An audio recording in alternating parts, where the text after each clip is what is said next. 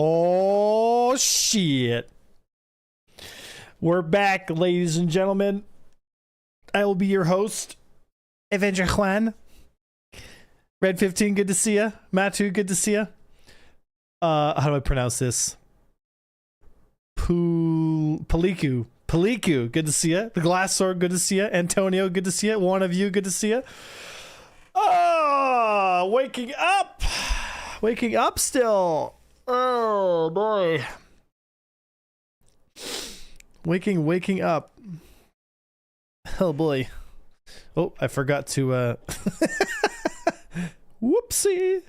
Bop, bop, bop, bop, bop. There we go. Everything is working now. What's going on, everybody? Thanks for coming. Thanks for spending some time with me and Grogu as we slowly retake the galaxy, one fury at a time. Grogu's always resting, aren't you, buddy? You're always resting. Look at you, huh? Look at you. You're always resting. Yeah. So we're gonna try the. Can I have my? Excuse me. Excuse me.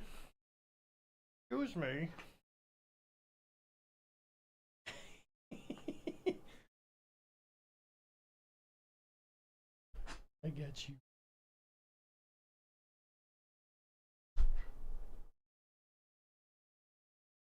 Ow! Ow! Ow! He's biting. Don't bite me. Love bites, dude. Come on. Yeah. You get a good life, man. This guy's got such a good life. Look. Fucking. Can you see it? No, you can't see it. Ow. Ow. Yeah.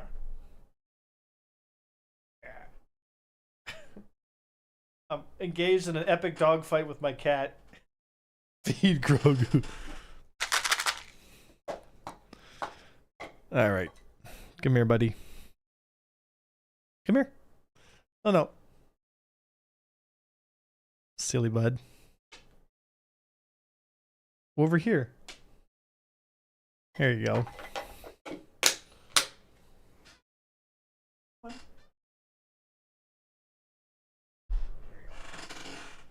Come on.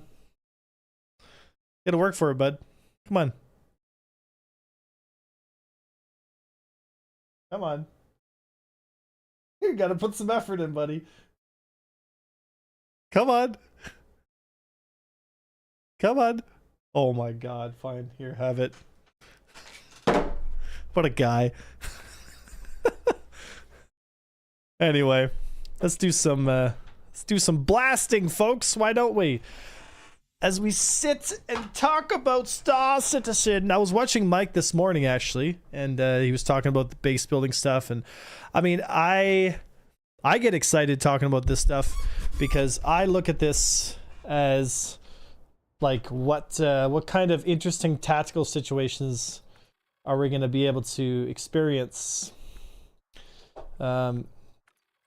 with the game, you know? Why does it feel extra laggy? Feels particularly frame droppy. Interesting.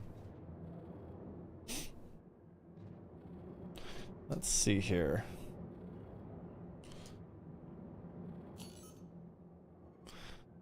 Yeah, it feels really frame droppy.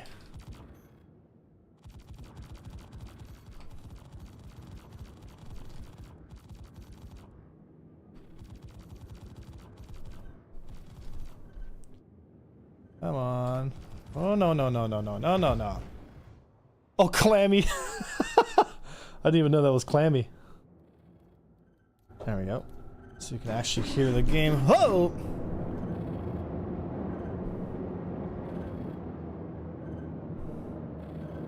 It's a Mustang.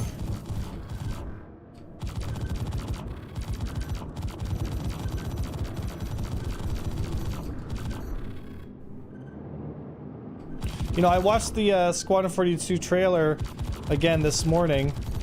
Not trailer, but like the gameplay. where it was the one that was pre-recorded, not the one they did live.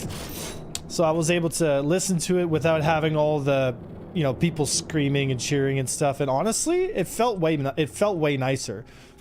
Like, cause when you actually sit down and take the time to watch it, when you don't have a bunch of nerds screaming and being like, yeah, you know, then you can like get into it more. Like you can get into the cutscenes more and stuff. And yeah, it was better. I enjoyed it more.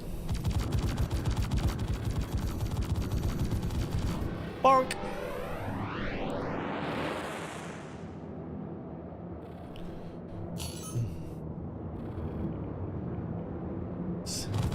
I don't know who this is in the Hornet, but they gonna die.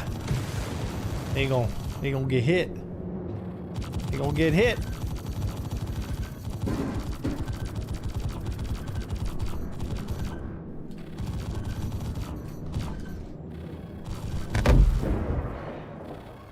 Except Corsair.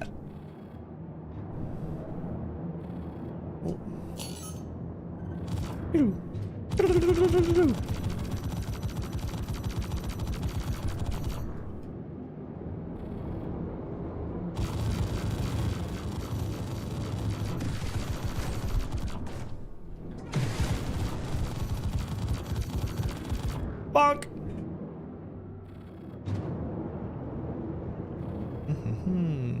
I am using NBDs. That's correct, or NDBs.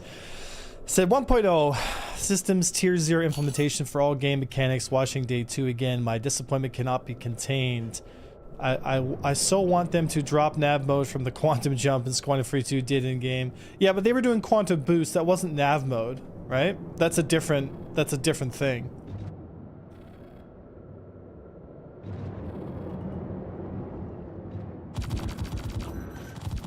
Right? Like quantum boost is not nav mode. It's another mode. And people are like, what?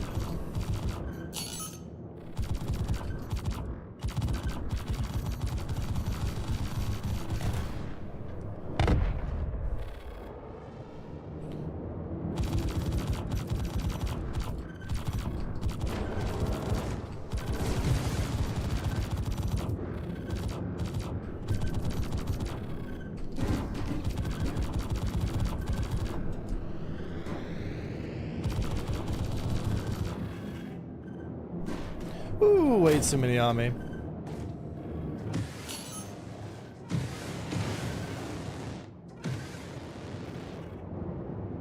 Bring him around the asteroid here.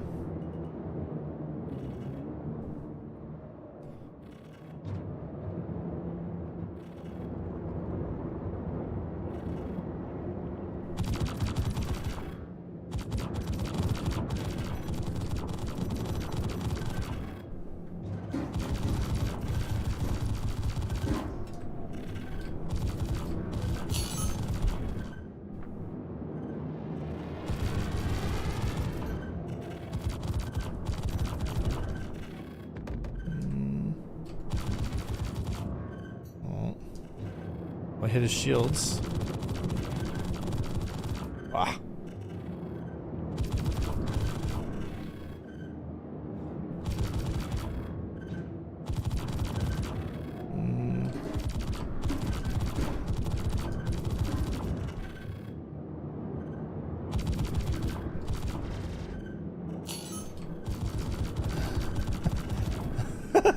Hitting the Fury is a real chore, though, I gotta say.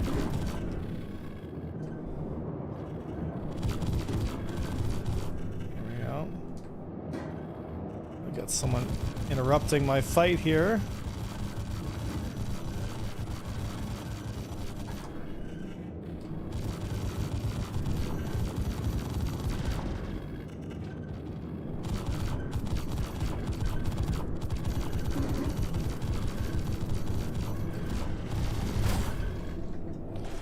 Try to shake off that Fury that's chasing me. Ooh, grab that wrench. There it is.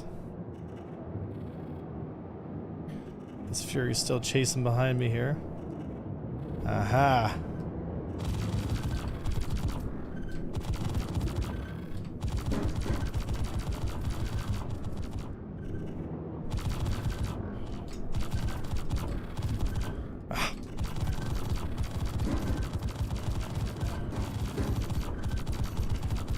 Ooh, good fight, brother. Said cruelty is so to starters. Yeah. It said, is ESP still working like before? Because they changed the numbers now. Strength is 1 max. Your power video was very helpful. Thank you, man. I appreciate that. So ESP is still working, but it's different now. You used to be able to change the saturation and the dampening curve. Now that is a unique metric that's associated to the fighter that you're flying, because it's something that can help define fighters to make them feel different, right?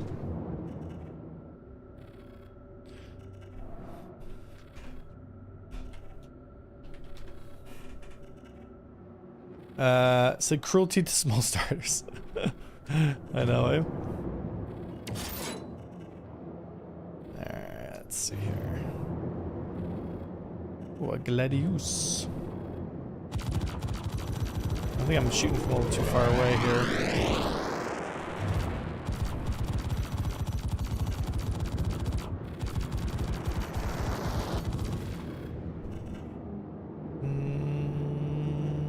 Don't need that.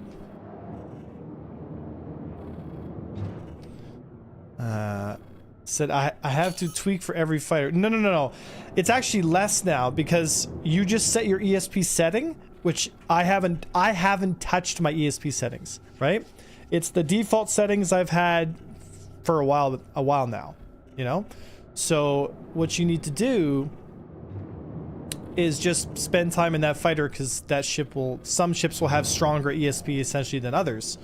And that is that CIG is using it as like a balancing metric, you know, to make ships quote unquote feel different. Like, you know, oh man, this ship seems to really be responsive, i.e. it has stronger auto aim than others.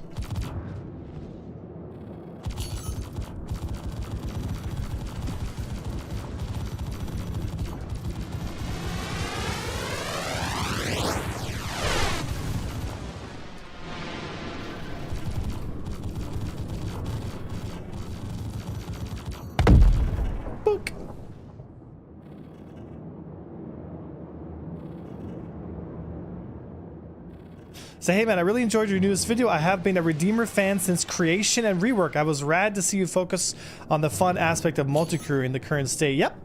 Yeah, we can do all kinds of interesting situations and tests to see kind of what's going on, right?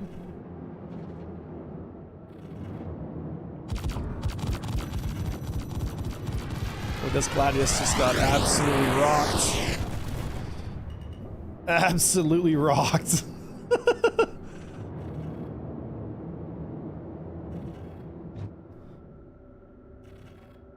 Are the servers still busted? Yes, they are. I'm sorry, Clammy. I'm assuming this is you.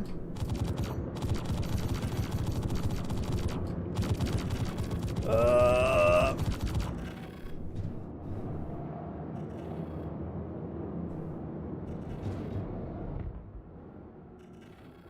right.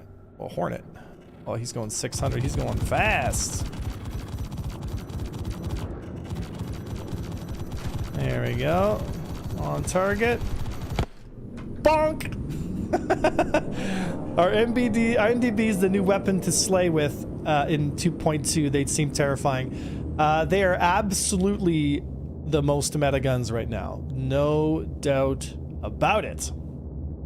Your power video was helpful. Thank you. It's a question. Would stealth components... Hey, brother. Would stealth components make the SIG on a Fury even smaller? If so, appreciably or not?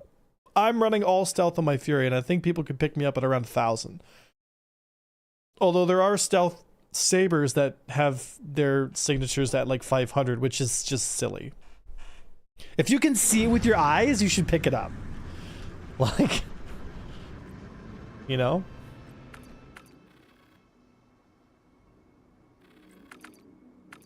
You want to party up? Do you want to? Yeah, do you want to party up? Yeah. Here, I'll back up. I want to show you that video of that last fight. I was dropping frames. Awful, dude. Oh yeah, dude. It felt like I was like at like 20, 25 frames. Like things felt. Yeah, it was like, bro. You were teleporting all over the place. Oh, yeah. It was. Oh, it was brutal, man. Oh yeah. All skill, right? All skill. Fucking like engage transporter, Scotty. It's the Clammy's Tarkov grenade. So I know, dude. I was playing DayZ yesterday, and Clammy jumps in, and I fucking had a heart attack. Wait, is that Anderson bitching? Tell him shut up. It's Andros. Ah! So I just got done with your hangover video, premium content. Yeah, you guys missed a great stream, man. Next year, CitizenCon, if I'm not at CitizenCon getting absolutely blasted, I'm on stream getting blasted. It's the one time a year that I fucking let the brakes come off. The one time? The one time. To that level. So thank you for your reply. All good, brother. Said, hey, Avenger, love your content. I would love to 1v1 you at some point, but I need to get a lot better. Yeah, well, I mean, just... Why are we in... Oh, this is not right. Back out. I think that just glitched me. Oh, no, I'm good. I'm good here. That was weird. Squadron battle. Didn't need another invite. USA! Square. Clammy star. There we go. The Tarkov grenade son. Hey Avenger, do you have a recommendation for flight sticks that are affordable and good for Star Citizen? The best entry level stick for the best price is the VKB Gladiators, and then if you want to spend a little extra money, you get Verpals. That's what you do. Listen to Papa A1. I'll never steer you wrong. Alrighty. Well, I'm in. Are you in? Yep. I'm just gonna go ahead and find... Like, there's a friendly Hornet that's being tailed by a Gladius. I'm just gonna go help him out. I see a friendly Gladius.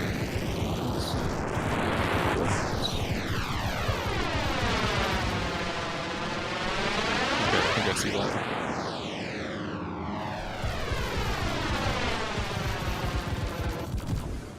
Conic 1.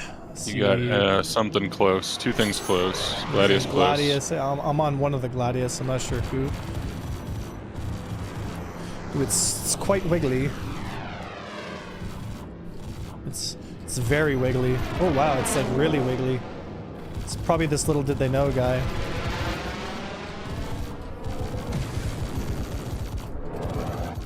Yep, told you. Shadow Moses guy.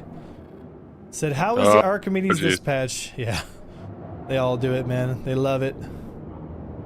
They just get in front of Ian like... Alright. Let's see what we got. I see a Fury. That's probably you. Scan Maybe. you. Oh, it says target unavailable. Oh yeah, I think that's me. Probably. Yeah, hey buddy. I don't have an indicator on you though. We don't do that anymore. Stop moving! I can't scan you. I'm not getting like a... Oh my gosh. Dude, I have to be within 30 meters to scan you! Wow. Bro, what? Okay, let's go. Okay. The almost no shave Avenger, right? Alright. I have a saber. That's a pack of 4. Alright, see There's the a saber? Let's get the saber. I'm at 1.1, engaging. Oh, he's panicking. I'll bet. Bonk! Alright, there's another Gladius that's pretty close. Gladius close. Yep. This is probably Conic. This guy's not wiggling. Yep. Oh, that was Commander Dave. There's another Gladius. Not sure. Just went through a chaff cloud.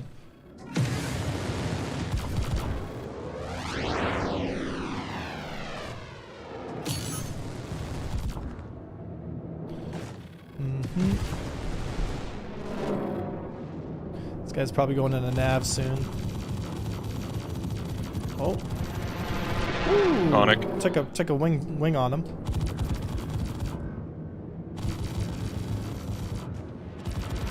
I think I see ya.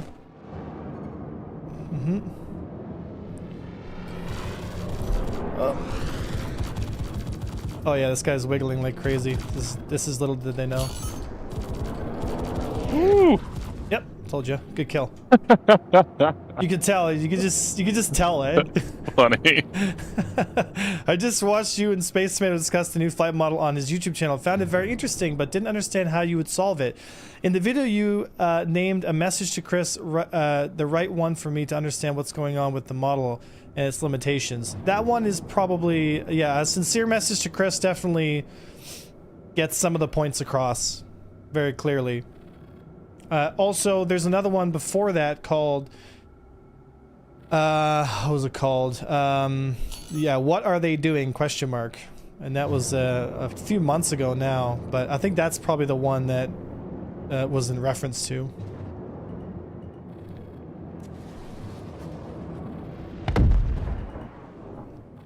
All right. I think I'm shooting at your target as well here, because I see the... Wiggly boy? No, I don't think this guy's too wiggly. Well, he's full back strafe, so I'm just gonna go past him here, string him out. I think we're on different targets. Maybe we're not. I'm speed limited. It's not. There we go. Got his shields down, he's pretty hurt. I got one on me, I gotta disengage. But I can't tell who it is. Oh, someone got him. It was Dave. I'm very low on boost though. Very low. See a Hornet friendly. He just got shot up by an F8 Lightning. Never mind, it's dead. I'm on this F8 Lightning. Don't see. I'm engaging a Gladius. Roger that. Really wish I could tell who's who and where everyone is.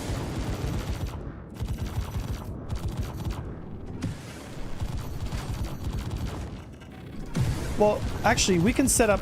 I might do something with this. I might set up. I'll need more MFDs for that, though. Needs more MFDs. No, there's a nav. There we go. Where's that? Oh, it's a Saber. Saber's dead. Nope, Saber's not dead. Saber's dead. Nice.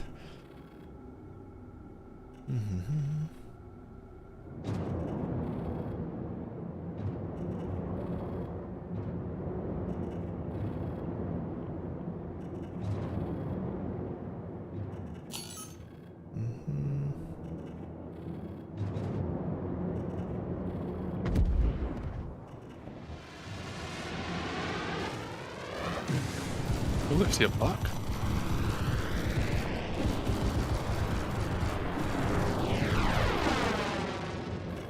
All right, I got one of the Gladius is pretty hurt.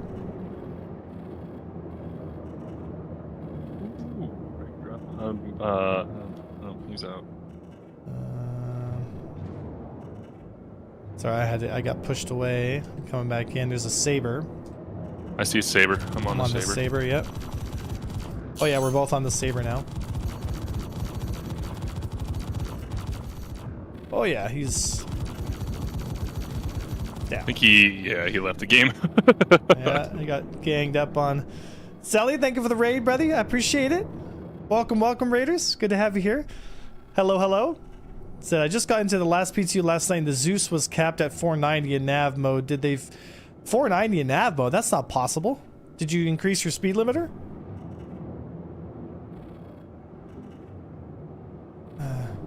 He's bold, don't trust him. Hang on a minute. Alright, there's an F8 Lightning. Thank you for the follow, guys. Welcome to Imperial Navy. Buck. Woo! Come on, baby.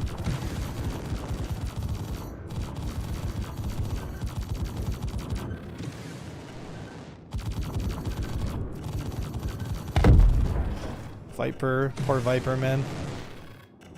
Alright. Great YouTube video on the sitcom summary. Thank you, brother. I appreciate that.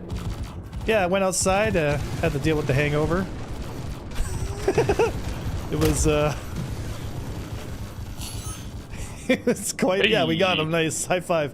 Okay, you got, looks like, well, someone's on someone there. Okay, I see a Ah, Star Citizen. There's a string over there. I'm gonna go chase. There's a Fury here. I'm on this Fury.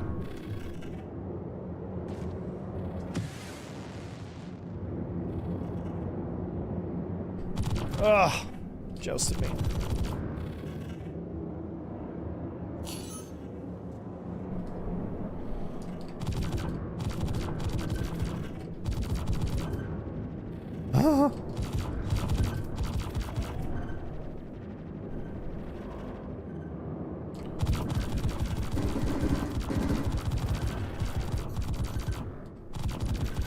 Aim small, miss small, maybe. Aim small, miss small.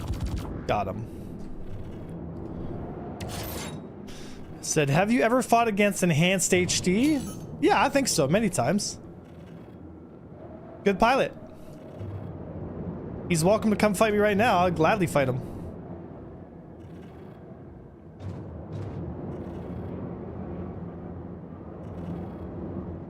Yep, 4 times size 2s. It was only 3 bottles of wine. Enough to take a moose out. Oh, boom! Oh my goodness, dude.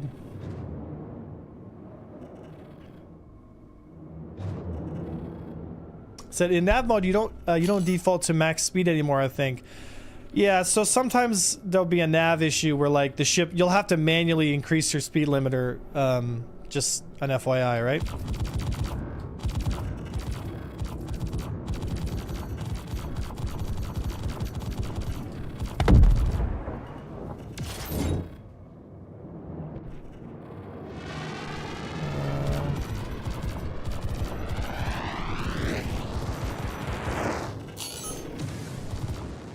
There we go. Oh, you tried to nav out, baby. Where you going? It's only a game. Why you have to be mad? Oh, that is funny.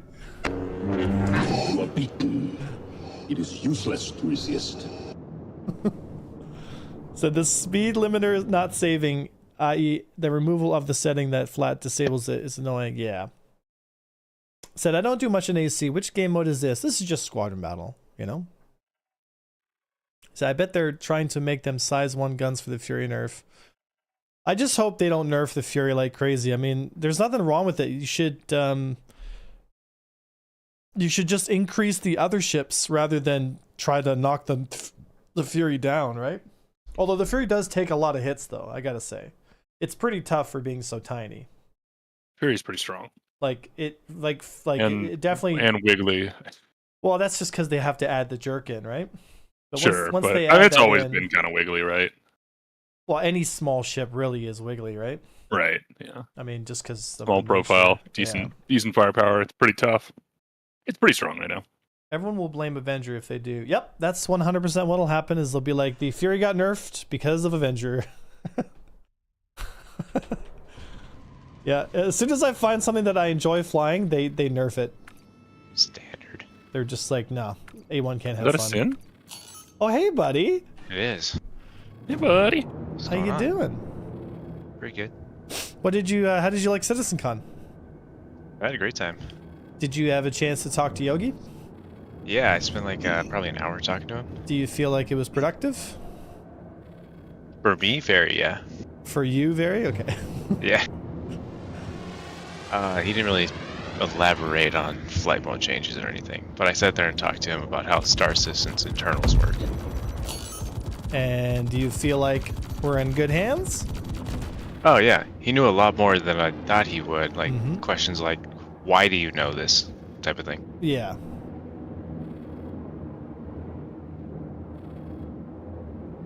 Yeah, it was good.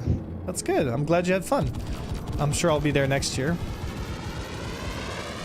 Yeah, if they do it out of the States, we can probably rent a venue and just watch it and have ABS there. Oh yeah. Do I it gotta like a say, hotel. the Fury is absolutely dominant in atmosphere, though. Like, it's pretty crazy how strong it is in atmosphere. Yeah. And It yeah, was like before too. yeah. Before the, I mean, honestly, the Fury was meta in the previous patch. If the Hornet was fixed, the Fury would be like legitimately one of the dominant fighters, you know? That good now? Said, who is Fury's the pretty hardest strong. pilot for you to fight and why? The hardest pilots to fight are the pilots that wiggle, right? Because they're breaking the game's response system, which I showed you guys yesterday, like how they do it. I consider that to be like exploitation at a pretty deep level, but I mean, I can't argue. It's part of the game. It is what it is, you know? I don't like it. I don't respect it, but those are the ones I have the hardest time with because essentially they're breaking the fundamentals of the game, right? But other than those people, I mean, it depends. I mean, there's lots of really, really, really good pilots out there. Many that are much better than I am. You know, people think I'm some, like, SC deity, and I don't believe that, man. Like, I'm just I think I'm kind of average in terms of the high-level pilots. My response time isn't as high as some of the other ones out there. And the game right now is very response-related. So I'm always going to be slightly slower than the best pilots in the world. But as long as I'm good at my fundamentals and avoid collisions, then I think I'll be all right. Then, you know, be able to at least compete at the high level, right?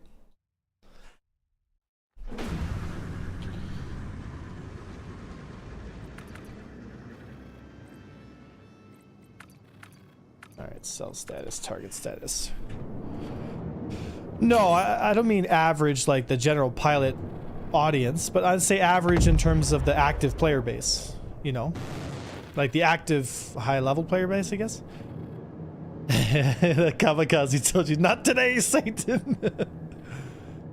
He's So- the best of the average. Bro, best of the casuals, baby. Just the most casual. Oh, can't tricord that. Let's spin that around. I gotta memorize these new drift angles.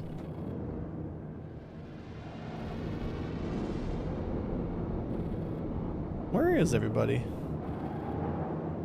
In your base, killing your dudes. Oh my god. Oh, I can't wait for base defense and attacks.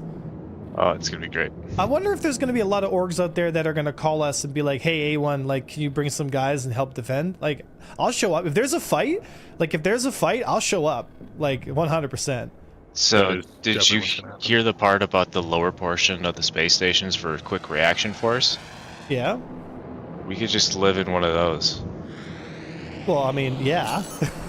right? Because I don't think we've got the personnel to be able to actually make one of those space stations.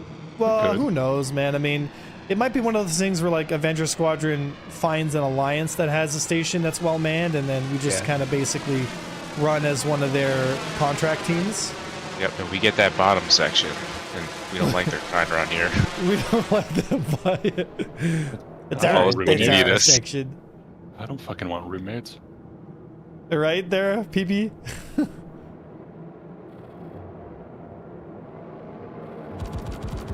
But yeah, it seems like you're gonna have to create an alliance. Well, it seems like, well, I mean, that's always been the thing. But, like, the question, I think, is, like, how are they going to help facilitate the alliances in the game? You know? Yeah. Yeah, I look a bit like Cavill if I, you know, ate Cheetos for about five years.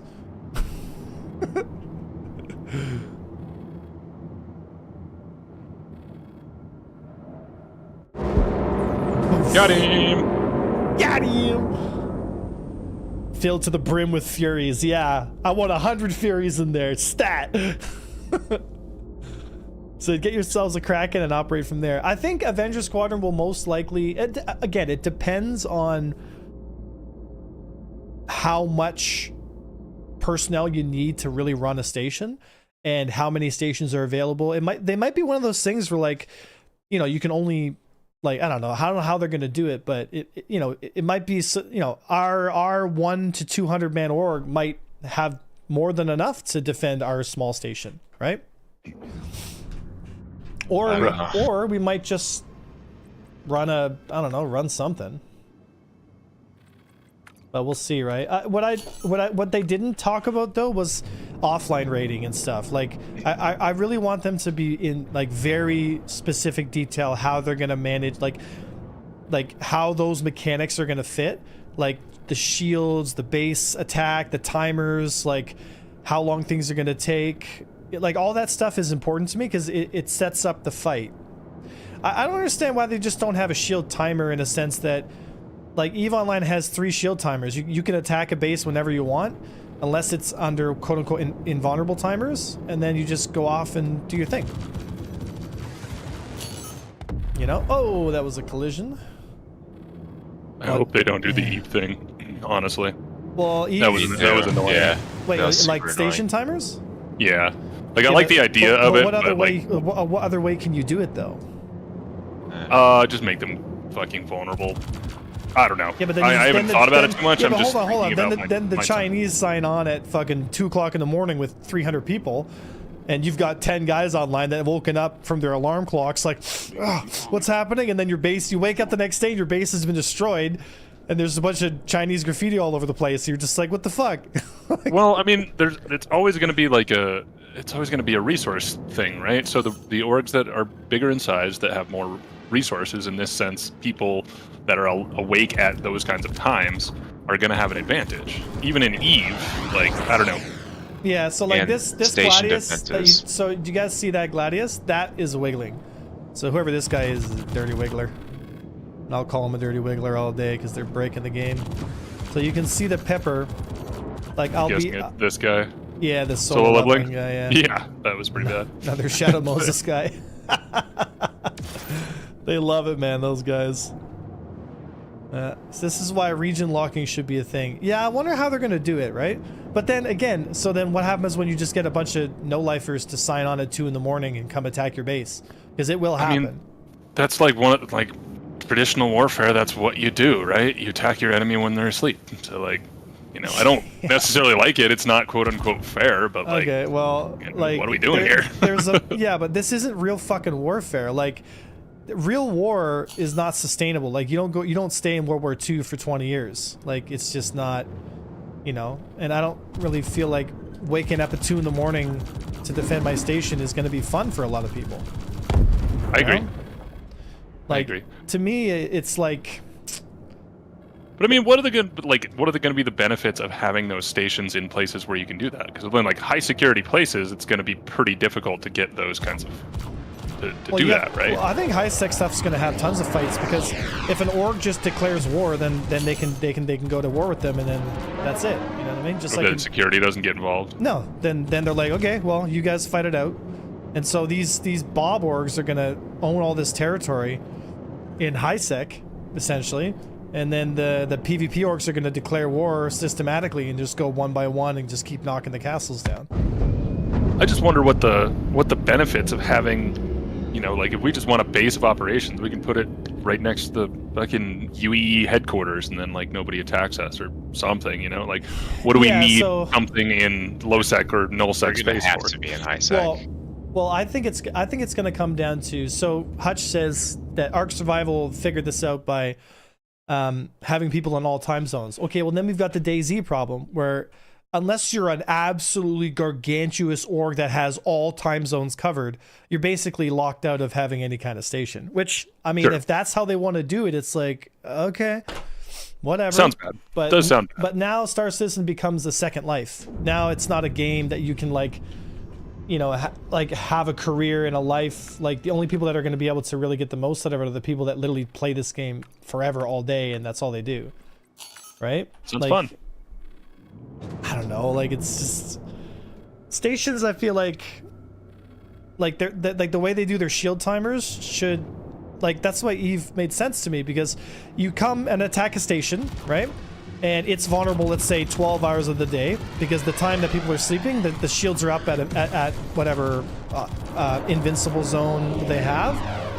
And then, like, this guy's navving. Yeah, he's navved. I don't know. It's like the time that you're online is the time that you should be vulnerable because you can defend it. If you're offline sleeping, you should basically be left alone because the shields are up. You know? But I don't know. And then like having 3 shield timers is cool too, because like you show up, you knock the station's shields down, which means like you've declared a fight essentially, and you can fight over that shield timer. And then if the shields go into reinforce, then you show up the next day for the station timer. And then if you win that fight, then it's boom, you've won it, right? So like you actually have to commit to the siege rather than just show up, you know, yar, take your stuff, and you know, because then what's going to happen is it's not going to promote people to want to build bases and invest time into them, because people are just going to put up these tiny bases and they're going to get destroyed like basically within a few days. And the question is like, did it make as much money as it was worth within those few days? Because they're not going to be defendable, right? Like, you want it to be very difficult to take a base out. It should be a multiple like day event where like you're knocking down portions of the battle as you know, like it shouldn't just be a nonchalant thing. We show up, we knock a base down, lol, we knock 3 or 4 down in the day. Like, it's just, I don't want to see that, because that's just not going to promote orgs to want to invest time into building them, you know? That's fair. Like, they could kind of go the other way, where they just make bases essentially invulnerable, and you can just take the shit out of them, but you can't ever actually like destroy the base. You know what I mean? No, I think we should be able to destroy the base, but again, fuck, I hit an invisible wall. It's one of those things where like, because like, let's say you want to destroy the station and then build your own, you know? You know, you're an org that wants to, you know, so there's got to be a way to destroy it, but it should be a 3x thing. First one is shields. You got to win the shield battle or something. Like, you've got to win 3 battles in succession, and those 3 battles have timers associated to them so that people can sign on and they can coordinate. So let's say they lose the first battle, right? Then that org can say, hey guys, we lost the first battle. I need everyone to show up tomorrow, because if we don't win this battle, then our station could be at risk. You know? Because what you don't want is, yeah, big orgs hitting your bases when you're offline, you know, and then it's just like, you want to get the battles to happen where both parties are at full strength, you know?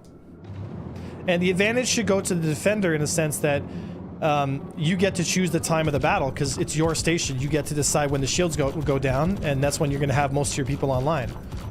So, you know, because like, if you're attacking, like, you have to account for that, so that it makes it so that if you're in a Chinese org or whatever, like, you're not going to want to attack North American bases, because then you've got to sign on at 2 in the morning and fight them at full strength. And vice versa, right? No, not 2 places to defend. Two fights either at the station or somewhere in the system that have 2 different timers, right? So whether the first fight is at the orbital station above, and depending on if that station goes down, right? Like, I'll have to draw it out so I can explain it, but I just really don't think the game would feel good if people's bases were just getting knocked down all the time. You want it so that when you do pop a base open, it's like walking into a vault, like, holy shit, you know? Like, that's what you want. That's what gets people invested. That's what gets people excited about defending and building their base, because then some guy can't just walk. Like, look, you can lose your capital ship. Like, that's a daily / like, that's a thing that can happen at any time. But your station shouldn't just be like, on a whim, oh, we just destroyed it, you know? I don't know, Clammy, what do you think? I honestly just think it should be quote unquote real. Like, that's what I think. Yeah, but think about raid the base whenever. If you can occupy it for, you know, 24 hours or 48 hours or a week or something like that, then that's your base now. Okay, so I don't know. I mean, I see the point of the way, and I don't mind the way that Eve does it, but that still like weights things towards people with orgs with more resources. More resources simply just being possibly more people, and I don't really want to see the game go that way, because then it just incentivizes giant blob orgs. Right, but I mean, we're only able to put X amount of people in an instance at one time. So again, it depends on how they do their, you know, how I don't know. Because like no matter what, the larger groups are always going to have an advantage over the smaller groups, right? Probably. And that's fine, you know. So I don't know if it does, you know, maybe it is one of those things, right? But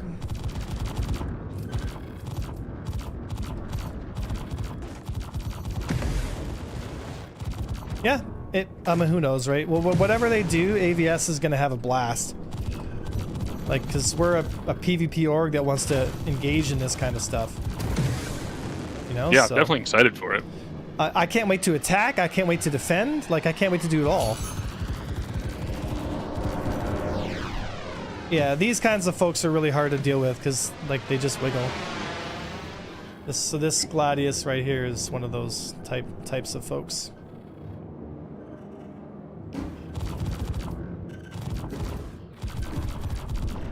I got a Fury on me. He's really...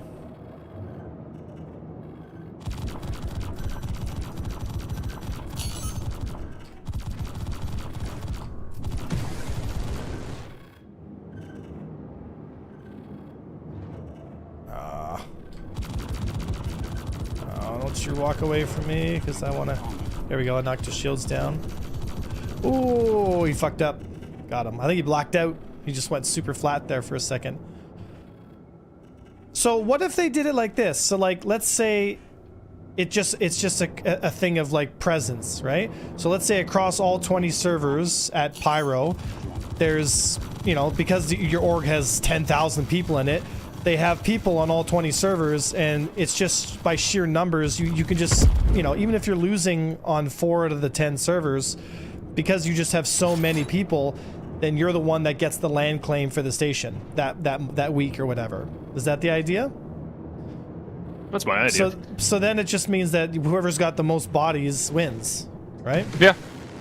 I mean, that's kind of how it seems like they're pushing things, right? Like they're taking away individual skill and individual agency from pilots. They don't want one pilot to go and murder everybody. So yeah, by that token, it seems like they want this to be group gameplay, and that's fine.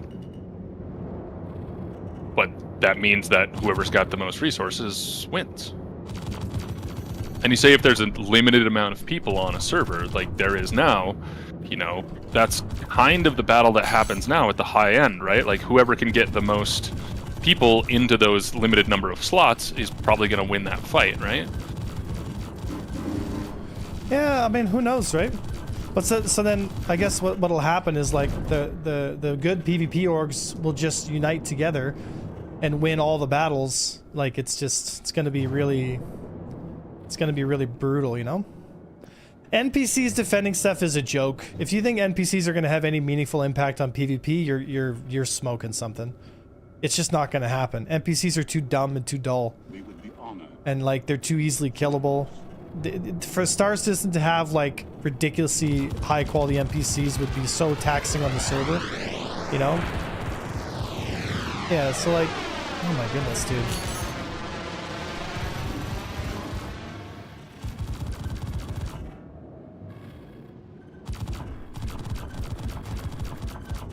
Yeah, I'm gonna...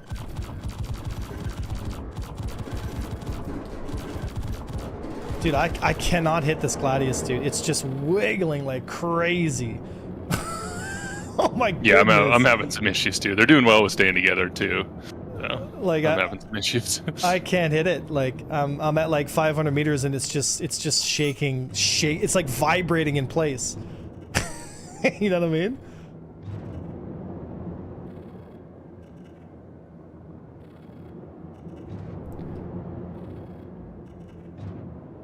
Any thoughts on the Gladius? Sorry, how does Eve do org PvP? Eve does org PvP, I think, better than any other game that's ever been made, in my opinion. Right? They have 3 levels of, I guess you could say, danger zones. Ugh.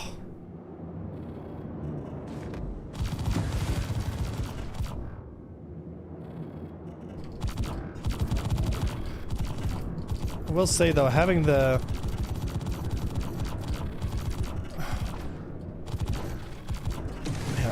I feel like I'm bumping up on speed walls every quarter second. You know? Oh my god, the Fury takes forever to kill. Yeah, the Fury definitely needs to have a hit point nerf for sure. It's either that or they gotta get rid of the instant movement, right? Bruh. I'm sorry. I mean, I can't tell who's who, you know? I'm at the station right now. I see a guy called Viper in a Vanguard. You see Viper? I see Viper in a Vanguard. I'm not in a Fury anymore. I'm having a lot of difficulty actually getting in there, so I'm being toxic. Nice. What are you in? Firebird. Bro. I will not apologize for art. If they're gonna run Wiggle Gladiuses, then I don't really care anymore. You know? Oh, this Hornet is super lit. I got one on me here. I got a Gladius thirsting.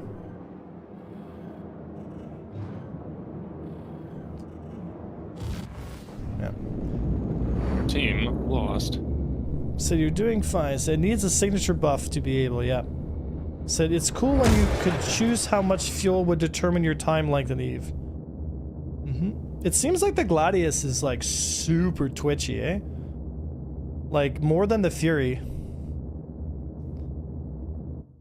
Do I play Eve online? Oh yes I did. Yeah, I played Eve. Wait, you played Eve? Oh, I played Eve. Oh, I played Eve. I mean, I played Eve so much they put me in the game trailer. Yeah, I played Eve, man. Alright, let's see here. Self status, target status.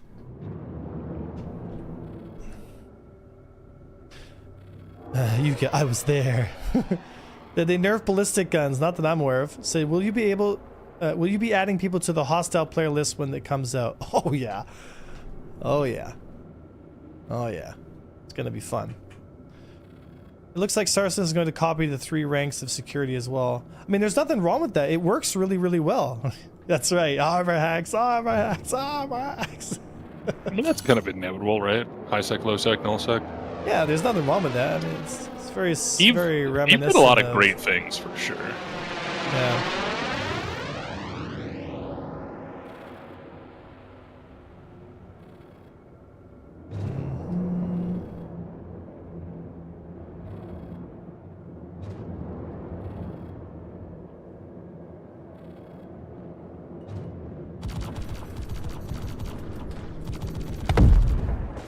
Nice.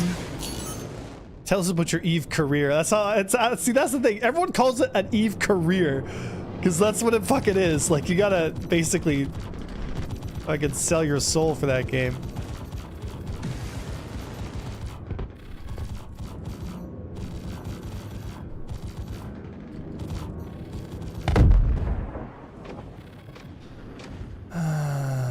What do we got over here? Nothing. Like, I see ships. Ooh. Oh, Enhanced just killed Krabos. I think that was missiles.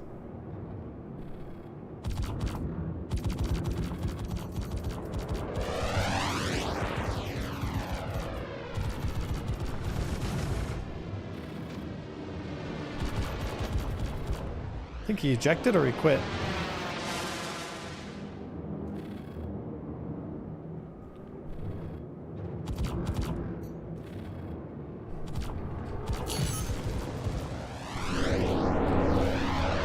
Is a wiggly boy. See what I mean? Is that? See what I mean? Yeah. Like, it's really messed up. Like,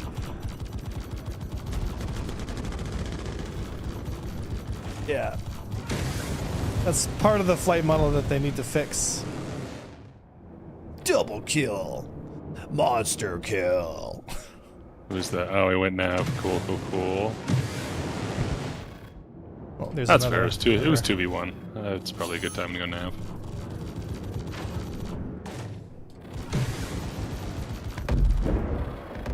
Bonk. Dude, I love killing Hornets, man. It's so easy, dude. It's so easy to kill Hornets in the Fury, dude.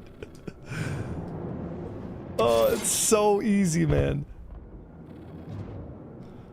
Multi-kill. Yeah, I feel like there's something wrong with the Caladius. Yeah, it seems like really exceptionally fast and maneuverable, but like in a really gimmicky way. Yeah, it's just seems wiggly. Yeah, like, but that guy in particular, what's his ping at though? I don't. Yeah, look at his ping. It's 115, right? So you're not only fighting wiggleness, you're also fighting like intense ping issues. So like he's gonna have like a little bit of like positional desync inherently. But it is what it is, man. That's the game being world class. Hashtag alpha. But eventually that'll get toned out so that, you know, when you're shooting at someone, it won't look like you're shooting a Tic Tac UFO from Joe Rogan's podcast. Oh my god. Like, ships shouldn't face each other and start doing this. Like, that's not what fights should look like.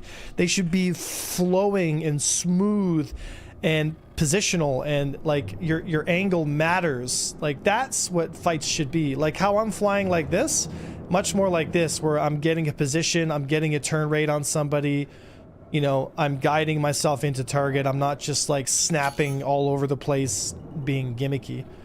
And I know Yogi 100%, as well as Chris, they absolutely can't stand the wiggle silliness because it just feels terrible, you know?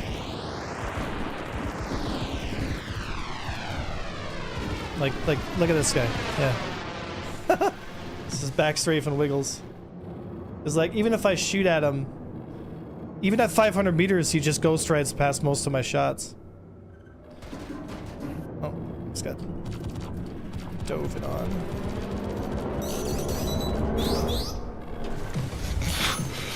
Wow, that was awful.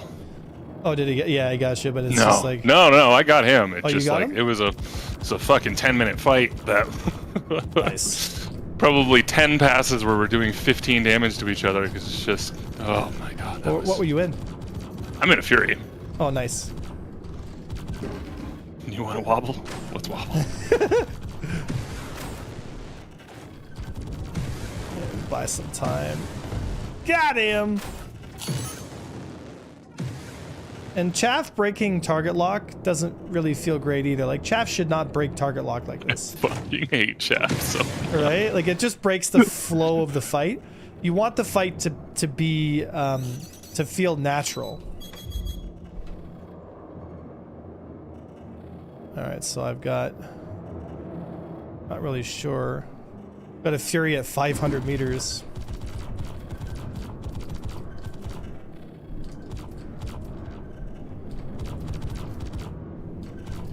Hated chaff for like, what, a year and a half now. It started becoming prominent because that fight or flight tournament started happening in, was going to happen in Atmosphere.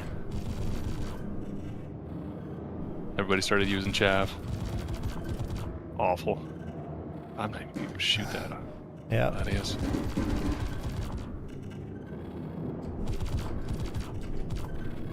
Yeah, like, fights like this, guys, you don't want to have. It's like... they look so gimmicky, too. I feel like most of my shots are just from the ESP, like, locking on every once in a while. You know? Yeah.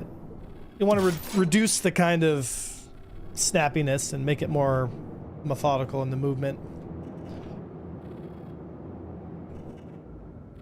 Said, Avenger, noticed my question earlier. I'm sorry, Hutch. Can you ask it again?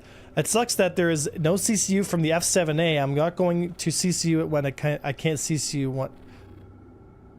Wait, you don't ever want to CCU you don't ever want to CCU an F7A, man. So wiggling happens when you bring your speed low, you have all 6 degrees of freedom to move. And wiggling is like, you ever played a fighting game?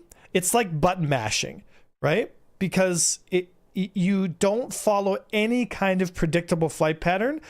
You make basically like 5 meters to the right, 2 meters down, 5 meters to the left, 2 meters up, 5 meters to the right, 5 meters to the left. Like, you just go like this. Like, you're basically standing in place going like this in different directions. And what happens is the game's ESP system, or enhanced stick precision, wants to lock on to where your predicted movement is going, And so what happens is it grabs the nose of your ship and it snaps it over here, and then it snaps it over here, and then your ship moves this way and it snaps it over here again. And so what happens is, like, me as the person trying to attack the person, my aim will get pulled all over except for on the target, because what's happening is that the ESP is, it's just really it's really quite funny.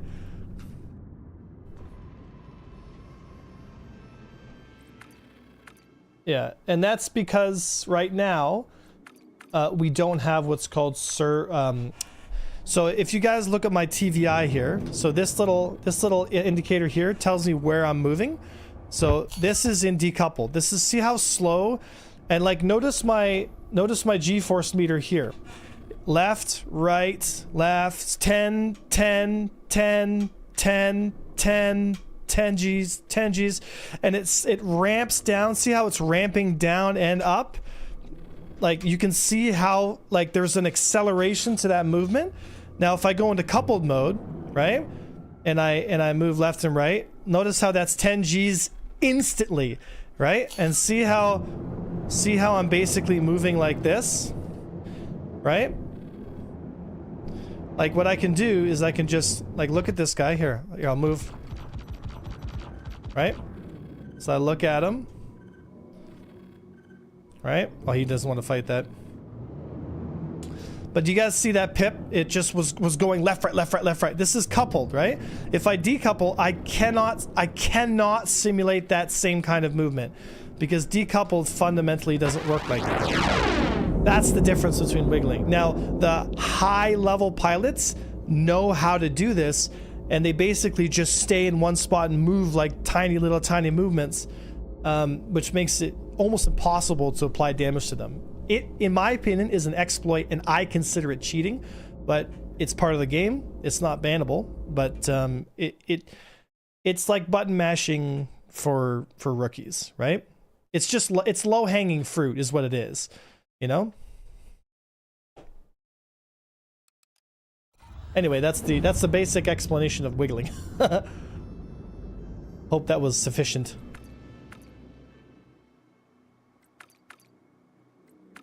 Telling people how to wiggle. Well, I mean, it is what it is. I mean, you know. Sorry, Hutch. Could you ask it again? Fuck. Keep on getting distracted. Here, I'm on. Anyway, it's not fun to fly like that. It's not fun to fight it. Someone asked me like, what kind of things are the hardest to fight? That kind of stuff is hard to fight, just because it really breaks the games. You know. Yeah, that was weird. Firebird. Furbird. Oh, tell me you're not going nav. I'll be able to wiggle in my mole. Just copy pasta it there, Hutch. Alright.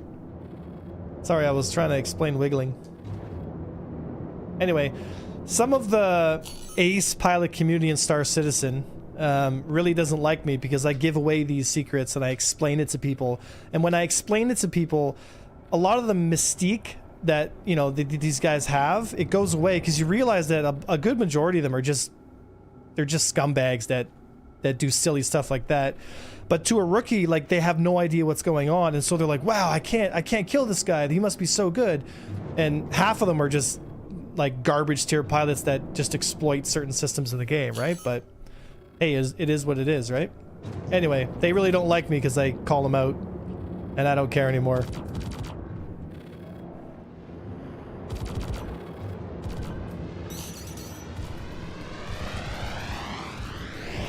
Yeah, see?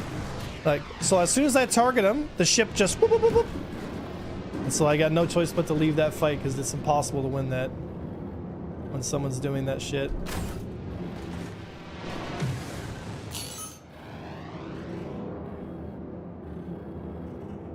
Whee! So if I go into coupled and I just do the same thing here. Here, try hitting me, dude. Right? So he's given up trying to track me because I'm just wiggling through it. Right? Oh. Notice how I haven't taken really any hits here? Whee! So. Oh, there's so many on me now. I'm getting like 4 of them on me. Yeah. But like, you see how like I can just stay encoupled and move in little random directions? Like, that's the kind of stuff that, you know, it's just really silly. Anyway, trying to prove a point there. There you have it, folks. The Fury is way too tank, I know, eh? Okay. Thanks there, Dino. I appreciate that, man. Yep. Yep, Dino, yep.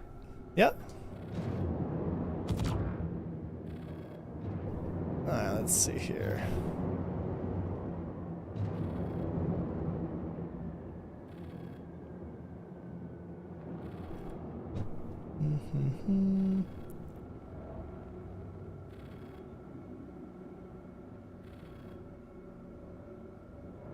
You a Stormcrow?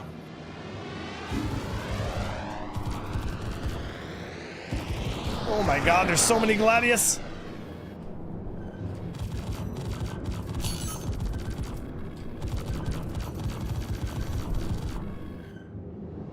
Get on this Hornet here. There we go. Leave me alone.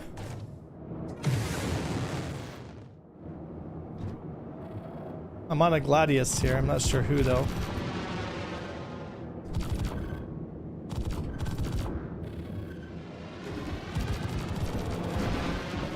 Oh my gosh, dude. There's too many! There's too many! I'm just getting chip damage here from repeaters at like 1200 meters.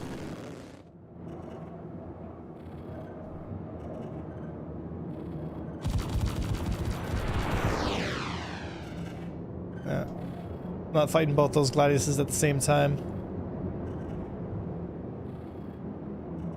Not if they're gonna wiggle in front of me like that.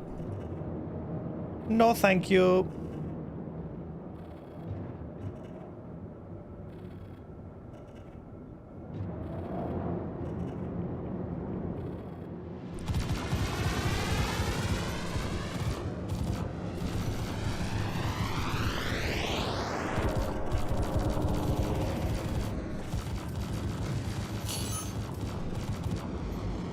Oh, come on, don't go into Nav. Got him. Yeah, another Shadow Moses guy. They're out in force today, eh? A little bit. A1's talking shit about us on stream. Send in the boys. Send them in. Is the PU still pretty bored? It's pretty bad.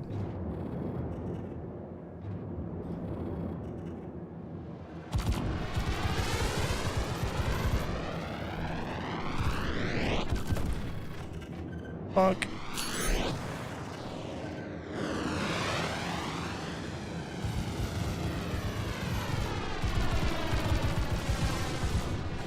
Yeah. I think when it comes to like hyper wiggles, I think I'll stay lead Pip. It's too hard to track him in lag Pip when they're wiggling all over the place. Lead doesn't feel much better for what it's worth. Yeah, but it makes it a little. I find it's a little easier to track him. You know what I mean? Sure.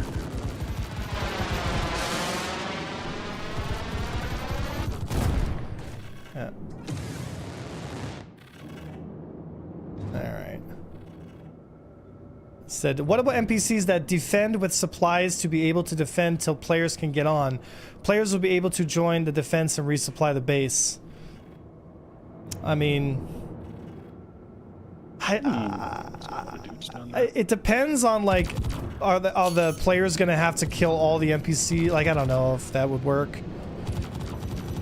Like, that would also be pretty taxing on the servers too, right? There's just so many more NPCs. I feel like NPCs being the ones to solve the problems is not really, I think, the optimal way to go.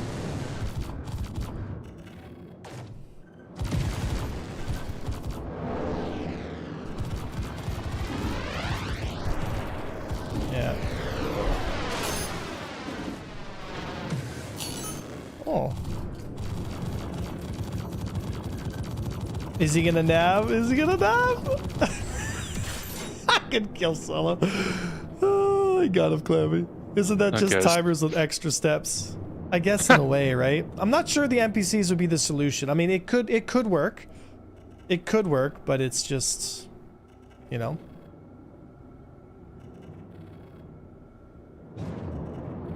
All right, anyway.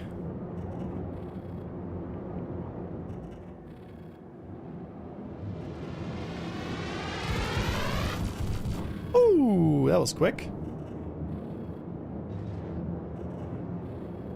Hey, we almost pulled it back, eh? Our team was losing pretty bad, and now it's not looking good. Oh, there's an F8 lighting here. That's an easy kill. Oh, jeez. That's an easy kill. There's like 4 people here.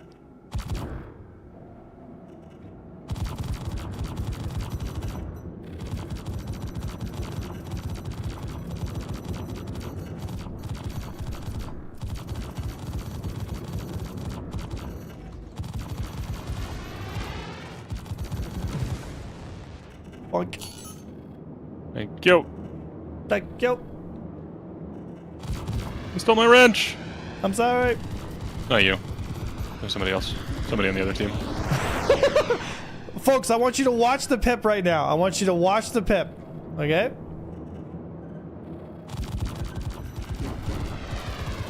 Okay?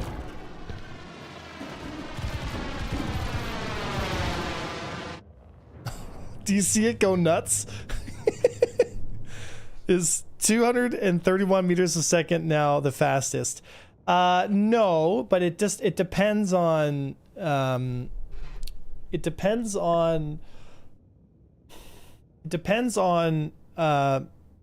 which ship's SCM you're using, right? So some fighters have higher SCMs, whereas most fighters are sitting around 400 in Afterburner, you know? Bro, the Fury sucks. I love it. It's fun. I think the Fury's fun, dude. I know Storm doesn't like this. He's been telling me, he's like, I don't like the Fury. Yeah, but he's a crotchety old man, so. Easy. It's okay, Storm. We still love you, buddy. We'll get off your lawn. Goddamn kids and their Furies, god damn it. Get off my lawn. Is the F7A still viable? In my personal opinion, no, I don't think it is. I do. I mean, yeah, I can kill It's stuff. not nearly as strong as it was, but it's still a good. It's a fucking hurricane.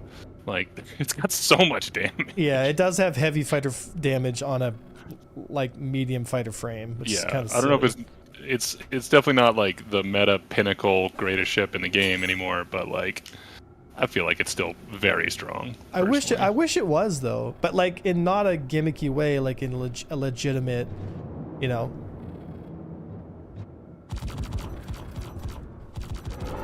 Yeah, they kind of screwed up with that. They always kind of screw up with that, right? Like, these ships are so different in the hands of Bobs versus in the hands of people that know what they're doing, right? We were talking about this last night. Yeah, that is true.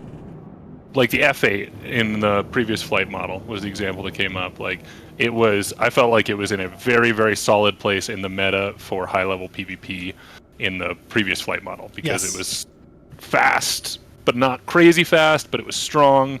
But if you got inside its turn rate and you knew what you were doing, it was very easy to kill the thing. Yeah. But like, you put that ship in the hands of like one Bob in an F8 versus one Bob in literally virtually anything else, then the F8's gonna win. Oh, Storm just got a missile kill. I just saw that happen. Storm's in a Firebird. Oh, there's a Fury here.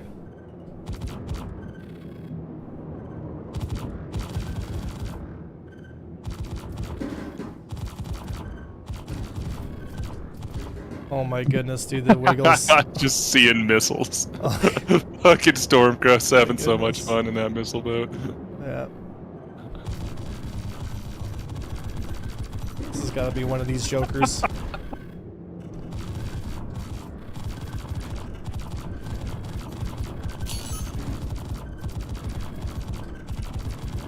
Like my arms get tired from having to like counter all these like gimmicky movements these guys do. I'm not uncoupled, so I'm gonna have to. All right.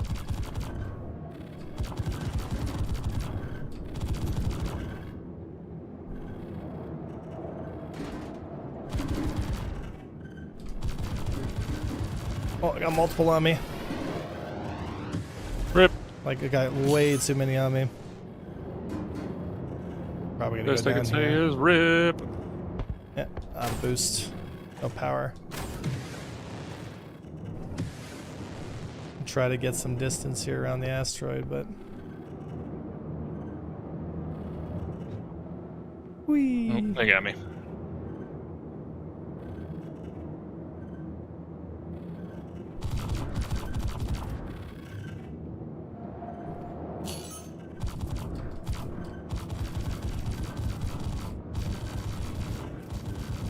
This is where I need a cannon. Because, like, I don't get much target time, because the second I make a shot, he'll just... Yeah, look, he'll snap to one direction.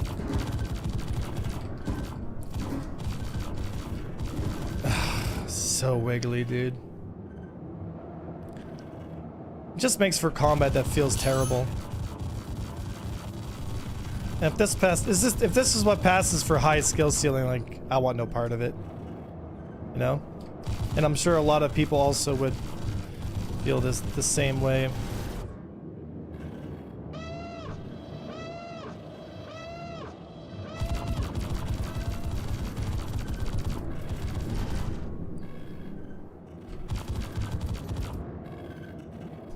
Oh my god.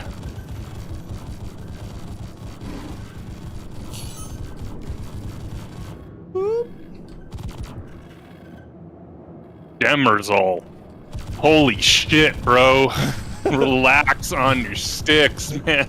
It's pretty crazy, eh? I'm going full toxic. I'm going fucking Firebird, dude. I'm getting sick of this.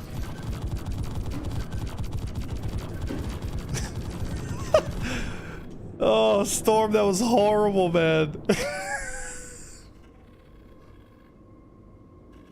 Mike says, this looks painful. Yeah. So, like, that right there, like, thanks, Storm, for helping illustrate that. Is like, if that's what high-level PvP feels like ugh, like, I'm exhausted. You wiggly bitch. Ugh. Brutal. Said I got about 10 minutes and then crash again. Like, if I'm exhausted as one of the most like active players in the game, I can't imagine what the general public would like about that, you know? Like, for all the folks watching, like, did that seem fun to you guys? Because it wasn't fun for me.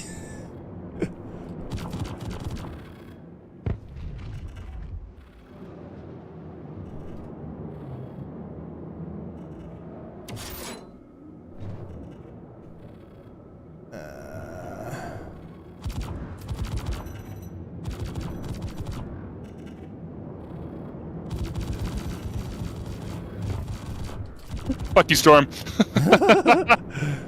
Get over here, old man.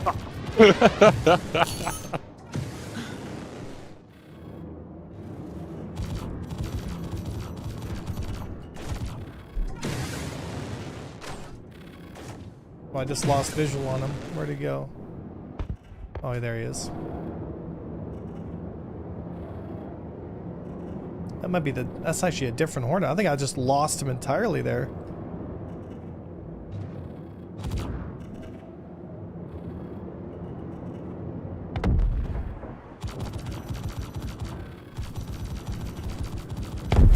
Oh, well, the match is over.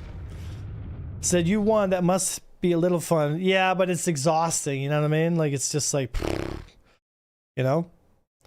Said so. A good mouse aimer would be to offset by the. Oh yeah, mouse aim is guys. Make no mistake. Like, mouse aim is the meta. Like, at the high level, it's mouse aim. Like 100%. The fact that stick players like me can even compete is a fucking dream. You know? Wiggling solar reclaimer. All right, Fury. Are we on EU? No. I believe we're on US. We are on US, yeah. All right. But we're not on the same team. Okay. What? Get shit on. So I haven't listened to the bit from the Admiral event. Are any new words? No, Yogi didn't say anything that we didn't already know at the event. Whoa! I just got hit. What the hell?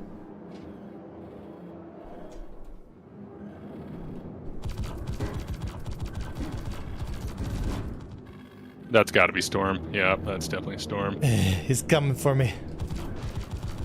Storm's on your team. Well, someone's on me. It's a Fury.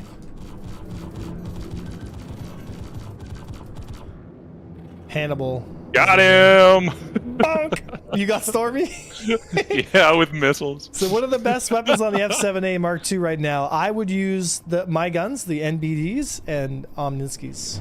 I'd use that combination. NBD Omninsky combo.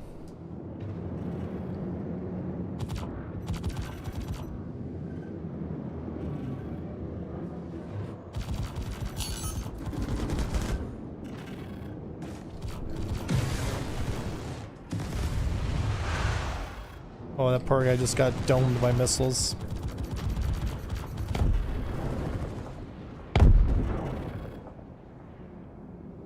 Track. I heard you like tracking. How come I picked the Fury up at 7 kilometers?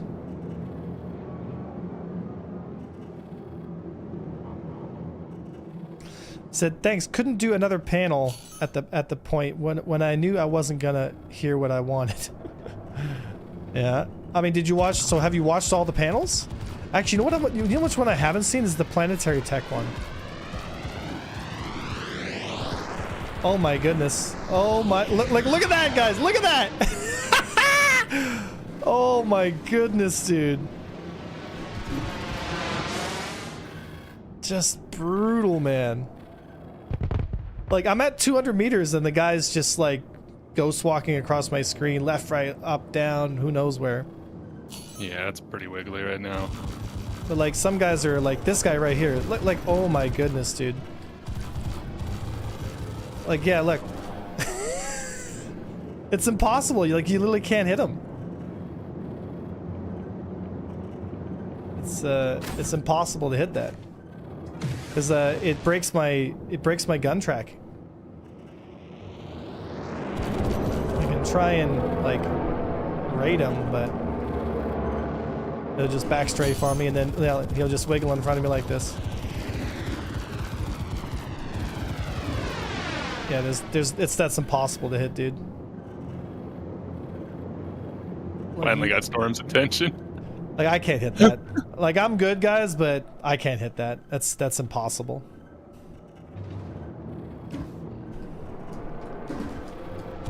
Like,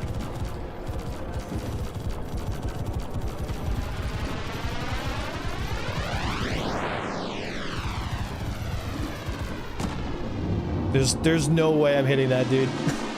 He's in front of me and he's just doing this. It's literally impossible to hit that. Yeah. Impossible, man. Impossible.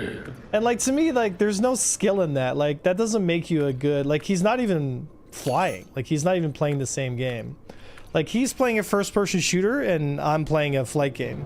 You know what I mean? Like, it's just two completely different games.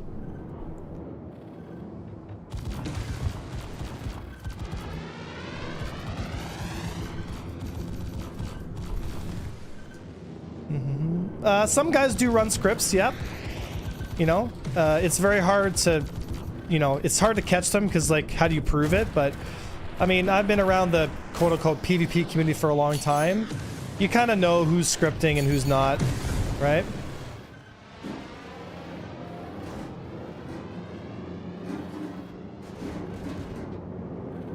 Yeah, I'm gonna thirsted like crazy here.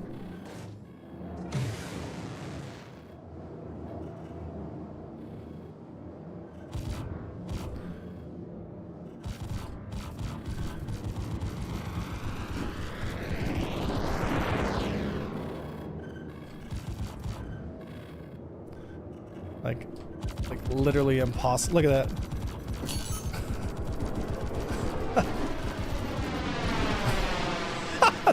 Like, how am I supposed to fight that? That's crazy, dude.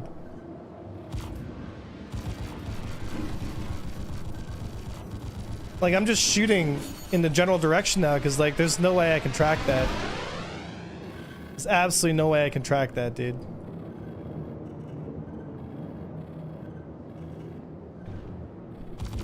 It's just not fun to fight this. I don't even want to fight this, dude. Like, go away. Like, it's just not fun.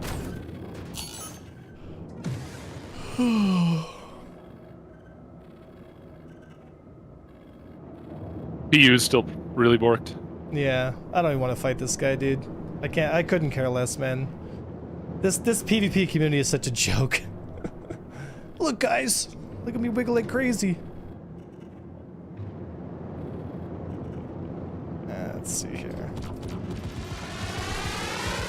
Like, fights should feel fast, but not like this where, like, I have to, you know, pound a line of coke just to be able to keep up, you know?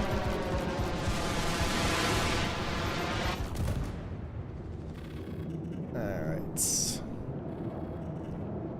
Said, oh, Pitbull doesn't, people don't have macros for it.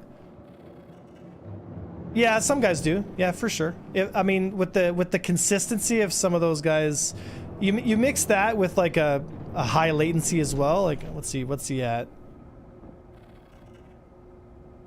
Yeah, like they're all above 100 ping. Like that has a bit of an effect on the movement, right?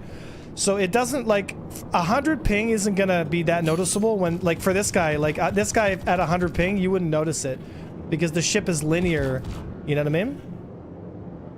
But if you have super fast movement, twitchy movement like that, then your ping will start to matter more and more and more because you'll notice it so much more because the ship is, well, it's basically vibrating in space, right? Oh, he's outie. That's me, probably. You should hit a firebird. Yeah, I was there for a second. Yeah. I'm going total bitching on this game. That's fine. I mean, but that's just what it is. The combat right now is in a really rough state, right? So we did get a good PU server last night. Had some fights at Ghost Hollow. Dude, I've had a fight in Ghost Hollow in what feels like forever, you know? So does Wiggle versus Wiggle, it's just endless not hitting. A lot of times it ends up being that they're chrono. The fights take like 8 to 10 minutes and it's just like you're just waiting for like a glancing hit to slowly grind them down, you know? At least it's not the Hornet Tracker. Almost gave myself carpal tunnel on the meta. Oh, you remember that, Dinah? Yeah, that was something, eh? All right, need a bit of a break. I'll see you a little bit later, buddy. Oh, good. Okay, bye. Said, how would wiggling be solved? So what you need to have is thruster ramping, what's called jerk. So Yogi is going to implement jerk into the flight model at some point in the future, hopefully soon, so that transitioning from one lateral side to the next doesn't happen instantly like it happens now. It's a more gradual movement, so you still get the acceleration, but you can't just snap to one side or the next like how some of these guys are doing, right?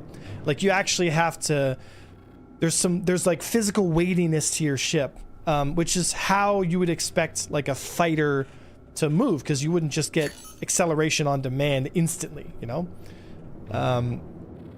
So that is going to completely destroy, I guess, you know, in the sense, like, wigglers just will have to find another way to avoid fire.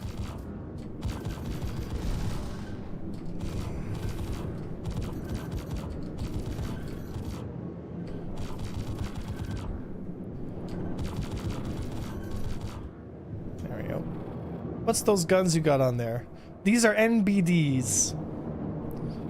No, not really there. Because the Fury, if it gets the proper jerk profile, you know, you're still going to be able to track it. And the Fury does need to have a bit of a hit point reduction. It's a bit tough for what it is, you know? Conic, could you not pick me up? I'm flying a stealth Fury.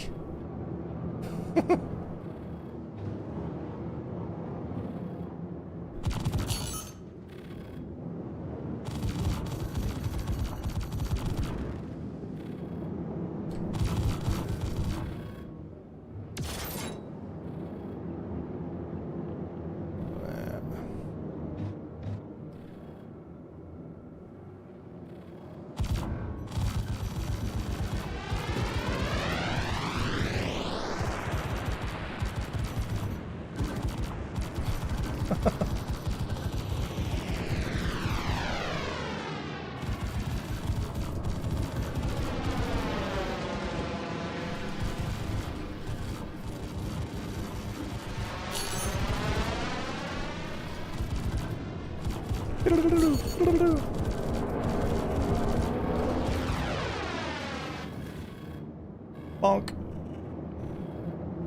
Another Shadow Moses guy. Said, just look so different from the normal repeaters I've seen Attrition and Badger / Panther. Said, honestly, that would be awesome having turrets have flak cannons. Yep. Yep.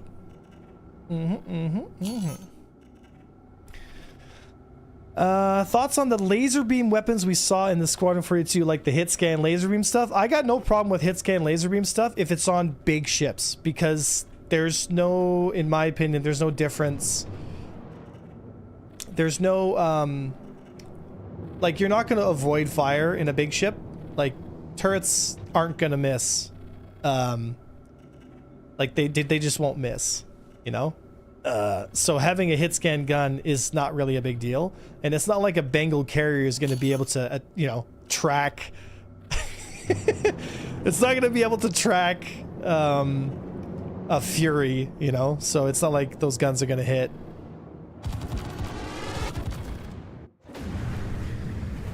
So is Pip Wiggling just spamming pitch and yaw? No, pitch and yaw is tracking, so your strafe directions is what's happening, right? So do you usually play with the HOTAS or HOSAS? I'm on double sticks. So I'm on 2 sticks and pedals. Bengal wiggle. So it's probably more outburst and side thrust. This man's a menace. What do you think about the keyboards with analog keys for M and K, like the Razor or the Huntsman? I think those are pretty effective systems for Star Citizen's flight model. Considering how fast and twitchy it is right now, it's like, you know, you guys, like, you might laugh, but I'm serious when I say this. Like, you've got to be on drugs to be able to respond to how fast this game is. It's way too fast, like, for little fighters when it comes to the wiggling stuff. And then at the same breath, it's also too slow. It's because they've messed up their whole ratio. So, like, when we're nose to nose, it's just like vibrations and wiggling. And then when it comes to like actually getting into the turn fights and the actual dogfighting side of it, it's too slow. So it's like if they took the flight model and just inverted it, it would be the perfect flight model. Because right now, this is like the epitome of everything wrong with 6DoF games, unfortunately. But that's what we have right now. I think it will. I think the combat will eventually feel good again, but right now it's the worst it's ever been. It's really bad, and it's not new player friendly at all. So it's kind of like the Fury is one of the only fighters that I'm actually enjoying. But in terms of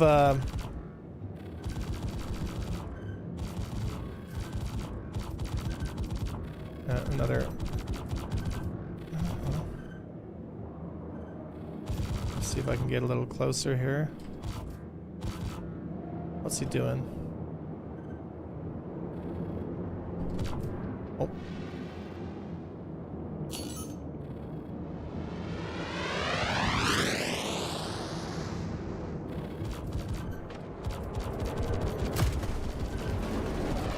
Oh, I got lit.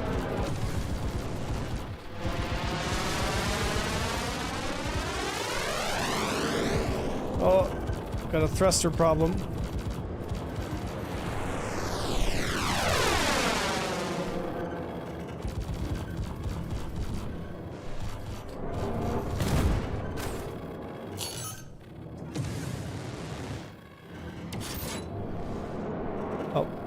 So apparently grabbing a repair wrench sends me into an uncontrolled spin. Okay, yeah. Oh, yeah, okay. Oh, yeah, okay. Here we go, come on. Okay, so the ship's uncontrollable now. Oh. Okay. Interesting. Acceleration too fast, speed's too slow. There's a lot of that going on, yep, for sure. There's definitely a lot of that going on.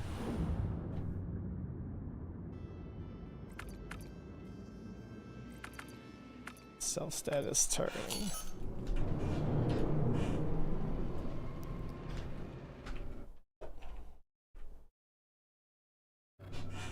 There we go.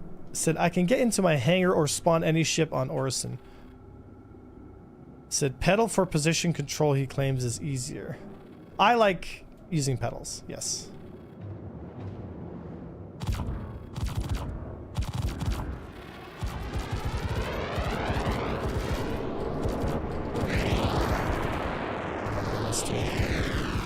Gotta switch to lead pips. Oh. Guys all wiggles.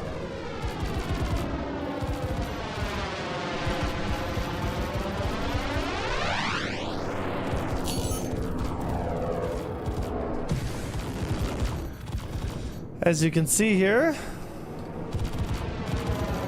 even at the minimum ranges I'm engaging at, and that's right into the Connie. No, I use pedals for throttle there, love. Zipes, thank you for the 26 months, brother. Sorry, boys, I oopsied into the Connie. Whoopsie. Target status, self status. There we go. A1 rammed a ship. Get him!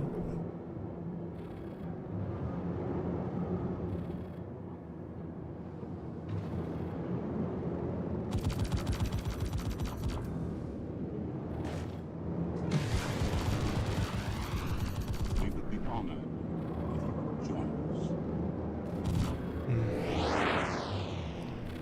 Thank you for the follow, guys. Welcome to Imperial Navy.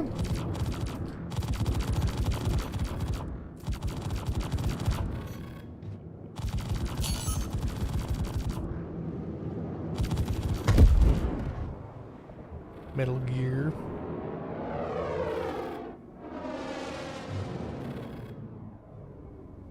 I was off for a long time. Is the Interceptor meta gun?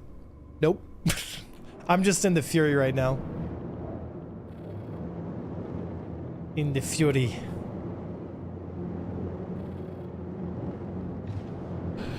The Fury.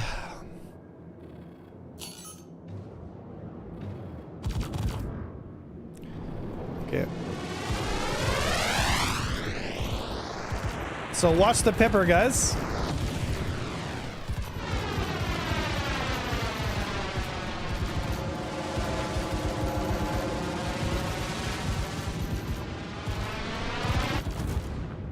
There, block drone.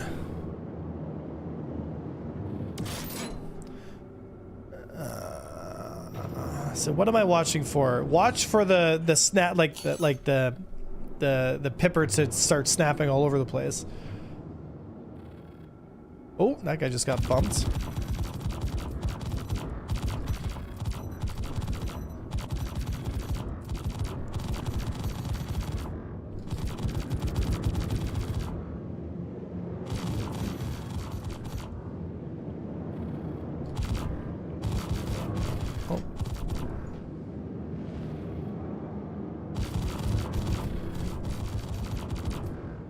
Bunk. Said if anyone has direct links to what I'm asking, please provide. Yep, Milt, there's tons of videos on my channel. Mm-hmm.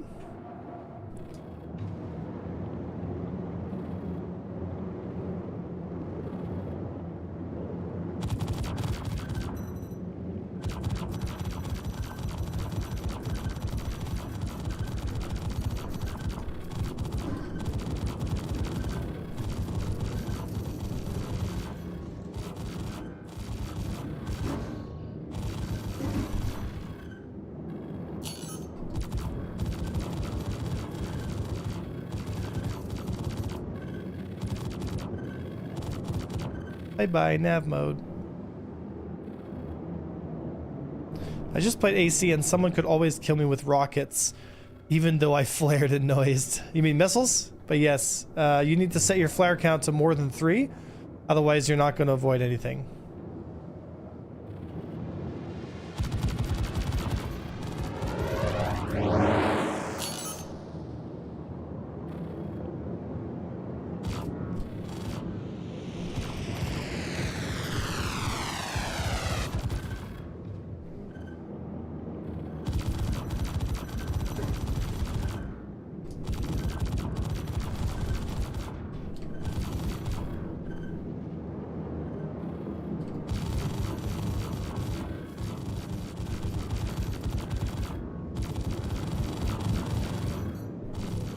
So right now I'm on lead pip, now I'm on lag pip.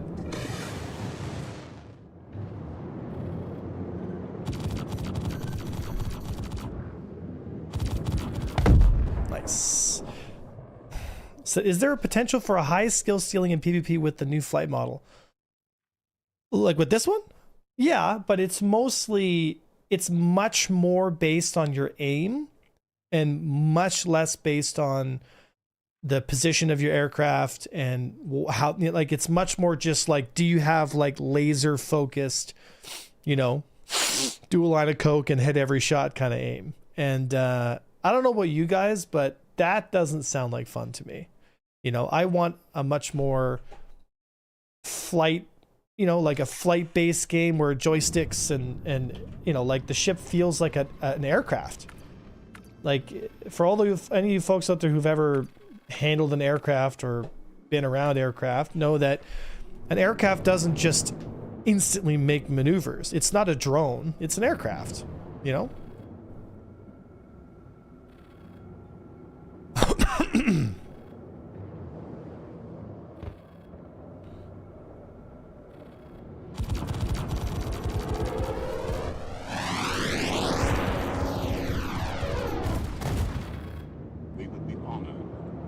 Thank you for the follow. Welcome to Imperial Neighborhood, so freshy. What is the meta fighter for each manufacturer? The Anvil Mark II, the Gladius, Aegis Gladius, the Mirai Fury, the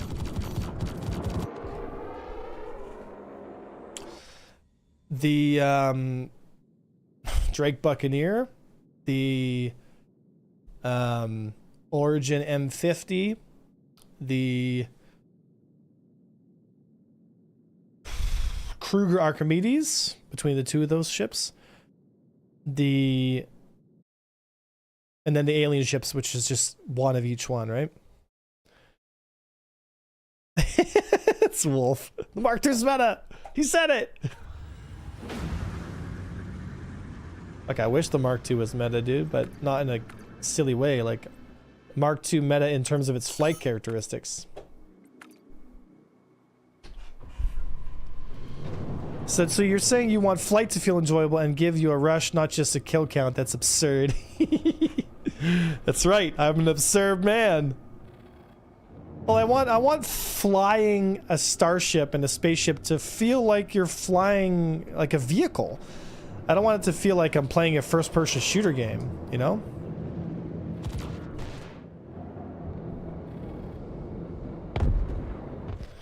Hey, look at this poor Connie.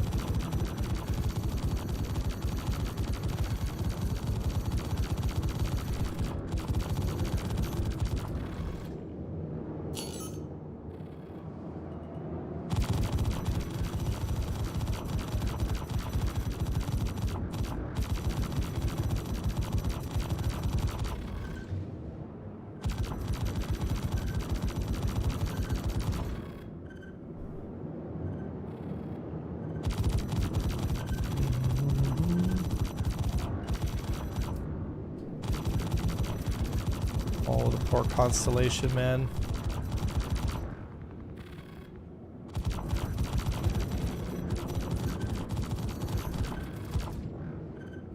Shoot that Merlin off the tail.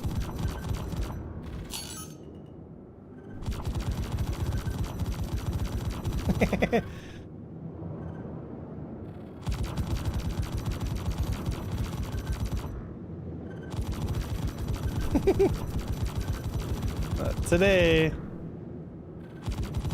Not today. He's just cycling his shields back and forth, back and forth, back and forth.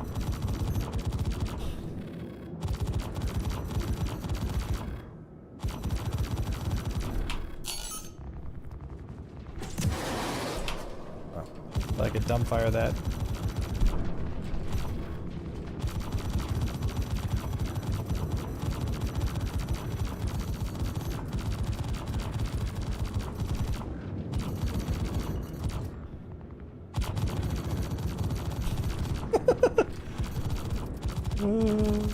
Get those shields down, boys!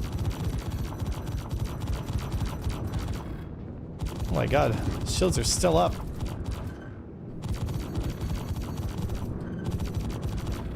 So if you can see here, guys, this Connie is cycling its shields, so you can see its shields like it's going into nav and out of nav, which is fine. It's just it's still gonna die. It's just gonna take a little longer here, right?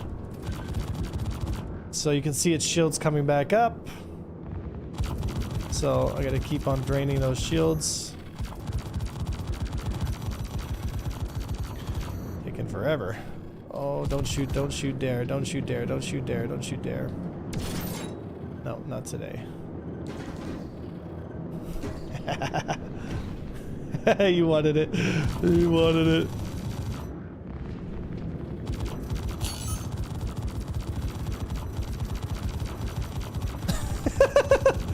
I live here now.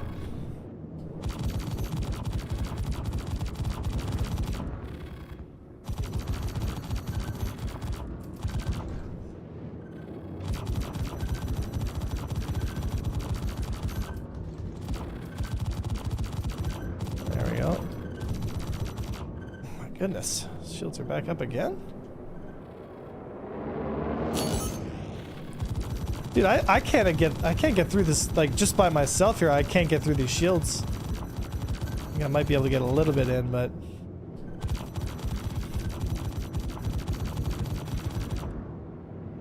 oh my goodness, dude.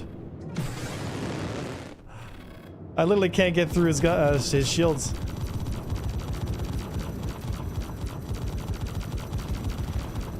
No, couldn't get through that.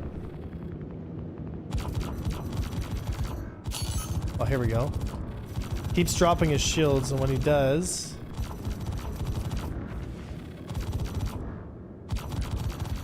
There we go. Yeah, and the shields are back up to full. Well, guess I'm gonna need more shooters on this Connie.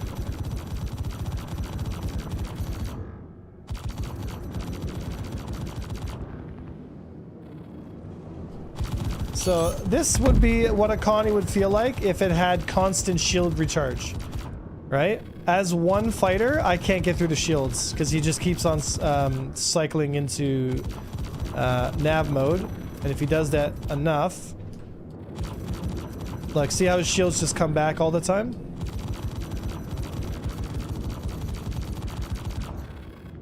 Oh, I think his shields are down there for just a second. Here we go. Oh. They were down for like a second. Yeah, so like in a sense, this is what would help multi-crew ships be more viable, is you could just cycle shield faces right now, but it just kind of goes to show like what the game would feel like if you had constant recharge, you know? So I don't have enough DPS to strip the recharge of this Connie, so he actually recharges faster than I can shoot damage onto him. And then eventually someone picks me up to push me away. So I'm unsuccessful at killing that Connie. I need more shooters.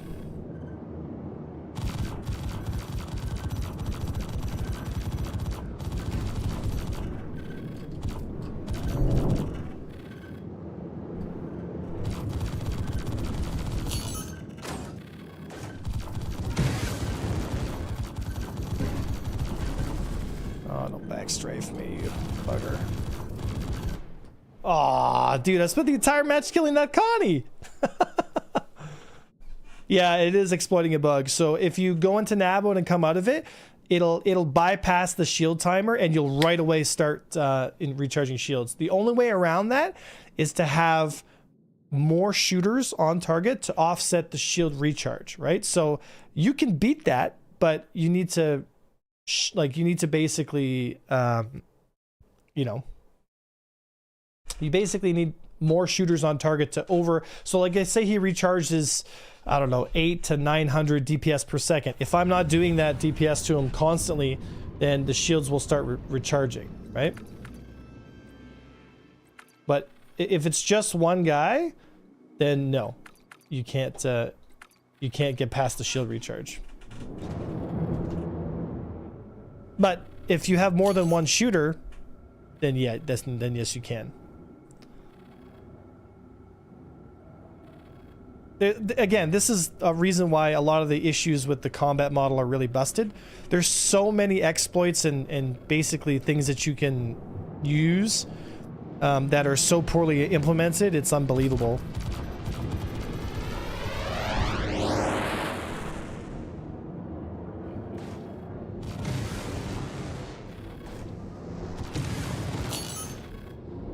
Like in this situation here, oh, I caught him. There we go.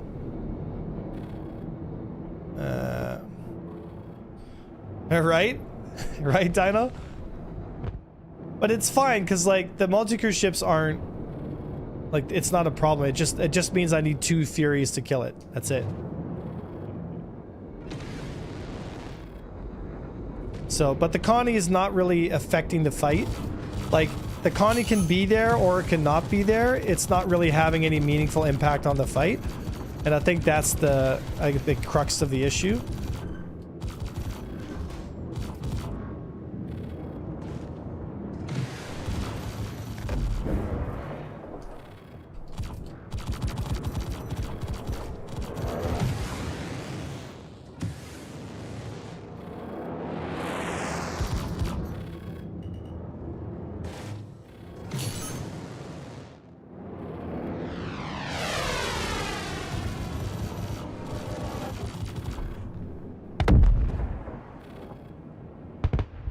Ooh, that Hornet just got absolutely...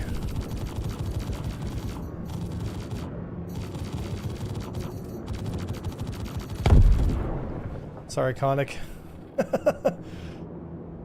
Pew, pew.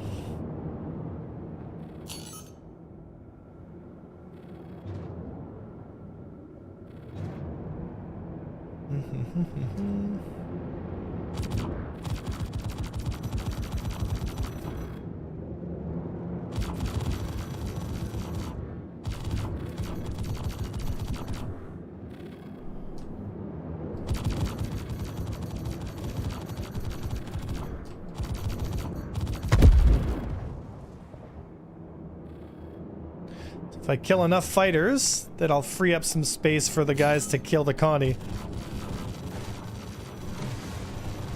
Because like once we kill the fighter cover, the Connie is simple, easy pickings. Right? Because once the fighters are dead, it's easy pickings. Although in AC they just keep respawning.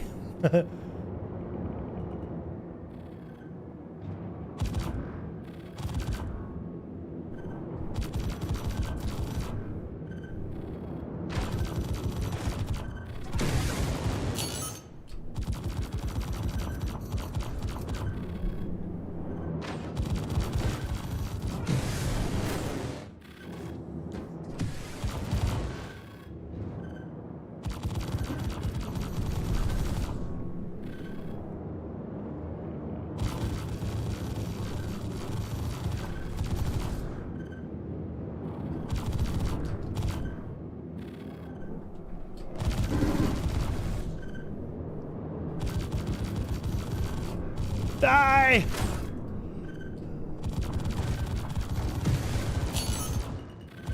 Dude, how are you alive?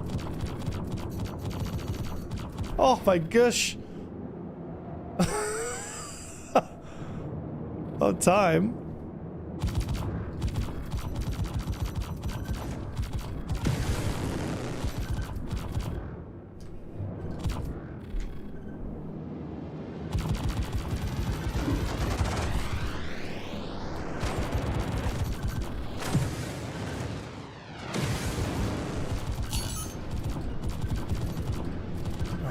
Pick a direction, bro.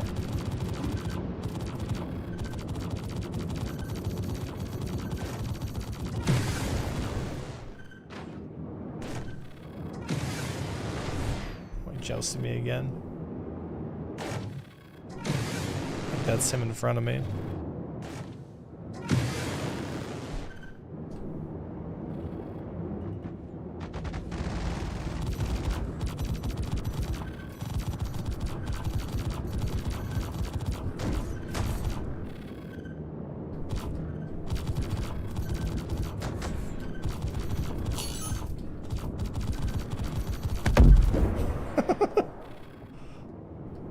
Not on the Hornet, buddy. Do you think the stealth components will make the Fury harder to hit in the future? No, I think the stealth component, like the way the stealth is implemented, is really silly. It's really silly, you know. But at least it reduces the missile pressure, because the missiles were giving me a really hard time.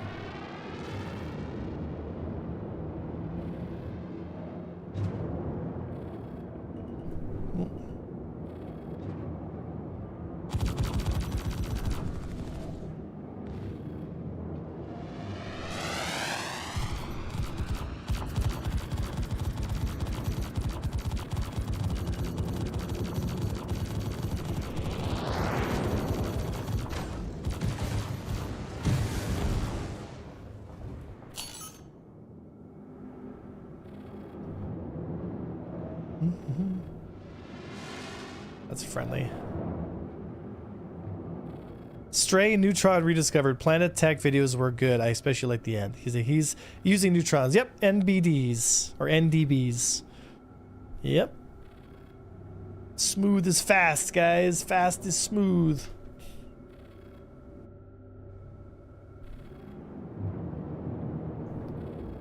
Banana.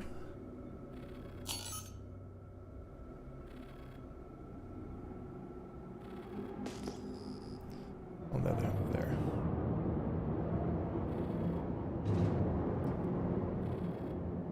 So they're neutrons. They're neutron repeaters.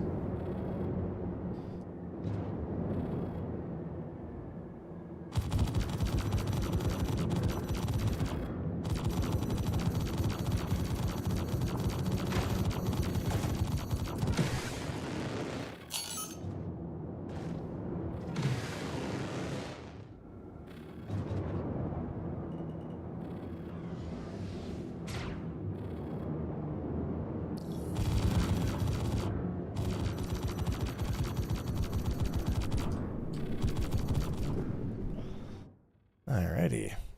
So I haven't seen a single person nav out of danger. It's because they die faster than they can nav out. Yeah, you like Grogu? Look at this guy. Sleepy kitty.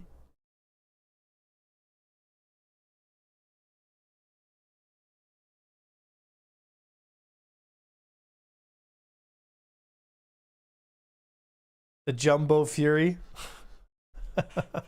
What makes the Fury so good is its size. That's something you guys got to understand too. The reason the Fury is also doing so well is because it's so small. If you would join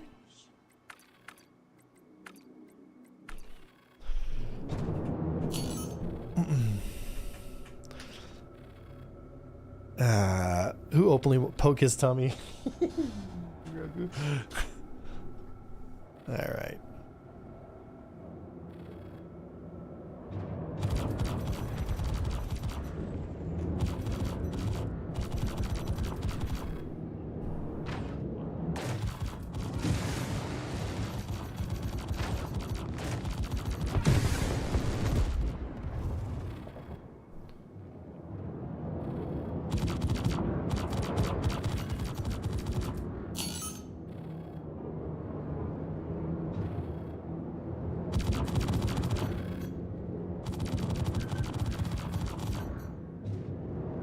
Come here, buddy. Kerrigan, thank you for the love, brother. There we go. 5 gift subs, brother. I appreciate it. Thank you for the love. Appreciate you supporting the stream. Oh, Saber.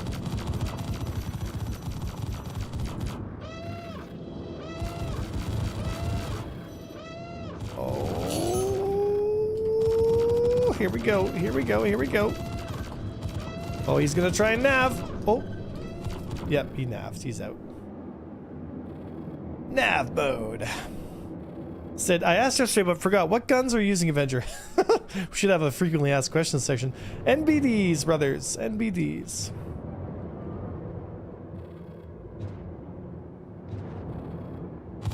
Looks like this Hornet's also now using NBDs.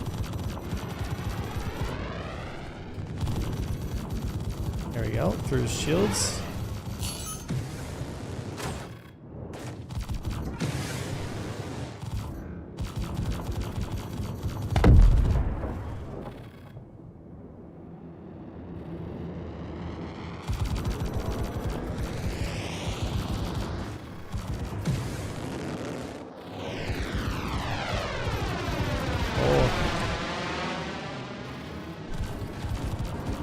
Oh, that is wiggly. That is so wiggly, dude.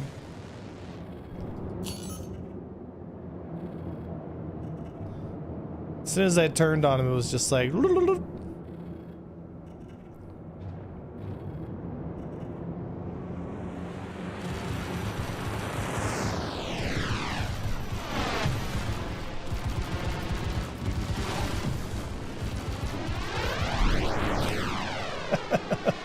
So even at 300 meters, it could just shake it right off.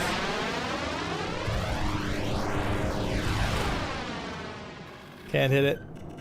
Not a chance. Yeah, see? This is wiggling, guys. Like that is wiggling. It's just crazy amount of hyper deflection super fast. And he got hit by a missile. Did you guys see that movement though? That's wiggling, right? And you see how it grabs the nose and it like pulls it around a bit? So that is, you know, in my opinion, that's an exploit, but whatever. It is what it is.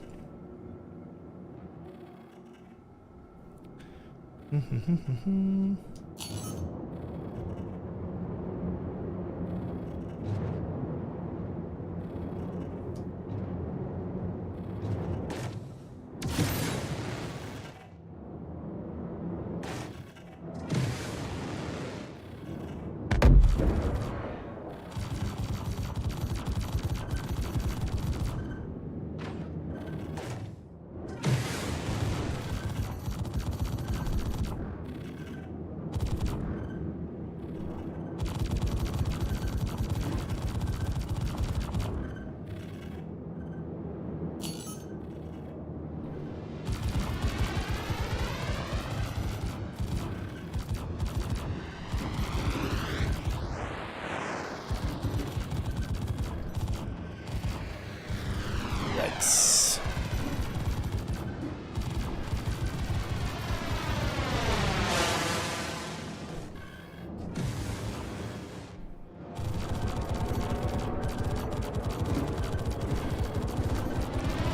You know, just for once, I'd like to fight someone who's actually good at the game and not this Call of Duty.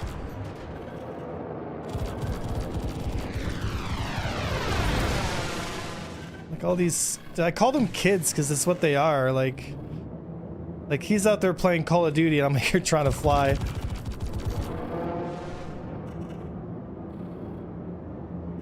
And he's in nav mode to get a wrench. It's only a game. Why you have to be mad? What a joker. What a joker. Yeah, it's that Call of Duty Future Warfare kind of thing, you know?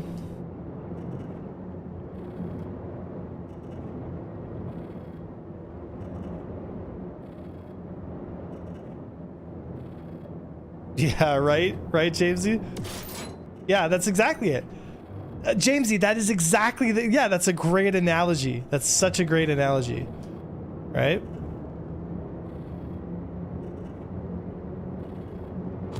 Right? Like, instead of actually, like, getting in. Oh, man.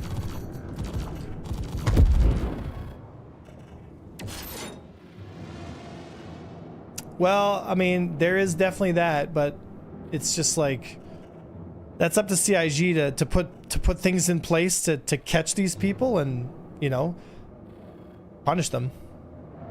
You know, CIG has been really, really laxy-daisy on this community's, I guess you could say, cheating side, and it's really not healthy for the game overall.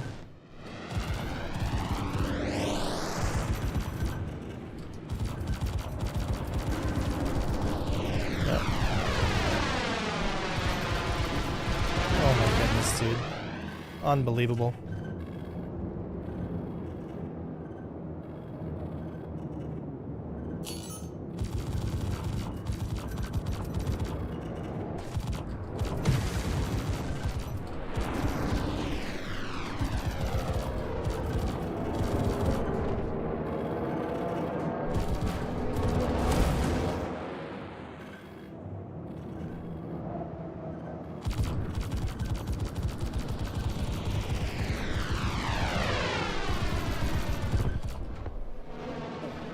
Said 71 shots for twos.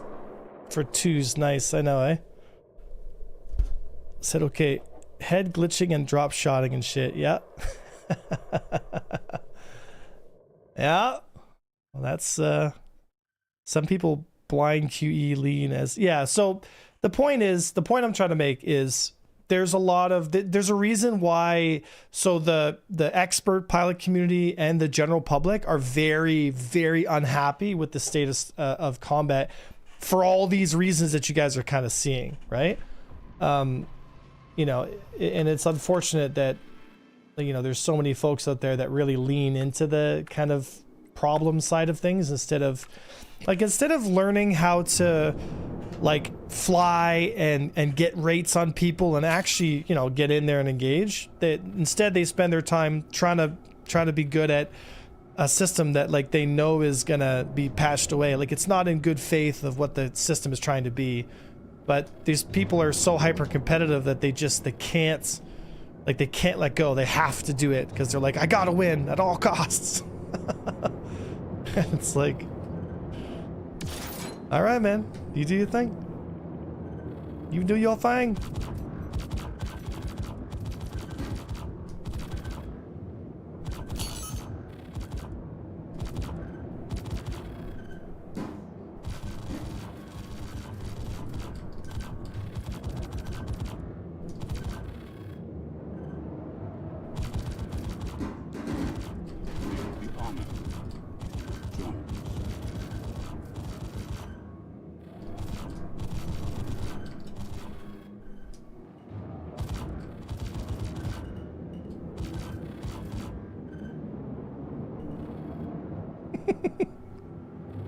Fight. So what's the script doing with players side to make it move like that? Can we emulate it? You can, but you have to be in coupled mode. You cannot do what those guys are doing in decoupled. So if you look at this little icon here, guys, where it says coupled, that needs to be turned on. So right now coupled is turned on and I fly with coupled turned off, right? And like we've said before, because coupled has a glitch right now where it allows you to pull instant G's. So there's a bit of a ramp up time. So there's like an inherent sluggishness. There's like an inherent sluggishness to decoupled that sorry, one sec, guys. Having trouble hitting this guy here. There we go. There's an inherent sluggishness to decoupled that happens, whereas with coupled, you don't have that problem. Your ship gets, so if you ask for lateral G's, so if I want to strafe to the right, I get 10 G's immediately a second I ask for it. Whereas with decoupled, it takes a quarter of a second for you to accelerate up to that G, right? And that's enough time a lot of times for a player or a pilot to be able to tell like what to do with what your movement is. So if it takes me a quarter of a second to start moving this direction, that means that it takes another quarter of a second to move back to the opposite direction, which means it's a half a second between those whole maneuvers, right? But with coupled, it's 10 Gs instantly. So it's like whoop, whoop. Whereas with me, it's like, whoop, oh, never going over this way. There's a very noticeable difference in the way a ship flies between coupled and decoupled. And yes, it is a bug. And yes, Yogi is going to deal with it. But again, it just goes to show how incomplete and unmanaged the current flight model is. And, you know, that's what we got. Right? That's what she goes. That's the way she goes. Now, this is only noticeable on the smallest fighters because the Gladius can move an entire ship length by the time that you can, like, by the time the human mind can react to what's going on, like, the ship has already moved outside of the arc of fire, right?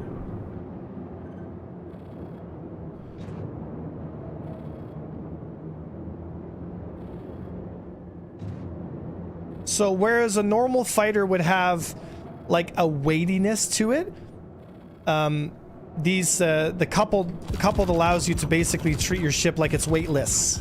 Actually, that's a good way to put it. Coupled treats your ship like it's weightless, and decoupled treats your ship like there's inherent weight to it.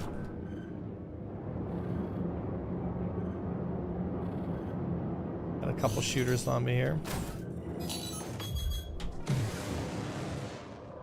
I'll joust this guy here. Got 3 of them on me by myself, so that's too many.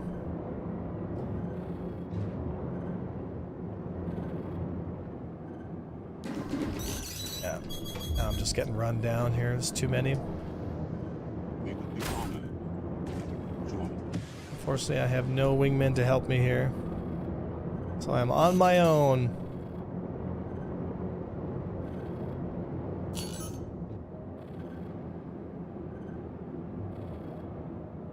Try and distance here.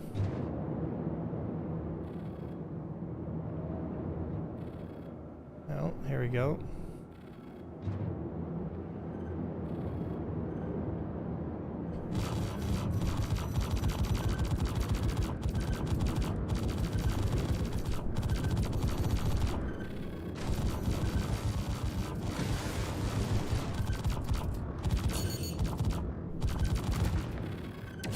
Yep.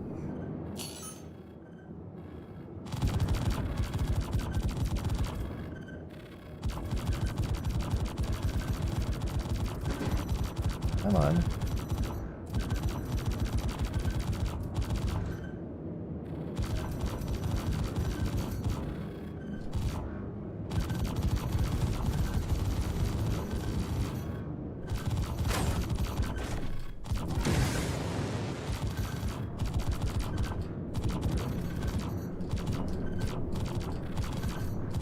Don't you nav out on me.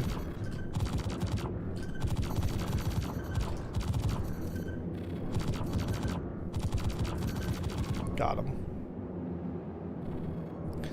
Correct. The Fury is not purchasable at the moment.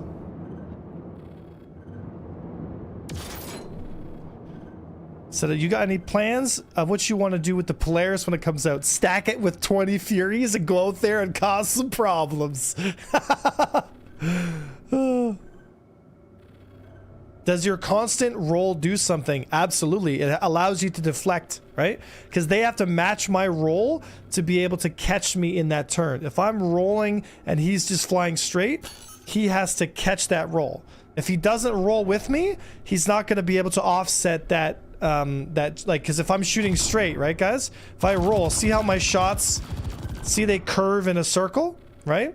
So you have to be able to match rolls to cancel out that, you know, you want to roll with your opponent to catch the shot.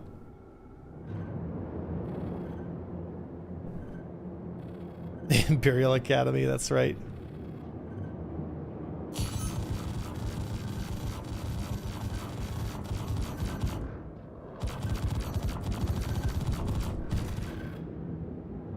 All right. Any big ships, I just a Fury carrier to A1. Well, basically, did someone say carrier off? Wow.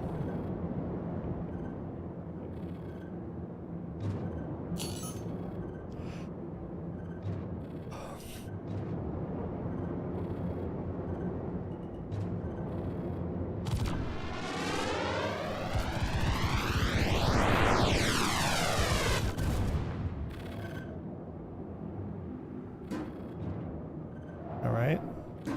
Oh, two of them, three of them on me. That not good.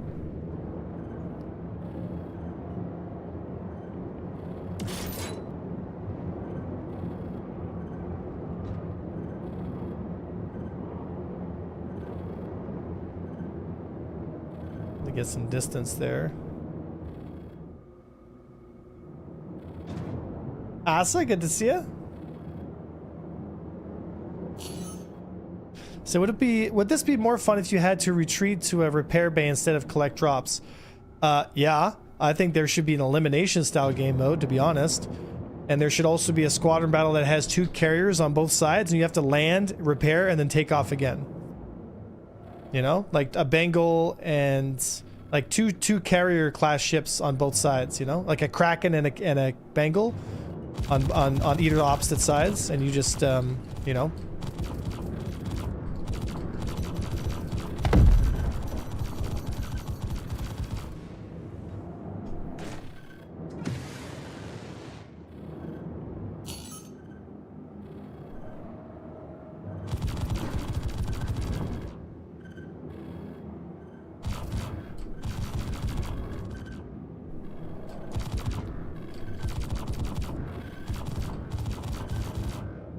Barely see the HUD.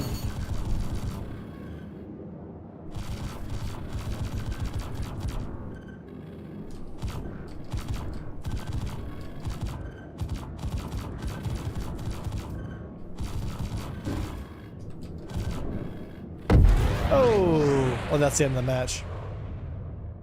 Said some dramatic classic Battlefront 2 style gameplay modes, right? Yeah. Do you guys remember back in the day, Battlefront 1 had a game mode where you flew out of a carrier to fight? Most fun thing ever. Yeah, I don't see why we shouldn't have that, you know? Just have 2 capital ships on both sides and just allow people to, if they're damaged, to fly back to the ship, and the second they land inside the shields of the carrier, then they get repaired and off they go, you know? Yeah. Yeah, an Idris and a Kraken or something like that. Yeah. You know? Yeah, like War Thunder. I'm blown away that they haven't put that in already.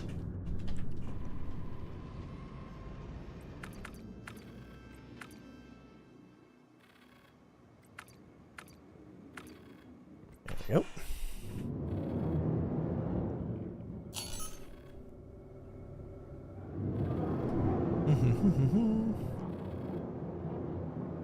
Someone write a Spectrum post right now. I've written all those things, man. I've kind of, you know, been suggesting those things for a long time, but it's what I was saying in that one video where I was saying, like, I feel like a lot of our suggestions just get laid down on deaf ears, you know?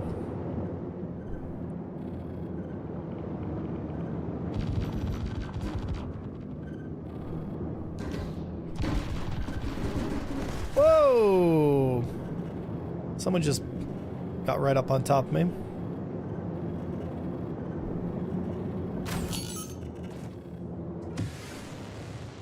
They're definitely gonna thirst after that. I gotta find out who it is. It's probably this guy. Oh, and all my guns are down. Yeah, all my guns are down. None of my guns would work. I don't know what happened there. No, I'm running quad NBDs. Quad NBDs.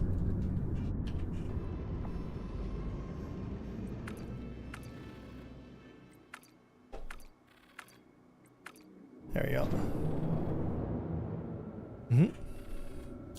NDBs, NBDs, whatever, same thing. NBDs, NDBs. We would be honored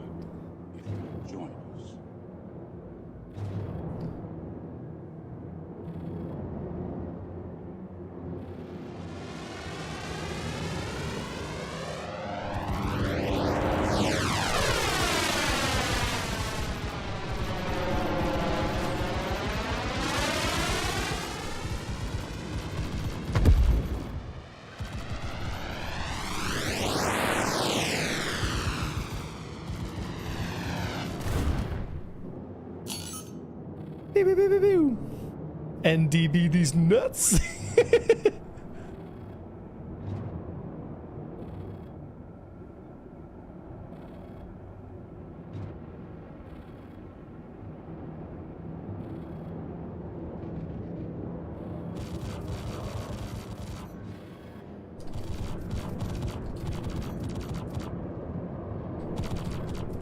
Oh, I think I might have. Got him. That's friendly.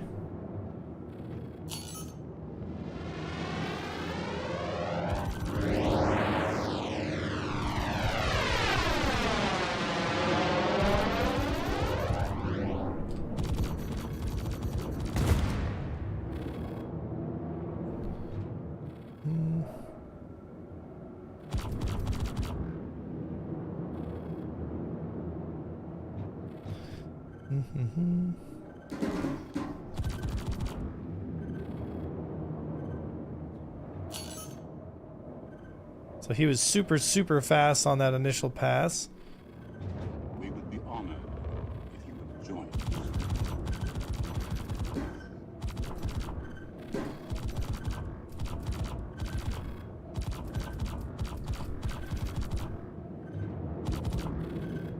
Get a little closer here.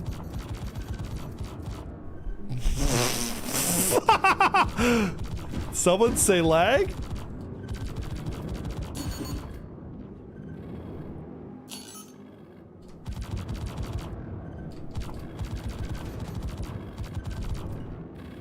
He's getting nervous now. He's losing the trade fight. Oh, got him. Said it's too bad they don't have any size 4 or 5 NDB repeaters.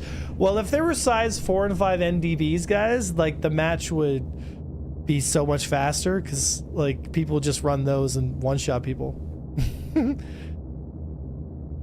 I said, imagine a fully tricked out top tier ship will make a pretty big difference. Maybe, but if you're not a skilled pilot, I think the skilled pilot should still have the edge, you know?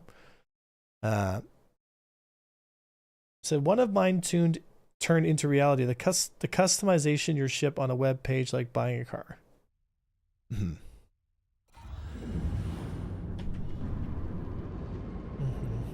There you go.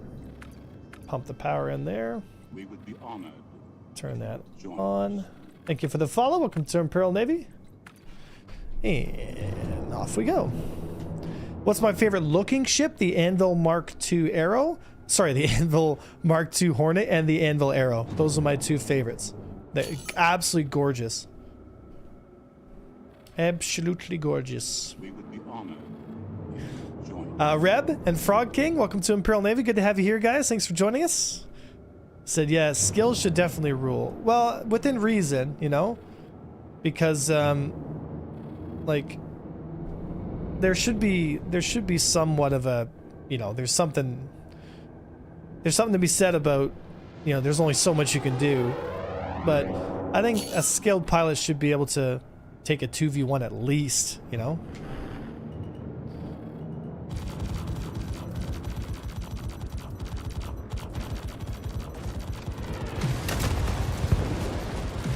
Yeah, the F8 Lightnings, folks, don't last very long.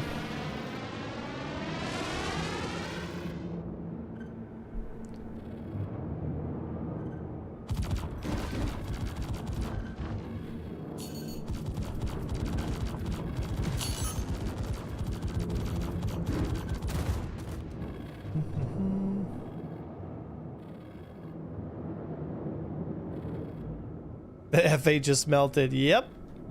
I mean, the F8 is basically a slow capital ship. The hell just tinged my shields?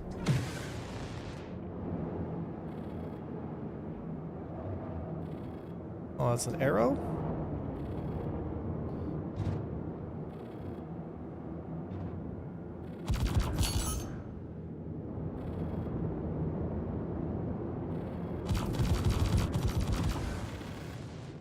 They got closer.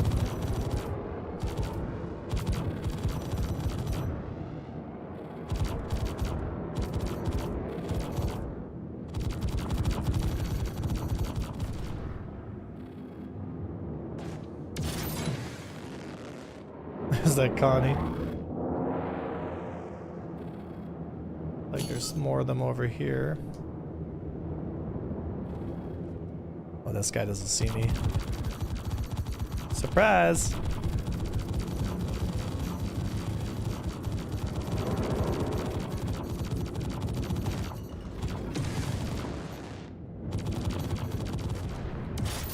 Gotcha. Fury's fast in atmosphere, man. Fury's really fast in atmosphere. Real fast. Superior TIE fighter technology.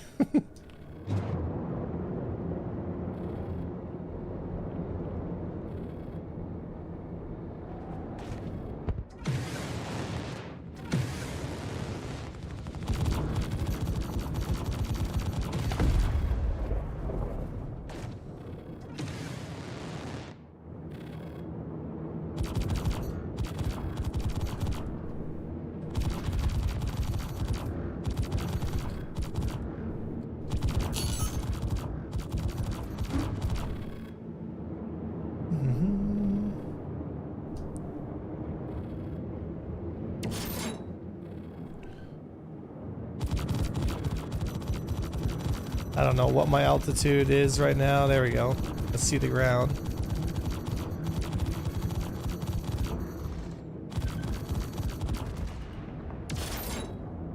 Okay, where am I? Where's the planet? Oh, I'm going up. Okay.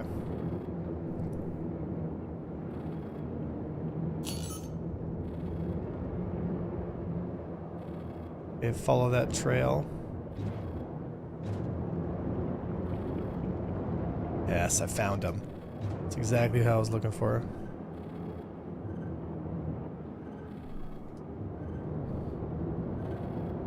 Chase him through the...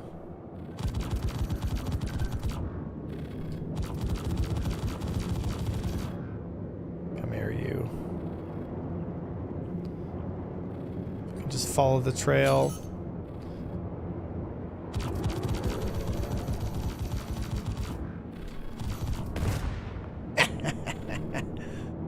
Got him!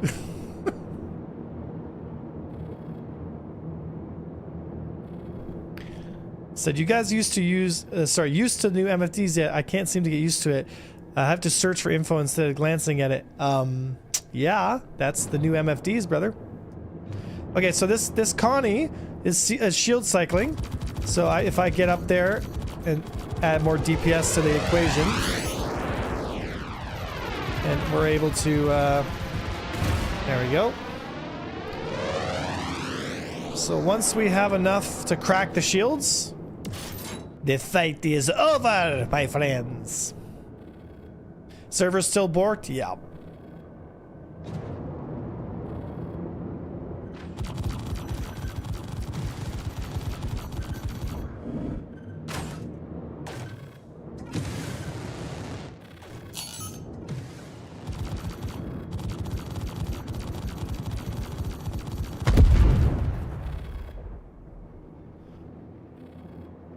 All right.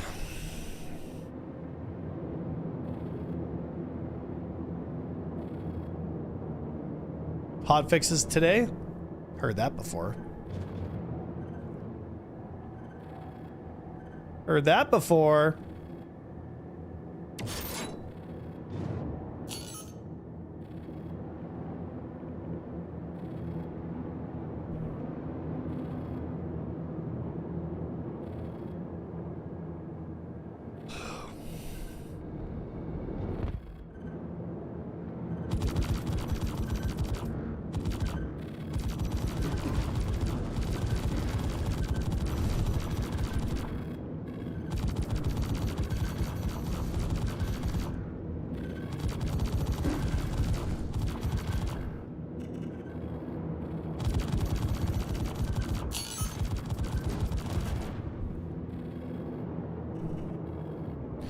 Get on him and spin him, boys! Get on him and spin him!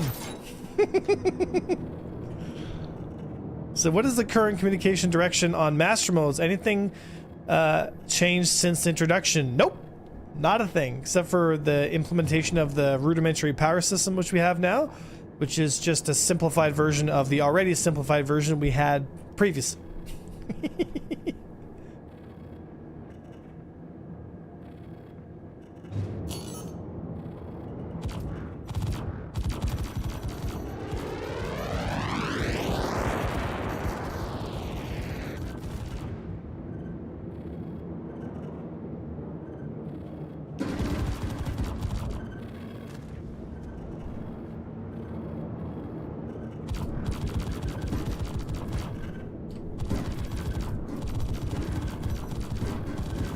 Oh, I got multiple shooters on me.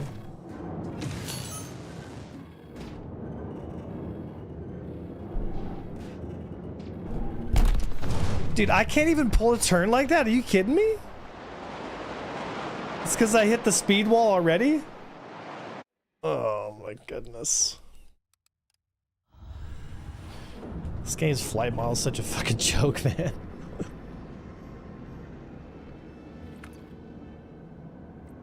Like, I can't even make a small turn like that. I either have to be crawling around at like 0 speed to make turns like that.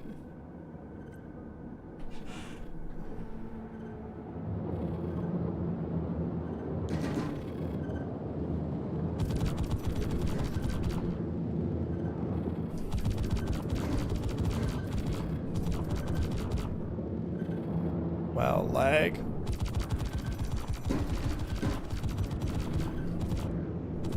Oh my gosh, frame drops.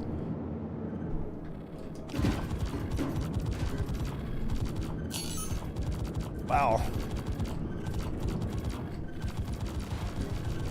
How am I supposed to hit stuff at 10 frames a second?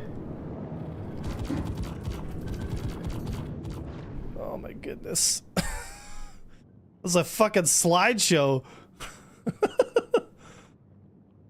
This map has terrible frames, I find.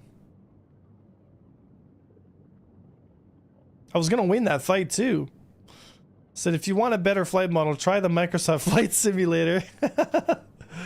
So like the various qualities determine the value of the items. Said okay, so we are not ready for VR yet. No. No. Not at the current state. No, not even close. Glorious 10 frames. Alright. We're gonna try one more, guys, and then we're gonna go into the persistent universe and see if we can try our luck. We can try our luck, folks.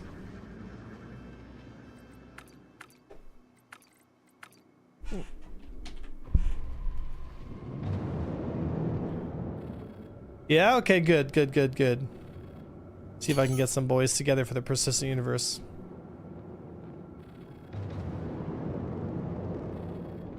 I think we might do like a carrier op.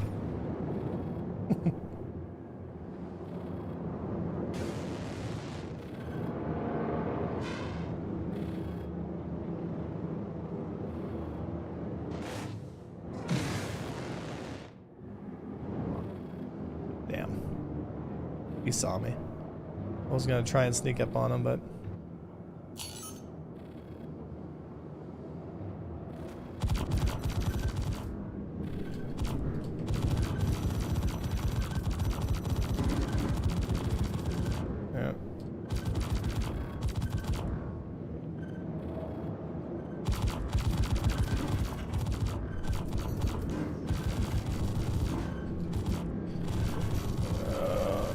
back strafe on this guy.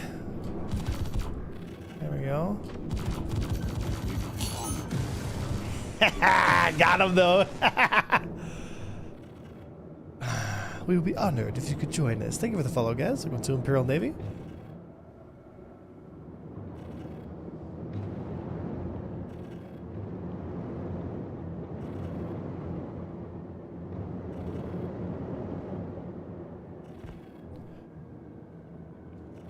Looks like the enemy team is mostly Furies now.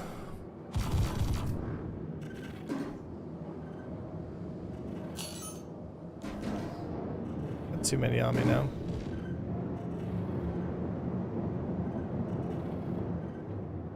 Let me help this guy out with his...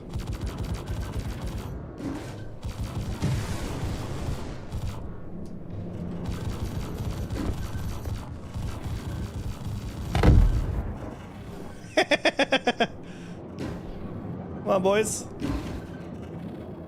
Oh my goodness, dude, look at them all.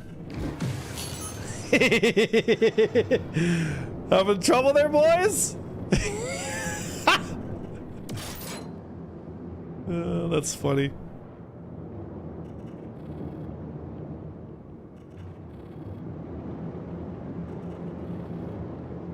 Oh, he's in nav mode. That boy is gone.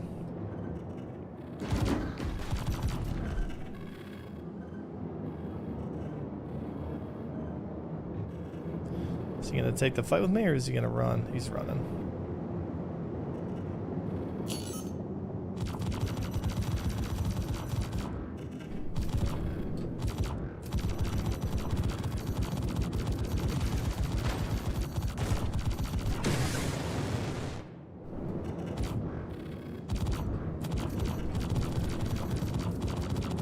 Oh, come on, man. Why is everyone nabbing out on me? Just take the fights.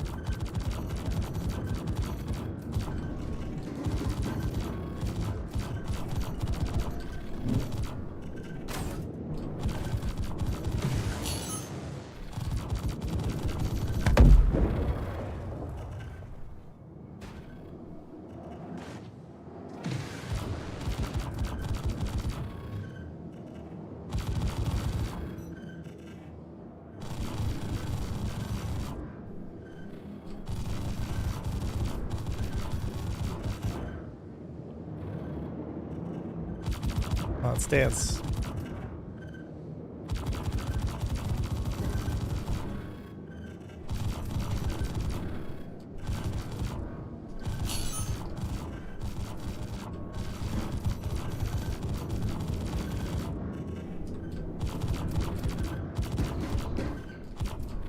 Ah.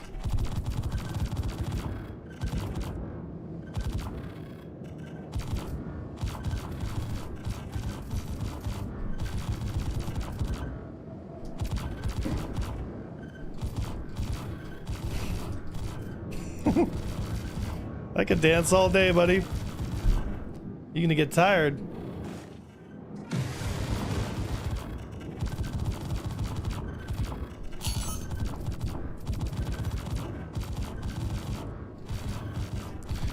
Wiggle, wiggle, wiggle, wiggle, wiggle, wiggle, wiggle, wiggle.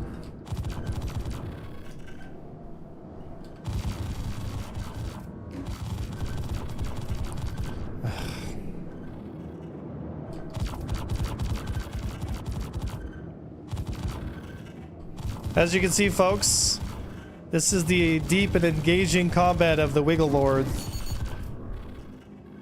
The Wiggle Lord doesn't like to lose.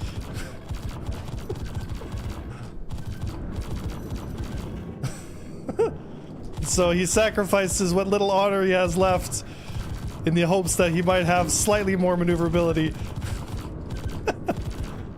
But unfortunately for him,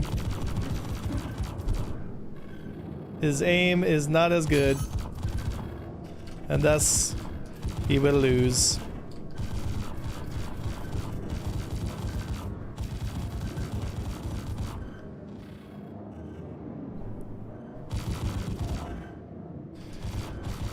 Oh, I really wish I could see my HUD display.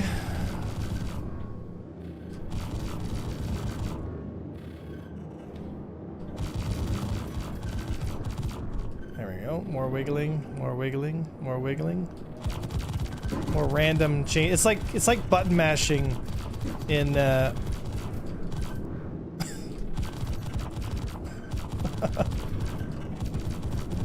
it's like button mashing in a fighting game. You can't hit me, Avenger. I'm so good.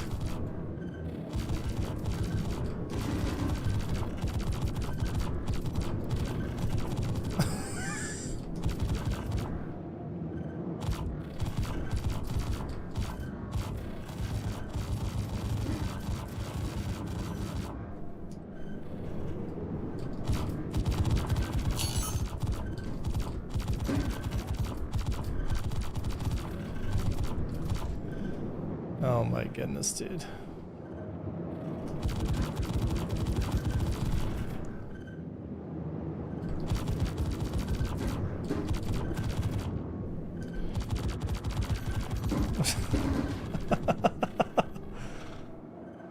I'm sure this is the combat you guys are looking forward to, eh?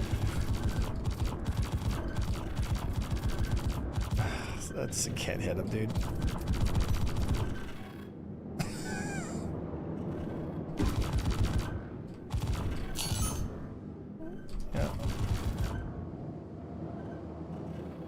I have to switch to lead pip because he's too erratic.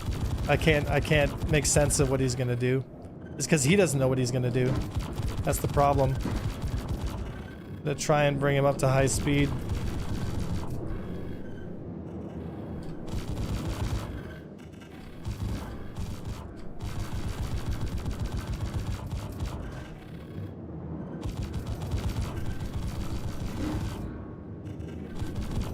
Somebody asked me, like, what happens when you fight a Wiggler? Like, this is what happens.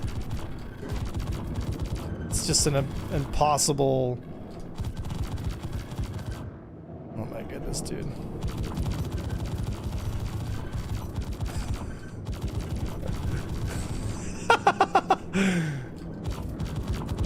Look, you can't, like, look. The second he's, like, it's like the ship's having epilepsy. Like, you can't track that.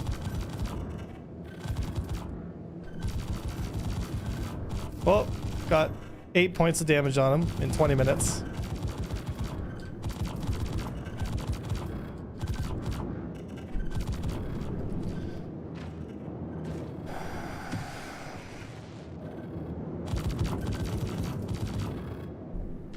I'll be honest, man, I have zero respect for that kind of stuff. I can't even give that a good fight, because that is just like taking the game and just being so disrespectful with it, man. I can't even. And after all that, he still loses to a guy in Decoupled who knows how to fly and range control. Like, I just can't with these guys, man. I just can't with these guys anymore. It's a new planet tech, right? Projectile speeds need to be higher. Well, I mean, at that point, you might as well use hit scan, because it's like, it's just unbelievable.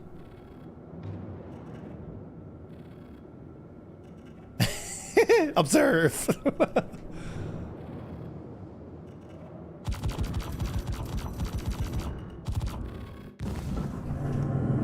So the sad thing about this fight, he thinks he's got one over on you. Well, he still lost the fight though. And I didn't wiggle back. I just controlled him, range controlled him, and tried to raid him every once in a while, right? So I've tried to name and shame, but like I said, the PvP community gets really hyper toxic. I mean, I've had stuff sent to my house and like threats because they're just like, A1. I'm just like, because I'm one of those guys that, like, when I see stuff like that, I kind of giggle now. And back in the day, I used to get really frustrated about it. Now I just kind of giggle because it's just like, what are you gonna do, right? But I look at this from like let's say you're a new player and you're new to the game. Imagine that is your introduction into combat, you know? Like, that's not fun to me. I can't imagine how miserable it is for someone who has no skill sets developed yet, you know? So, you know, to me, it's like, it just goes to show, you know, like, unfortunately, in an online game, you're going to have the full breadth of humanity, right? You're going to have the really shitty folks that just, you know, don't play by the rules. And then you're going to have the folks that are going to try and play in good faith. But a lot of times there's a lot of people in the PvP community that don't play in good faith. They just want to win like that guy, and they don't care how they do it, right? And to me, you know, I've stood on my mountain for years, and I was like, you guys should do this, but now I'm just like, whatever. Because like, what can you do, right? Like, all I can do is educate the public and be like, look, in this situation, all you can do is this, and that's what it is, you know. It's up to the community to decide how they want to deal with these people, you know. But it ain't my problem anymore. I've given up that fight, folks. I just call it like it is and just go on with my life at this point. Because and I kind of disconnected myself from the PvP community just because they've been so toxic.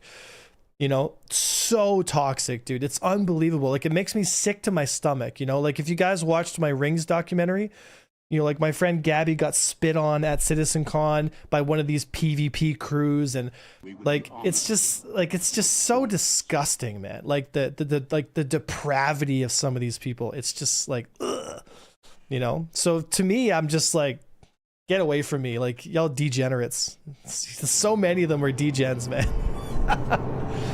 Like, what I want to do is I want to get Star Citizen in a place where, you know, everyone can really enjoy combat. Like, as many people as we can enjoy combat and engage in PvP and not feel like they're getting cheated or that the game's just super broken. And, you know, like, I want people to, if they do lose a fight, it's because like they lost because of skill set, you know what I mean?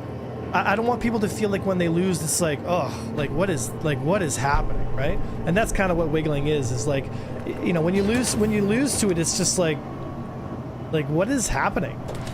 You know what I mean? So degens from up country. Yeah, right? Fuck, figure it out, bud. Give your balls a tug. Oh, you guys want the Grogu cam? The Zerg and suicide gangs. Oh, that's funny. We've already explained it, Joe.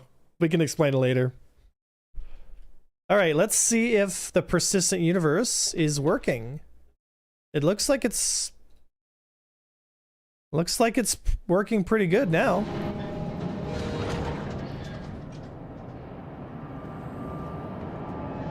Yeah, I stopped feeding him treat. You folks kept feeding him so many treats, he got fat. Grogu got fat because you folks would keep on feeding him treats. So I had to cut down on it. And now he's a healthy weight. And he's a healthy kitty. Yeah. I want him to live a nice, long, happy life. Are you in the PTU? Yeah, sorry, in the PU? Yes, I am. Such a sad kitty. Aww. I said the same thing when I've already had 30Ks today. Oh no. Oh no. Well, what could possibly go wrong, right, guys? All right, let's see here. So we've got my Antares. Let's pull the Antares out.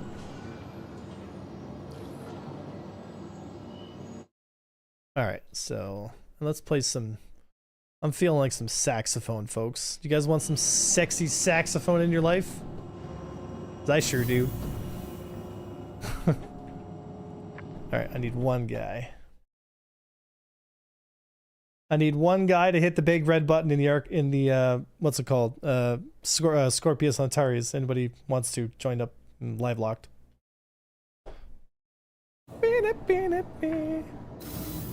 Alright, I think we did a good, like, how many hours of Star Citizen AC did we just do? We did 3, guys, we did 3 hours of Fury. Bruh.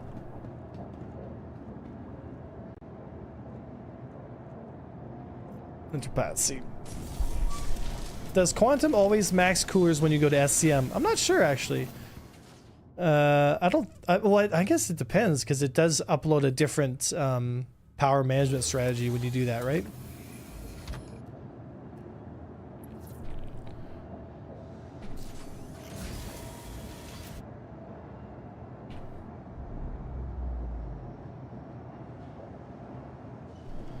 All right, so I'm joining you right now, but I'll be on ours soon. mm-hmm. I can meet up with you. Okay, so my quantum indicator is charged. Nice. Okay, so I have full power except for one less in the guns, but that's fine.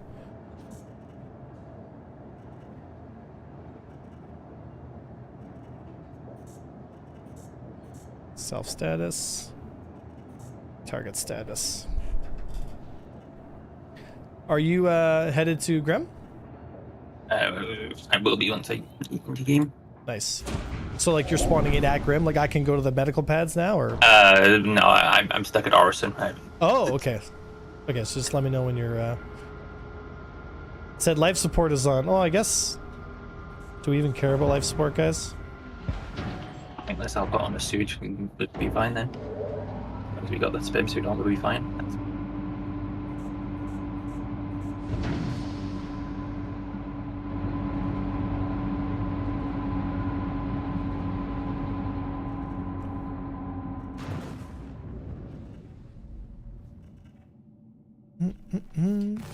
There we go. Imagine 8 NDBs all shooting at you size 3s. But that's going to be a lot of damage. I just have Panthers on right now, guys.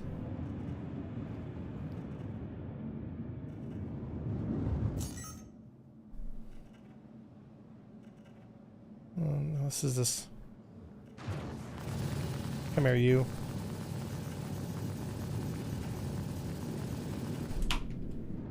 Get over here. Do you like the glaive? It's all right.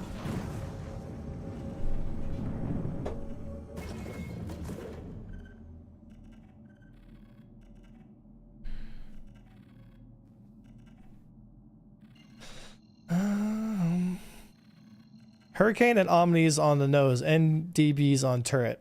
Correct.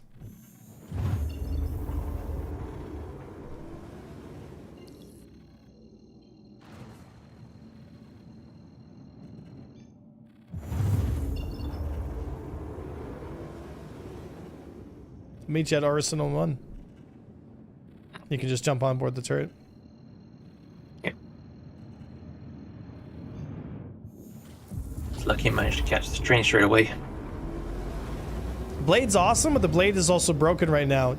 You can exploit a bug with it that you can't get hit on it. That's why it was so popular in the tournament. What a concept, eh? Alrighty. So, but overall plans for 1.0 isn't so bad. At least more focus on PvP and more control for the players. Do you disagree? No, I'm very happy with that. Yeah, I'm absolutely really happy with that. It's about time that we had, I guess you could say, a reiteration from CIG to very clearly state, like, look, this is where we're going, and it's exactly what I've been telling you guys for 6 years now. It was almost word for word. And I kind of giggle because it's like, in a weird kind of way, I like kind of feel vindicated because I've been preaching this stuff for 6 years and people have been giving me the hardest time for so long. And all I've ever wanted to do is just like, look, learn how to play, guys, because I want you to be able to defend your stations because then it's more fun for everybody. Then we can get more people in the game and it can just be better for everybody. But it's like, I don't know, man. There's so much ego and like drama and fucking blah blah blah blah, you know, especially like with the PvP community. It's just so disgusting. Like I'm so checked out now, guys. I'm so checked out now. I'm just like, whatever, boys. Like I just roll my eyes now. It's just so cringe, you know.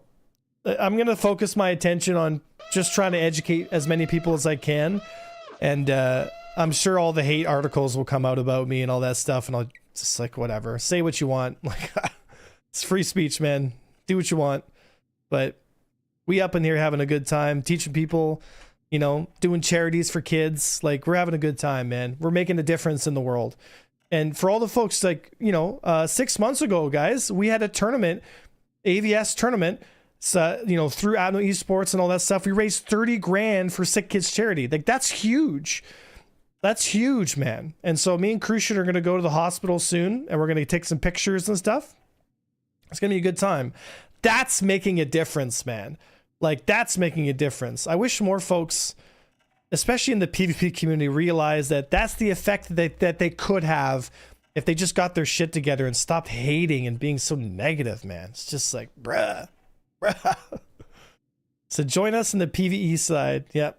So do you think SIG will release Squadron 42 DRM free store? Wait, what's a DRM free store? I'm just waiting, guys. If you're wondering what I'm doing, I'm just waiting for my my co-pilot to show up here at OM1. So Red, just send me a party invite. Me too, love. Yeah, me too. Day one was mostly the Squadron 42 stuff. I was not really like whatever. It's yeah, you know what I mean.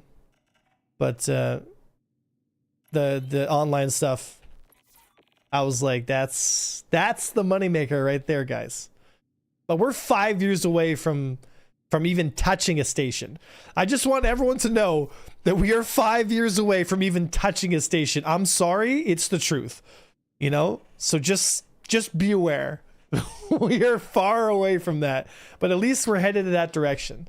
You know? So if you've got a will, if you're in your late 60s, 70s, folks, get your will out and start willing your ships to your kids, because it's coming. It's coming.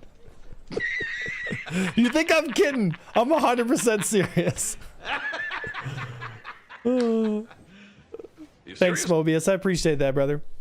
So, but Chris said 18 months copium. Yeah, you're huffing the copium on that one, man.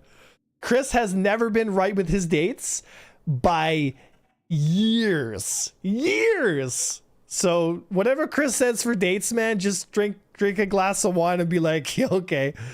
But it doesn't matter, because as long as we have a good experience on the road to that goal, then everybody's happy, right? I think that's what SIG has learned, is they got to focus their attention on the game that they do have and make it as good as possible so that people can really enjoy the product, because we've got to get to that point where, you know, it's a live service. You've got to get to that point, because you're not going to be able to sustain this level of funding and the model that they have unless they've got a new strategy in place. So, and part of that equation is making combat and flight gameplay really awesome, so that people will want to play this for the next 20 years. Because if it's not for that, like, people just get bored and then not play. You know?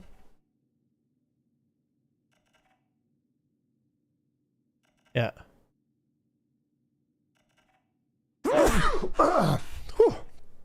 Oh, sorry, Grogu. Hit you with that one, buddy. Where are you right now? Just leaving Arson now. Nice. The storms, yeah. Gamers. Said Squadron 42 being in 2026. I didn't see how they could do 2025 release. Well, they also don't want to release when Grand Theft Auto releases. Like, you guys got to think about that too. Even if Squadron 42 was done, they should still wait until after GTA 6 is out. Because if you release in the same window as GTA 6, you are yourself. You're 100% yourself. Because, like, you can't beat GTA 6. It's the biggest game in the world. There's no way you're going to beat GTA 6. Not a chance. Yeah, but nobody cares about Halo anymore. You know? Everyone needs to avoid that release window. Yeah. So does it make sense to deal with combat system now if everyone is going to change? Does it make sense to deal with the combat system now if everything's going to change? So break that apart for me, Jan. I want to understand your thought process on that. So when you say it's going to change, like, obviously everything will change. Obviously everything will adapt and become better. But right now, we need to get the fundamentals of the experience. Is that your arrow? Yep, I'm the arrow. Okay. We need to get the fundamentals of the experience nailed down so that we can actually start having a game. Because if we don't, then we don't have time to figure out the flight model and the way the game is going to play 5-6 years down the road. Like, we've got to get it right, and we've got to get it right now so we have a foundation to move forward. So if anything, it should be the opposite. They should focus a lot of their energy on getting the ships and the movement and the combat and the way that the ships interact with each other and what the tuning of the weapons are and all that stuff figured out now, so that we can start selling ships. Like that's the most important thing. Like if you're going to make a sword fighting game and you're like, okay, we want to make the castle and the horses and all that stuff, and it's like, yeah, but the sword fighting sucks. And like, no, we're going to do this. It's like, no, but guys, it's a sword fighting game. Make the swords fun. You know, that's kind of what I've been saying is, and Master Modes was definitely not it. Master Modes was fucking terrible, right? Everyone knows it. Everyone fucking hates it. Like it's just, you know, and I sound fired up on it because it's such a huge step back from what we used to have, right? But not all is lost. It's going to improve. It has to improve, because if it doesn't, Star Citizen will die. 100%, right? Sorry for annoying you. How dare you, Polar, annoy me? How dare you? So it wouldn't be a problem if players got their tier 5 ship with tier 3 components back via insurance warranty for the economy. At some point, anyone can just restore it, or did I misunderstand that? So as far as I understand, if you pay for insurance and warranty, tier 2, you get the components and the ship back. Okay? Now you can expedite that for extra money. That's fine. But, you know, that's what you pay for your insurance. However, we don't know later on how that's going to work. I have a sneaky suspicion that there are going to be lots of components. Are you on board now? Yep, on board. Okay, good. Give a test to see if the QED will work for you. So see if you can find a way to turn it on. Okay. Yeah, I can see it. QED damper active. Oh, okay, good. Now charge the EMP. Just gonna take a look at my power systems here. Oh, sorry, I just turned the power off by accident. Try again, turning on the EMP. Yeah, I've got that. That's actually pretty nice. You can bind it to a fire button. All right, good. So you've got it. You've got it. You're happy with that? Yep, and probably then. All right, let's go attack some folks. Is there any missions out right now?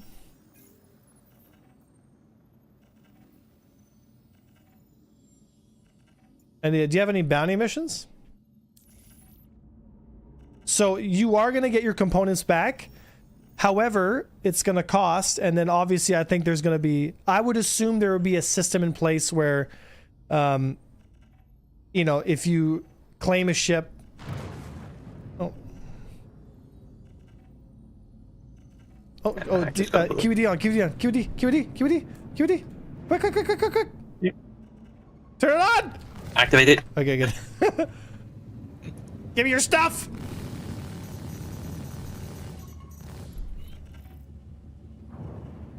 Oh, this Zeus thinks he can escape an interceptor, and we've got him caught. You're not going nowhere.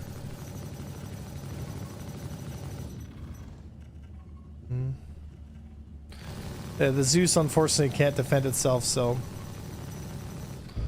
you're gonna give us your stuff now.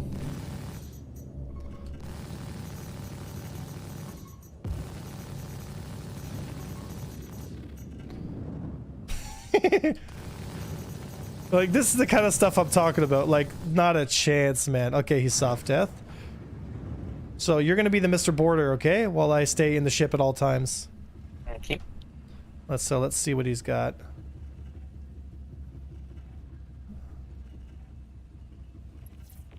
Okay, he's just white. Excuse me, sir. Excuse me. How would you rate your Master Mode's experience? Did you feel like you had a chance to defend yourself, sir? Good talk. Good luck out there. Okay, anyway. Alright, QED down. Alright, let's see here. Let's find 011 around here. And there's 011. Anyway. He didn't have anything on him, so.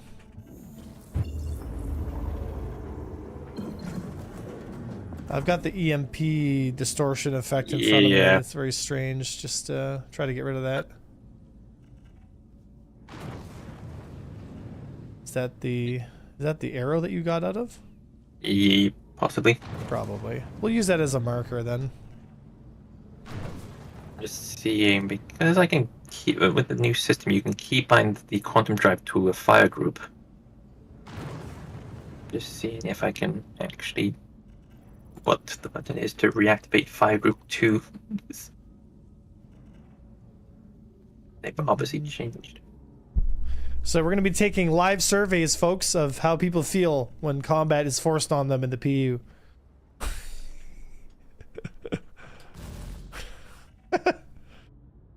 Said, to answer, I'm studying at university and I have 4 hours of PC per week. That's what I mean, whether it's worth it or not.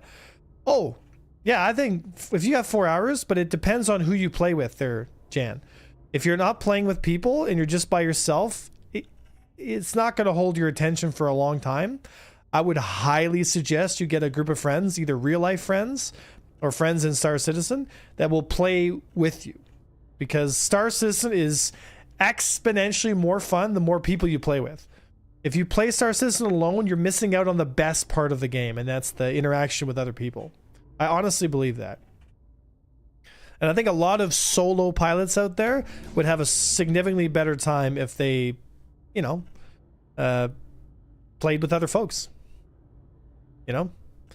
So you can't say that all of the solo Antares are going to clip this. Yeah, but you can't fly an Antares solo. It's literally a 2-man fighter for a reason. We would be honored. 2-man fighters are a lot of fun, actually. Turf, welcome to Imperial Navy. Chad, I have a Mercury Starliner, but the Starliner Max... Starliner or Starlancer? It's the Starlancer Max. Looks so cool. I'm tempted to swap. So the Starlancer is the one we're talking about, and yes, it does look good.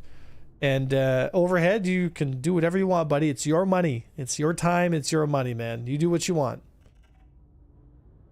So someone write this survey data down. So we had someone who didn't fill out the survey. Said salvaging the Vulture solo is fun to relax, but yeah, it's lots of fun to play with others. All pledged ships have permanent warranty. Tier 1 insurance length is based on listed duration. Said missed ships don't look good to me. I want my Star Destroyers. You mean your space Doritos? Like the Zeus? You know what I think they're gonna do, guys? I think what they're gonna do is... I think what's gonna happen is there's gonna be, like, at least I hope this is the case. I really hope that we have faction or unique items and components that can only be found in the verse. And I think, and there should be a lot of them. Like, I would love to have like a custom tuned JS300.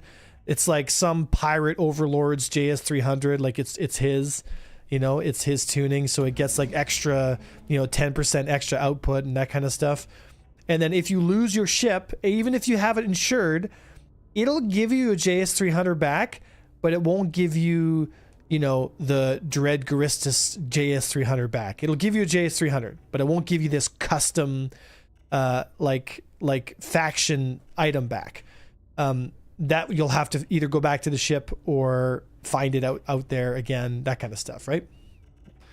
I think we have a problem. I bought way too many ships and don't have nearly enough friends to man them all. This is also my problem. They're Flash. So whoa, let's not get ahead of ourselves. Said same like faction items like Eve Online where you're mentioning now. Yeah, that'd be cool. Because what this will do is it'll assign a value to your ship that can be lost and not replaced. Because what you want is to have loss associated to losing your fighter or losing your ship. Now, if I have a Polaris with this super rare, you know, what's the capital, like JS900, but it's like a custom JS900 that was like tuned by some science, I don't know, something wild, you know, some faction JS900. that sits in your Polaris. Now, if you lose your Polaris, like that's a big hit in and of itself. But on top of that, it's like, we'll give you a JS900, but it's not going to be this custom Dead Space JS900. You know, it's going to be something else. And I think that's cool. And, you know, you should be able to grind reputation with certain guilds and certain groups to access. So like, for example, like if you grind reputation with BlackRock or the Navy will let you have access to their, you know, experimental tech. They'll be like, hey, there's this experimental military JS900 that because you've got maximum rep with us, you can buy one every 30 days, something like that, you know? And let's say you buy that and you don't want it, so you put it on the market for X amount of money and people can start buying those equipments. Now, if you lose your ship, it doesn't come back. It doesn't insure that faction item. It just insures it as a JS900, you know? So this is going to add a level of ownership to your ship, and a uniqueness to it that will also add to the, I guess you could say, quality of your system. So in my personal opinion, I don't see any reason why they shouldn't do something like that. Add a whole tier of items and collectibles that affect your ship that are not insurable, you know? So to me, that is like, I think personally that's probably the best thing that they can do, because what they can't do is, if you lose a ship, to be gone forever if you've paid real money for it. If you've paid a real money for your ship, no one's gonna take it. They have kind of already made a post about it. Yeah, but even if you lose a ship that you paid for in the store credit and you don't insure it, you still don't lose it. Right? You still don't. Yeah. You have to pay a fine because it wasn't insured, which is like a good portion of almost buying it back, but you still have the quote unquote pink slip, you know?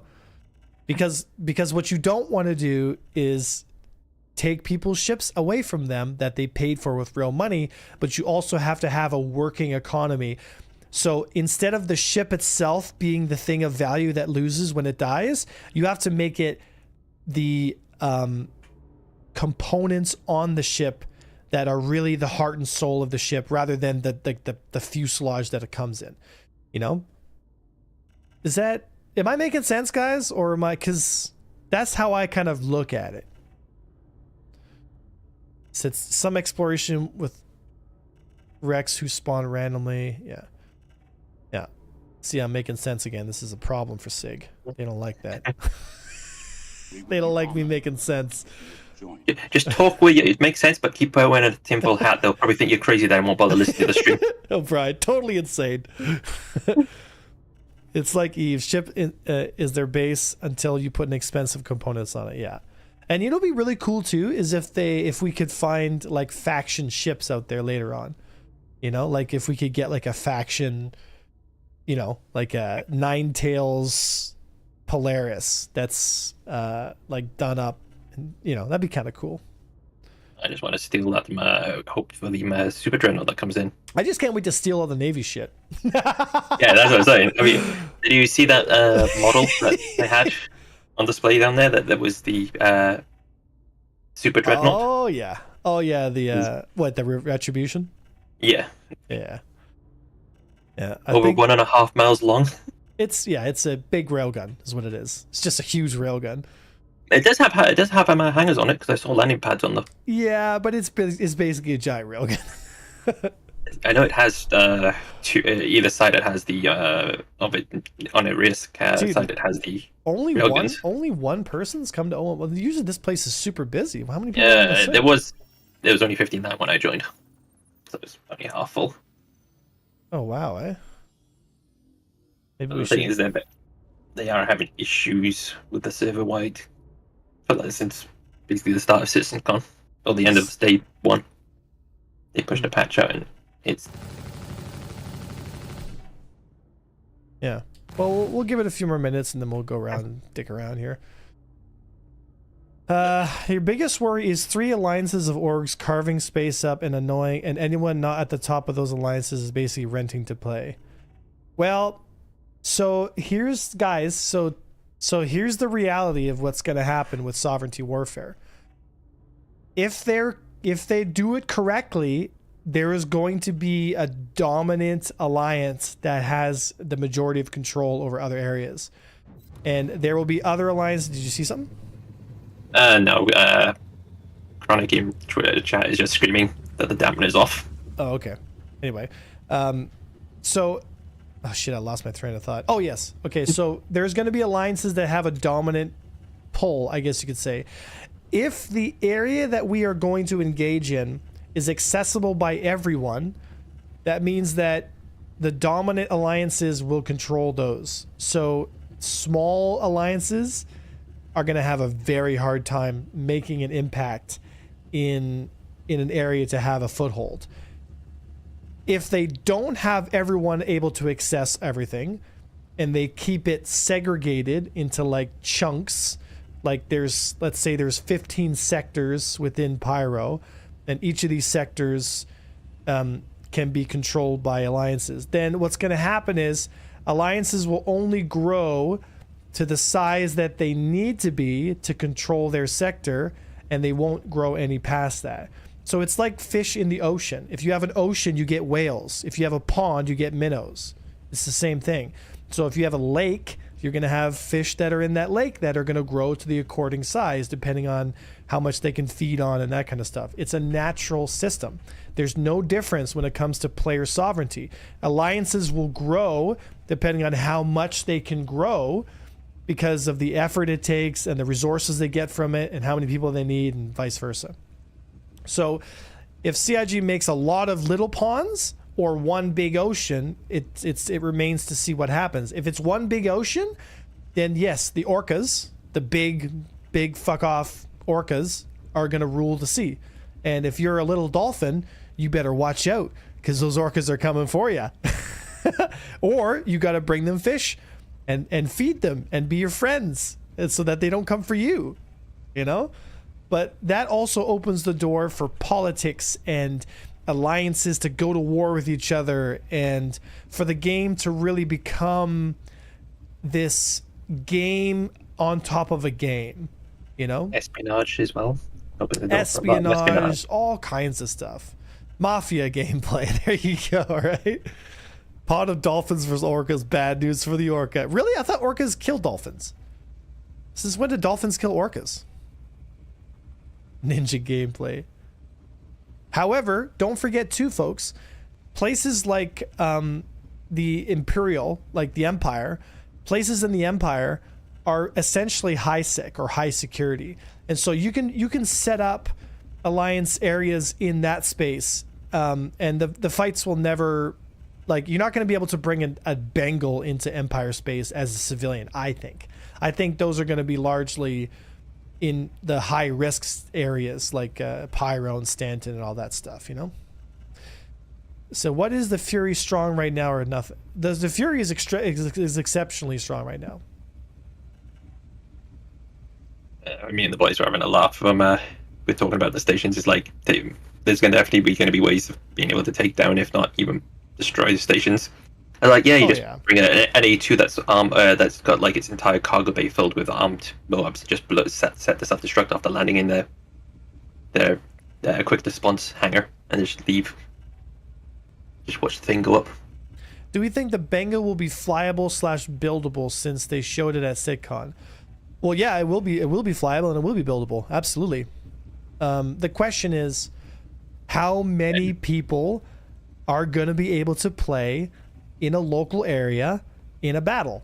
The game can barely handle 100 people engaging in a local area. How are they going to have 500 or 1,000? Like, I just don't understand.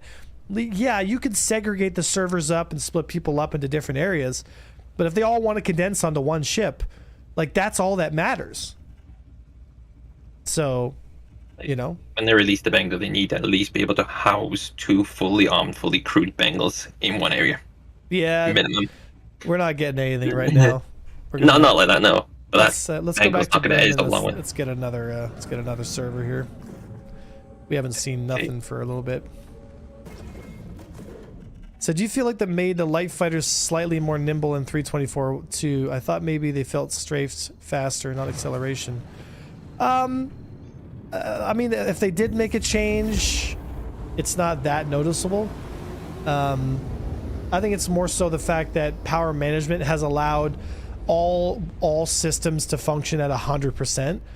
So for a fighter in the previous build, you had to choose between max engines, max weapons, or max shields. Now all your systems are at 100% max everything.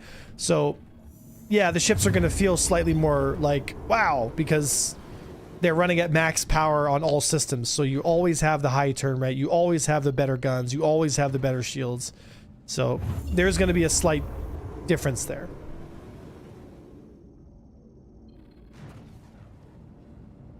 Wasn't the idea of SIG on dynamic server mesh, for example, the Bengal would split into 2 servers and it's full of crude? Okay, then what happens when the ship gets destroyed and all those people start getting off the ship and EVAing around? Are pilots that are flying in that local area going to see them? Like, how's that going to work?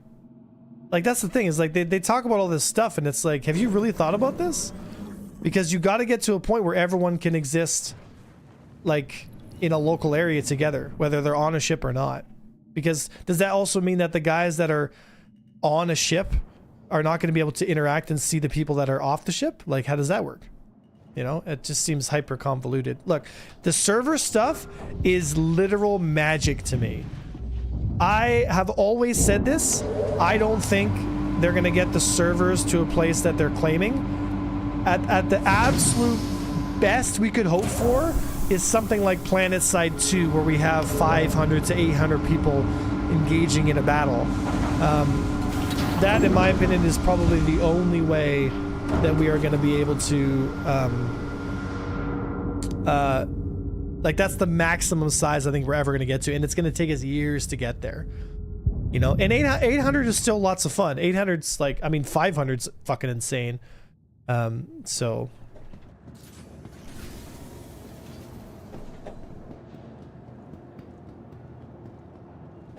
All right, you getting out? Yeah, it's just where you going out, it has to go through the entire animation before I can get it. It's like, oh, the hangar door is open. Oh.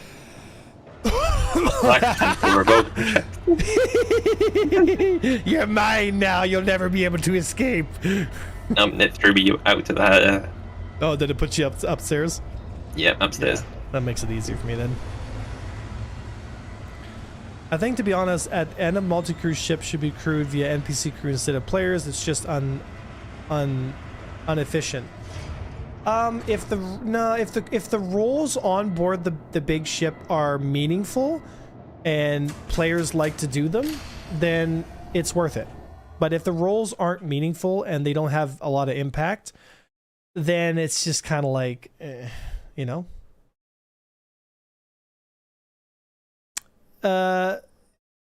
Yeah, you're talking about the Evocati tests, they're digital? Because I was there for those and they didn't work fine. So I don't know what people are talking about. So I'm sure a lot of people are not ready to process so much detail in 200 versus 200 fight. I mean, if they can get 200 versus 200 and have it work, holy guacamole. All right. Yeah, all right. We can party launch.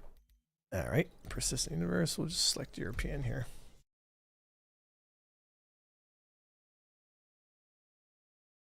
At some point, servers will get optical lines, and at that point, who knows how many can play together, but that's far out of time.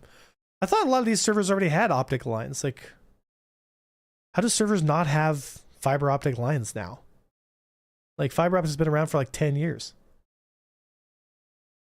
After 20 participants, the fun factor is inversely proportional to the number of ships in the fight. Yeah, 20 is a good. Yeah, I could say that. Anything more than 20 right now starts to degrade, and then 50 is like, ugh. But 100 is like, is a meme, you know. Intra-server lines, not outside. I mean, all that networking stuff is all space magic to me, so I don't even know what that means. I just, you know, better server tech, I guess. Maybe with the power of AI, we can get the game finished faster. While you're clearing the ship, I'll just set my spawn to Grim. Yep. Better server hardware, actually. So we were going to already beat that with 4.0. They were shooting for 400 to 600 people, I think. We will not have 400 to 600 people by the end of the year. Digital. We will have 200 in Pyro. Mark my words. You guys can quote me on this. You can clip this section too. We will have 200 people in Pyro. No more. That's what we'll have. We might have 250. Maybe. We'll have 200 to 250. We will not have 400 to 600 in Pyro. With server meshing, we'll have 200. I'm fine as long as like there's slow increase but stable increase. Yeah, I'm okay with 200. Still not bad if there's stuff to do, and you know. And the service is stable, so you can actually play the game. So I really hope you're wrong, but I know you do, but we won't. Yeah.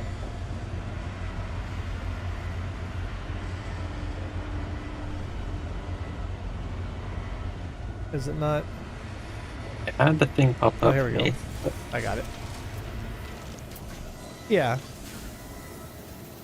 Like, you know, it is what it is. Like, the whole server stuff is, you know, they got to get to 1.0, and I think they got to charge people a subscription to play online. Honest to God. You know?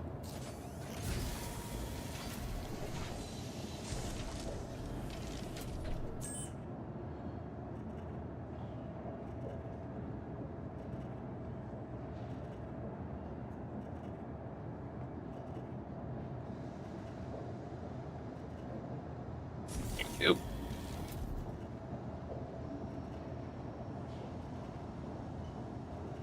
The hell?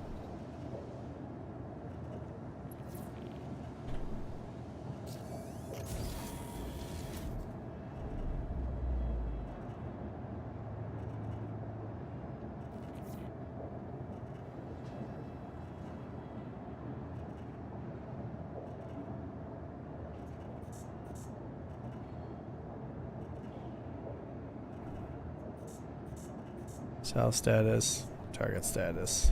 Okay, you good to go? Yep.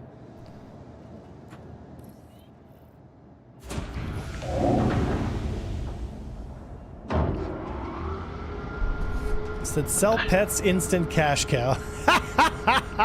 You need your copians. Everyone get your copians.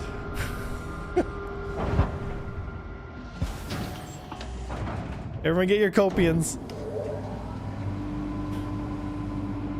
I just hope that Quantum Boost is available when the Bango comes out. That'd be fun to queue up Quantum Boost while you're sat in the mag launchers and then just out the mag launcher straight into Quantum Boost. Alrighty, let's see what we got.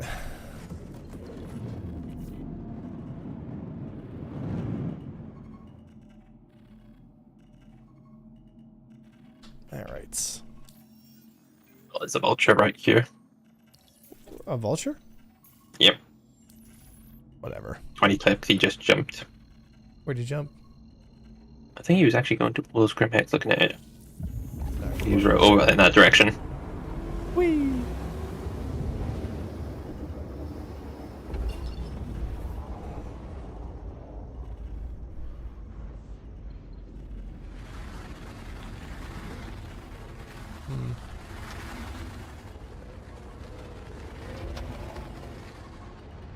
What's the Magnus jump point? There's old one. It's old 5. So I don't think selling concept ship sales are enough at this point. No. Yeah, I got them to 800 million, but they also, it's unsustainable, right? Like, you can't just keep adding ships. Like, you're gonna have to start working on the ships you do have, which is all what I've been saying.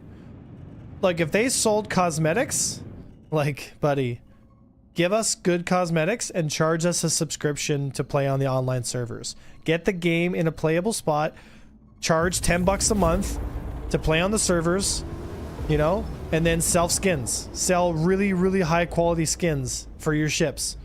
And you will be making money. You will be making money. You know? They can just sell decals, or what I would better say is, you know, paint patterns, and then will allow us to, you know, select a variety of paints then. Rideable sandworms. Oh man, agreed. Not bad ones like PUBG. I don't think they will do subscription to play. Maybe for other stuff, but not to play on the server. Yeah, but I mean, how else are they going to be able to monetize? Like, servers cost money. You know, like, it's not cheap to run servers. And if they can't, you know, if they can't get a you know, it's just Any other way would be a cash shop, like but yeah, it would also, which would be domestic, like, through the wazoo. it would also free them up to be more careful with how they do their gameplay. So if you charge a subscription, then you can make a really, really great game because your monetary income is just a subscription. But if you do microtransactions and, well, you can buy JS300s in a pack, like, that's really dangerous because then you allow wallet warriors to, you know, start buying components, and that's gonna affect stuff. So they got to be very careful with how they do it. Kind of the way they're looking at going then, if with it being you got to purchase a game package, so you got to purchase a ship, so that's $40. That's basically a game. They're going along the same lines of the Elder Scrolls Online in that tentative, because Elder Scrolls you got to buy the base game, then you got all the DLC add-ons for the additional content, and then they got a cash shop, which is all cosmetic. Yeah, That's how Elder Scrolls runs. yeah, we're over 800 million. So monthly subs is how just about every other MMO in history has set up their financials. Right. So why can't we do that? Like, that's what doesn't make sense to me. It's a proven system. It works. Like, it keeps the lights on. Like, what's wrong with that? Yeah, there's a lot of games that have some form of sub involved in it. Jamie, because I'm poor. Stars, yeah, but Jamie, how many ships do you have in your account? And be honest. Be honest. Don't lie. Be honest. 2. How much are they worth? So this is going to be a costly game infrastructure. Oh yeah, for sure. I'm 84% of the way to Space Marshal, I think it is. Umbra says, I wouldn't play Star Citizen. Yeah, but Umbra, at the current state, of course not. You know? Okay. All right, Jamie. Oh, so then, okay, well, I mean, look, I'm not telling people what their financials are. It's your financials. Do what you want. But, like, I don't think Star Citizen is trying to be a mobile game. It's trying to push the limits of what's possible in a game. And, I mean, I'm all for that. Aren't you guys? I mean, and sometimes that can be expensive. So I get it. If the product is good, I'll pay for it. And that's really what it comes down to, is if the product is good, I'll pay for it. If the product is garbage like right now and the combat is a joke, yeah, don't pay for it. But, you know, if we start getting combat in a great spot, ships start flying well, you know, we start having just a better game in general, then in my opinion, like, it's just, you know, it's a no-brainer. It's like, yeah, $10 a month is nothing, man. Just don't buy Tim Hortons coffee for a month. Fuck, give your balls a tug, boys. Get your stick on the ice. Sorry, my Letterkenny came out there. Yeah, how many jobless kids have managed to play WoW? To me, that says it all. And that's fine too, Robert. Yeah, that's fine too. People should vote with their wallet. The natural progression of that will be increased prices naturally. Wow, guys, we've been talking for like 40 minutes. I didn't realize what we were doing here. Like, but we haven't found nothing, eh? What's going on here? Usually there's tons of activity here, but we've seen one person in a Zeus that died horribly. Said, which ones are bigger than... Okay, how many people are on the server? General chat is also very quiet because there's only one person that's ever just said anything. There's about 70. Yeah. There's about 70 people. Most people can't even log in A1. Well, there's about 70 people on the server, so there's still activity. 70 people and not a fucking soul in sight. So haven't played in a few months. How's it been running for you? When's the last time you played, Gideon? Have you played Master Modes? Bots detected. So remember the guy at CitizenCon who asked the infamous LTI question? What was their answer? Yeah, they said LTI was insurance and warranty. But then they did something yesterday where they put a bunch of posts out talking about exactly what they mean by insurance. And to be honest, I'm still confused. I'm still confused. See, there you go. Which level of warranty? Which kind of like... So, basically, you only got your warranty is technically a separate thing. So you got insurance, and then there's level 1, level 2, level 3 insurance.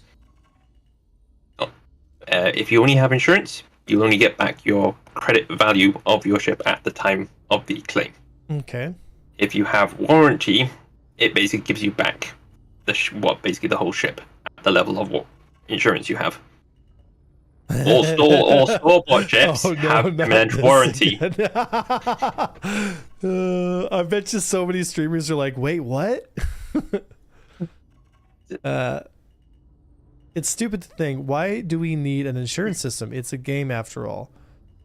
Well, no, I mean, you need an insurance system so that the world itself can live and breathe, so that it can, you know, prices over here get affected by prices over there. There's loss associated to your ship, so that if you lose it, it's like, ooh, I felt that. You know, you got to be smart about your decisions. You want to create a universe, a world that you can get into and make choices as if you would like really living in that world. And so an insurance system is essentially a mechanic that adds a penalty to making stupid choices, you know? And I'm all about making penalties for stupid choices. It also stops the realm economy. Yeah, the world's got to turn, right? It'll, you know, if ships cost money, then there's going to be groups that want to go to war with each other and all that stuff, right? So subscriptions is the best model for software development. Look at all licenses that are, we don't talk about the games. People had access to free games. Yeah. $10 a month to have them work on a game and not just selling JPEGs is way better. Just insurance is more synced. So, I mean, if we have 3 million backers, that's $10 each for 3 million backers is what? 30 million. It's $30 million a year, right? Is that correct? $10? $30 million? That'll be 120. Oh, 30 million a month. Yeah, I forgot about that. Yeah, it's a month. Yeah. So $10 a month times. Yeah. Oh, damn. Yeah, we're looking at 30 times 12. So. Oh. Damn. That's a lot of money. Yeah, like you're over 200 something million a year. Yeah, 360 million. Bro, you're clueless. How am I clueless? Wow, Going over to that model, they make rude, what a rude thing to say to someone's chat, eh? You're clueless, I'm done. Fucking clueless! Clueless, I tell you. It's Avenger guy. He's fucking clueless. Oh, he's talking to digital. It's only 360 million a year. Call of Duty Mobile makes more than that. So why do we charge a subscription? You know how many ship sales you'd have to have for $360 million? Are you kidding me? Oh, deploy. Oh, it was there. Now, oh, deploy. I've already deployed. Oh, he doesn't have his shield up. this is master modes, brother. Oh, now he does. He's almost dead. I'm judging the MP anyway. He fat fingered his. Nice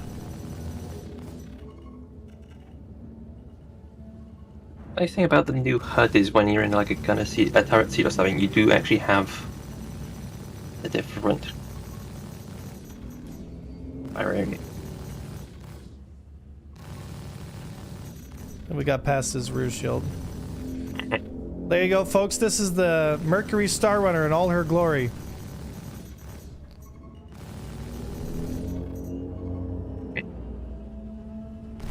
Cargo bay's open. Okay, she's down. What do we got here? We got a cutter. He's running. Get him! Get over here!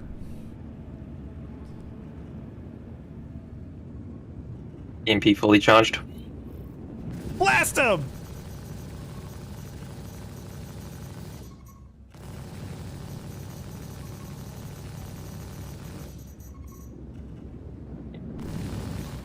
Okay, got him.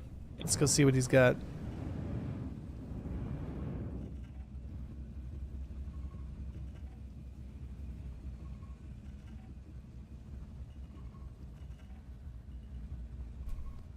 Excuse me.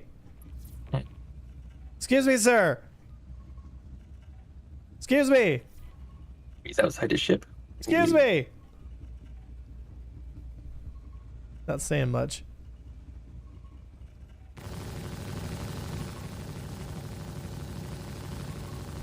Oh. I have to hit him with. I want to back up. I don't want to.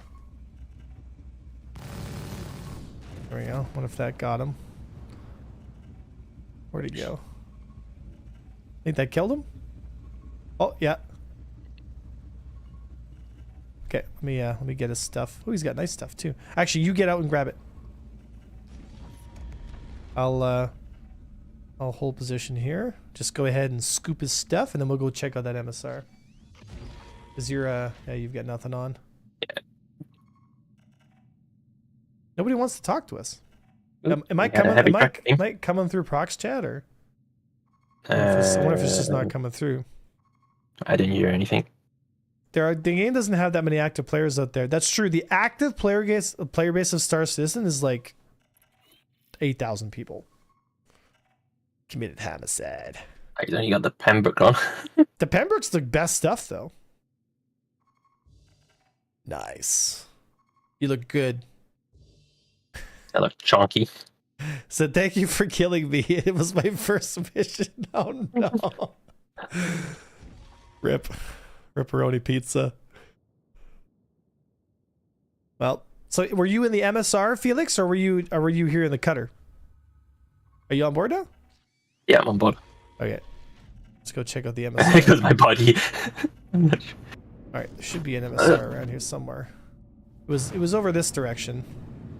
Right? I think it's over here, over to our right. Watch them have repaired it and flew away.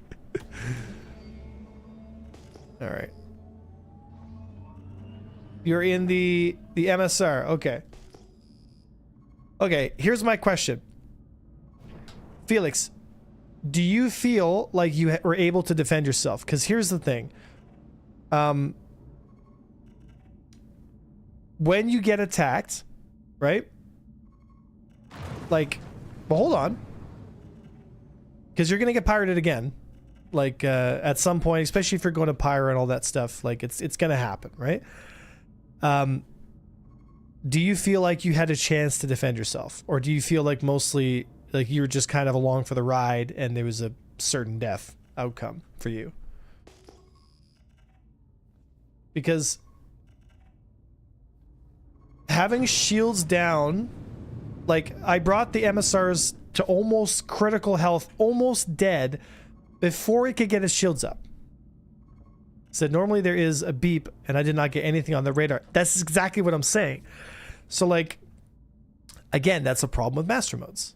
Is they've implemented this combat system, and they've taken all of your tools away to identify your threats and, like, decide what to do, right? So in Felix's case, he doesn't even know how to defend himself because it's like he comes out of quantum drive, his shields are down, he can't do anything, and he's immediately engaged by a pirate, in this case me, and like even if you dropped and put your shields up, like the ability for an MSR to defend itself against an Antares is almost zero. Like it's almost a non-fight, you know? So I mean, if that's the future CIG is looking for their combat system, it's just like, duh, guys, come on. Like, what do you expect is gonna happen? You know, like, and people put me in this corner. They're like, oh, A1's such a piece of garbage, this and that. It's just like, look, I want people to be able to defend themselves. Like Felix, I want Felix's experience to next time it happens have him not first of all lose half of his ship's health before even his shields come up. Like for that fight to have started and for both me and him to have a legitimate fight and then one of us come out on top, you know, and it not be like a complete blowout where one person just cannot defend themselves, right? The realistic is that this is the Mercenary Star and it should be able to outrun us. Right, and this is what I'm saying is like we need a power system. So what Felix, you know, said, I do love PvP and I can hold my own, but there were no notifications. This is what I'm saying. You're exactly right. So like I've said this actually so many times. God, they just can't be bothered with me anymore, dude. That's it. But without turret gunners, he'd never stand a chance at fighting back anyways. Exactly. Right? And that's a problem. That's a problem. Like, he doesn't even have the option to run. Like, he's not interceptor tuned. So he doesn't have a top speed that's even capable of running and getting away. Like, it's just not. It's just even not though he's in a blockade runner. Yeah, he's in a blockade with the MSR. A blockade runner can't disengage anything. And this is what I'm talking about. Like, so, like, and I get the frustration because he can't fight, he can't tank, he can't run, and he doesn't even know he's getting engaged. So he's gotta somehow find out he's being engaged somehow. Figure out a way to escape, even though his top speed is significantly lower than mine. Like, it's just. And just wait till they come around and give the Star Runner the blockade runner like thing, and it becomes the meta because it's the fastest ship in the universe. Like, what? So also, I did not have the new shield components either. So yeah, but it was a secret pass. It has a secret passage, right? Like, if we had a system, like a resource network that was actually made smartly, then what we could do is we could dump our weapon power and we could throw it all into engines, and the more power we put into engines, the higher our top speed goes.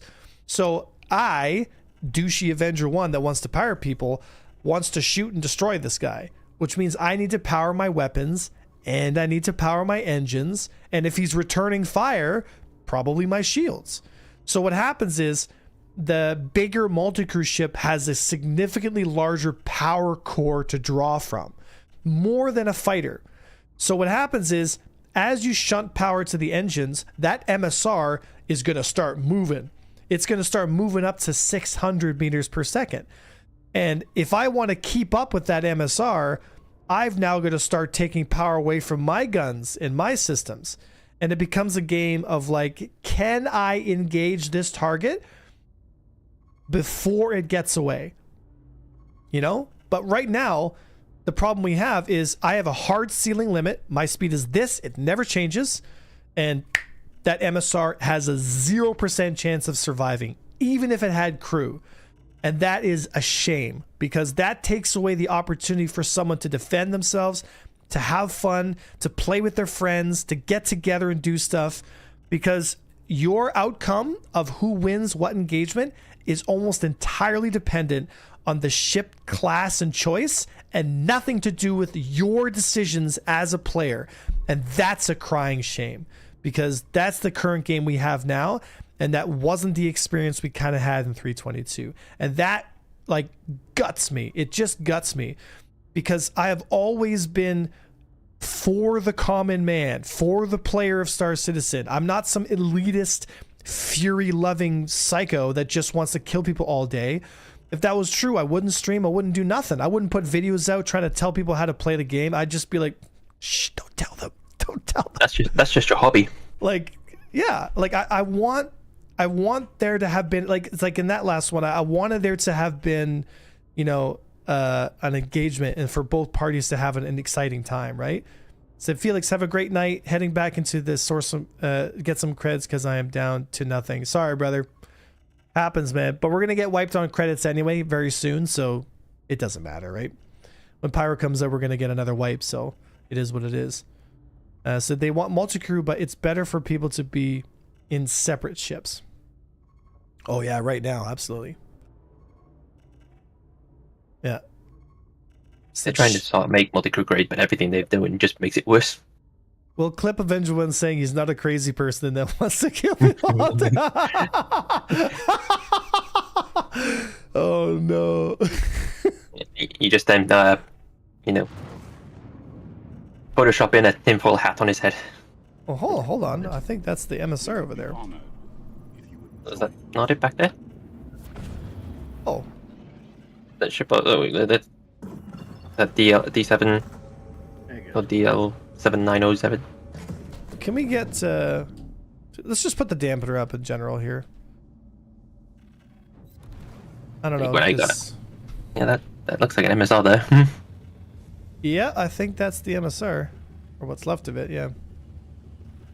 So he's got stuff on board it, right? Well, he's welcome to come back and get it. Since he's been a pretty chill guy in chat, he's welcome to come back and pick it up. Although, like, aluminum's not really worth that much. You know? Okay, so where does it say... Let's go to cargo. I hate these. Okay, so... I got the scanning screen up, but I can't scan. It's just like... access to the screen, but I can't scan the ship. So I thought we would be able to hire NPCs to man turrets. Yeah, but even if the NPCs man turrets, you're still going to get outranged and murdered, you know? Yeah, that's the second thing they ban as weapons. It And is... also, Did that turrets. unhook from the ship all of a sudden? Yeah. Okay, kinda well, I'll did. tell you what. Where is this guy? Felix, if you want to come back and grab your MSR, go right ahead, buddy. We won't stop you. We'll give you cover. It's just aluminum either. It's not even worth that much. I got some tractor beams. If he doesn't have one, I can throw him one. Got a shiny silver one and a heavy one. All right, so Jointly, I would say that could be. I would agree with where's NPCs all on that. one? Join us.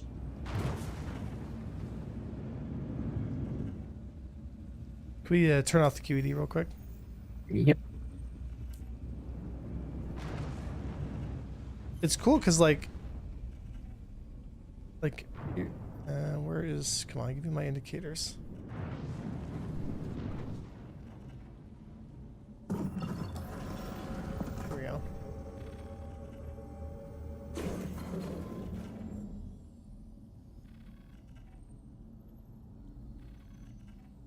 Where's zone 1?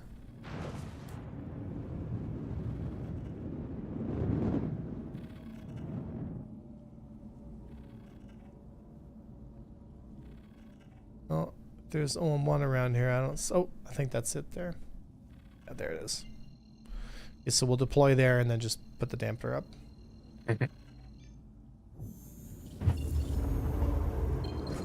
Okay, dampener up. Very active.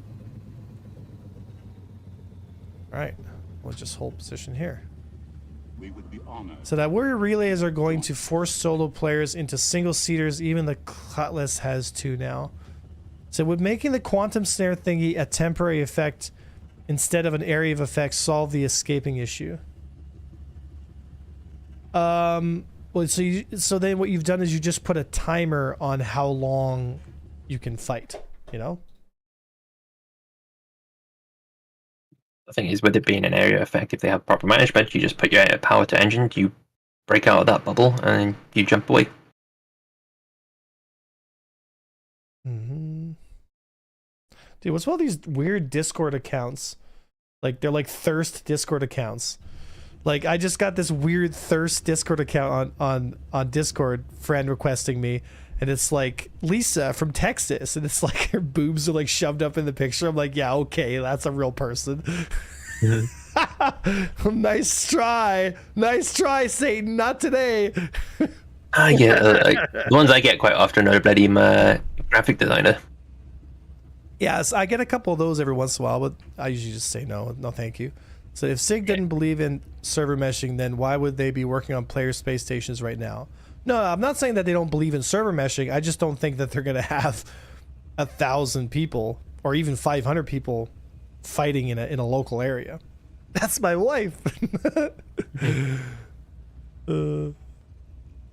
I would say turrets right now are in a very useless spot. Just be wholesome. So A1 got that ace pilot Riz. Oh my goodness. I just got to put those aviators on first.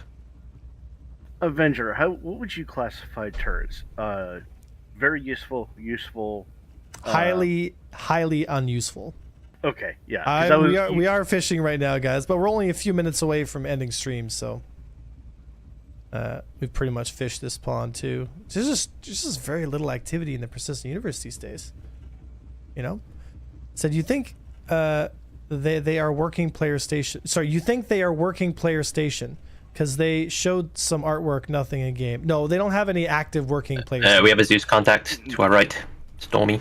Oh yeah. I would say player stations are probably 2 to 3 years out. I'd say 3 to 5. Yeah, even that. Absolutely. Look, I already brought him down to red armor in the back just from one burst. I would say if I had to pick which one would be first, a SpaceX Starship landing on the moon or player bases coming out, I would pick Starship landing on the moon before player bases comes into the game. Yep, I can agree with that.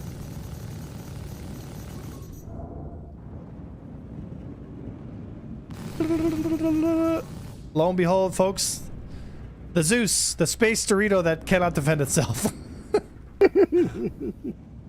right, let's talk to this guy. Was that a kill or was that? It's down, yeah. Did you kill it or did you? Excuse me, sir. We would like you to rate your experience of master modes. Did you feel like you were able to defend yourself?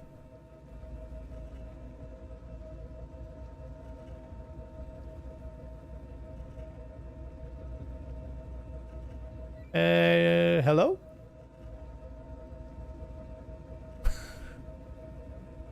Okay then, call for medical support. We're not going to kill you. Anyway, enjoy your day. We're just going to kill your medical support instead. No. Alright, drop it. You sure about back that? to the station. So what's your crime status? Level 5 or level 10? Right now it's 4. There's no level 10. Not yet. If there was a level 10 crime stat, I would 100%.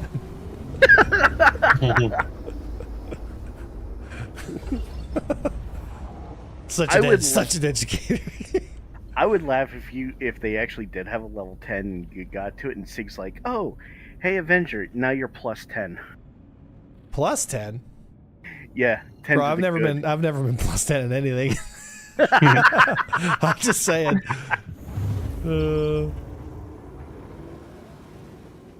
Sig goes when Sig wants to troll Avenger, they put him into the positive. Right, your experience of me blowing your back out.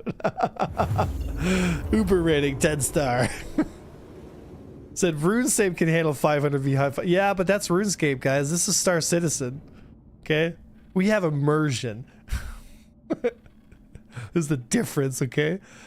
I mean, if we had 500 v 500 battles, like, I would like that. Dude, I'd have videos where it's like, A1 in the battle of so-so, 100 kills in the Fury.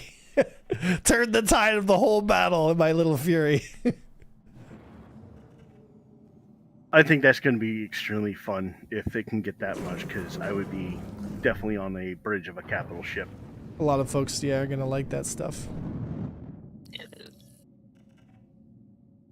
All right, folks. Giving out orders and shit. Yeah, the P is pretty quiet. It's a lot of... I think it's just basically the state of the game and the bugs.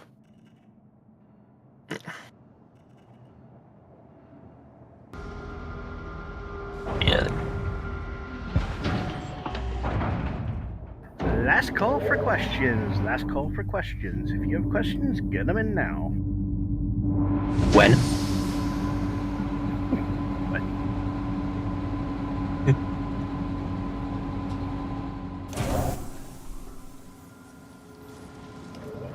Is the game working? Said your average Hilo Pro on Battlefield gets those numbers. So SC server needs to handle the physics for plushies and water bottles. A lot of players are avoiding the servers with the reported issues. Yeah, there's a lot of... It's rough out there, guys. It's rough out there. It's really rough out there. I would love to capture a kingship. That is actually You and one of your my, kingship fetish. Like, do you gotta tell me Yes, about I something? want What's to going on capture with that? I want to capture the. Okay, well then goddamn how are you gonna thing. figure out what the language means and what stuff does and all that jazz? Huh? As long as we can tow it to our main facility, I don't give a shit. As long Because as we can tow it. all I want to do is paint it in AVS colors and dock it in Terra as a giant fuck you to everybody. For real. I do like when the hangar works properly, it's cool. Like I like that the hangar, you know, if it's working properly, is quite fun, but is the PU actually working? Yeah, I mean, we're working. You want a dog of some kind, Avenger? Well, you got a Copian in there? No, I have like this guy's basically backpack is just full of basically consumables, mainly hot dogs and pop. Oh, he's got lots of hot dogs in there. What Yeah. is he he's going on a glizzy party? Here, give me the. Let me put the backpack down. I want to see. I want to see what's in it. I got to see this for myself. We got a hot dog smuggling cutter. Ha! We got him. It's not that. Yeah, how many double dogs you got on that thing? Alright, what's inside this? Cindric tube ass.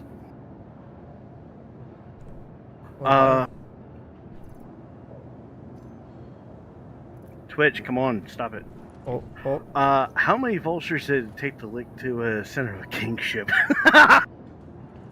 Oh my god, look at all the glizzies! Look at all the glizzies! I'm taking the glizzy back. I'm taking it. Oh no, you can't go in the Victor. Storing unavailable? What do you mean storing unavailable? Can you pick it up now? Can you grab this and pick it up? Should I play? Nope, it's just. Dude's having a picnic. Is it glitch for you too? Probably, but I can probably fix that with it. Oh, he's got a mining laser on his fucking multi-tool. This boy was out glizzying. Alright, anyway. Alright, folks. That's all I got for you today. I just want to say thank you so much. I hope you learned something. I hope you had some fun. I applied for an overtime shift for tomorrow, although I have not received any information as whether or not I have it. So if I'm not online tomorrow at 2 o'clock, I won't be because I'm working. But if I didn't get the overtime shift, then I will be on tomorrow at 2 o'clock. So I just want to drop you guys off on another streamer. I just want to say thank you so much everybody for coming and supporting and having some fun with myself and everyone here at AVS. You know, Avenger Squadron is recruiting. Okay, we're not just looking for pilots or Marines. We have a separate division that we've opened called the Fleet Division, which will be handling multi-crew, tactical situations, logistics, and that stuff. If you want to join a team and you want to join a high-performance team, you should seriously considering coming to our Discord and reading the joining instructions and kind of deciding if that's for you, right? So again, we're not just looking for pilots and Marines. We're looking for fleet operations people as time goes on, right? So if you want to join us, we are recruiting. So we'd love to have you here. I'm going to drop you guys off on... I'll drop you guys off on Cutlet because I've rated a couple... I've rated Loken like 50 times. So I'm just going to go ahead and raid the Cutlet here. Guys, go have some fun with another Yar pirate. But I love you all. Thank you so much for coming. I really appreciate it. Have you, have an amazing rest of your day. Enjoy the YouTube content, guys, and have fun on our Discord if you'd like to come in and ask some questions. If I don't see you tomorrow, I'll see you the next day. I was Avenger One. This was Grogu for the Empire.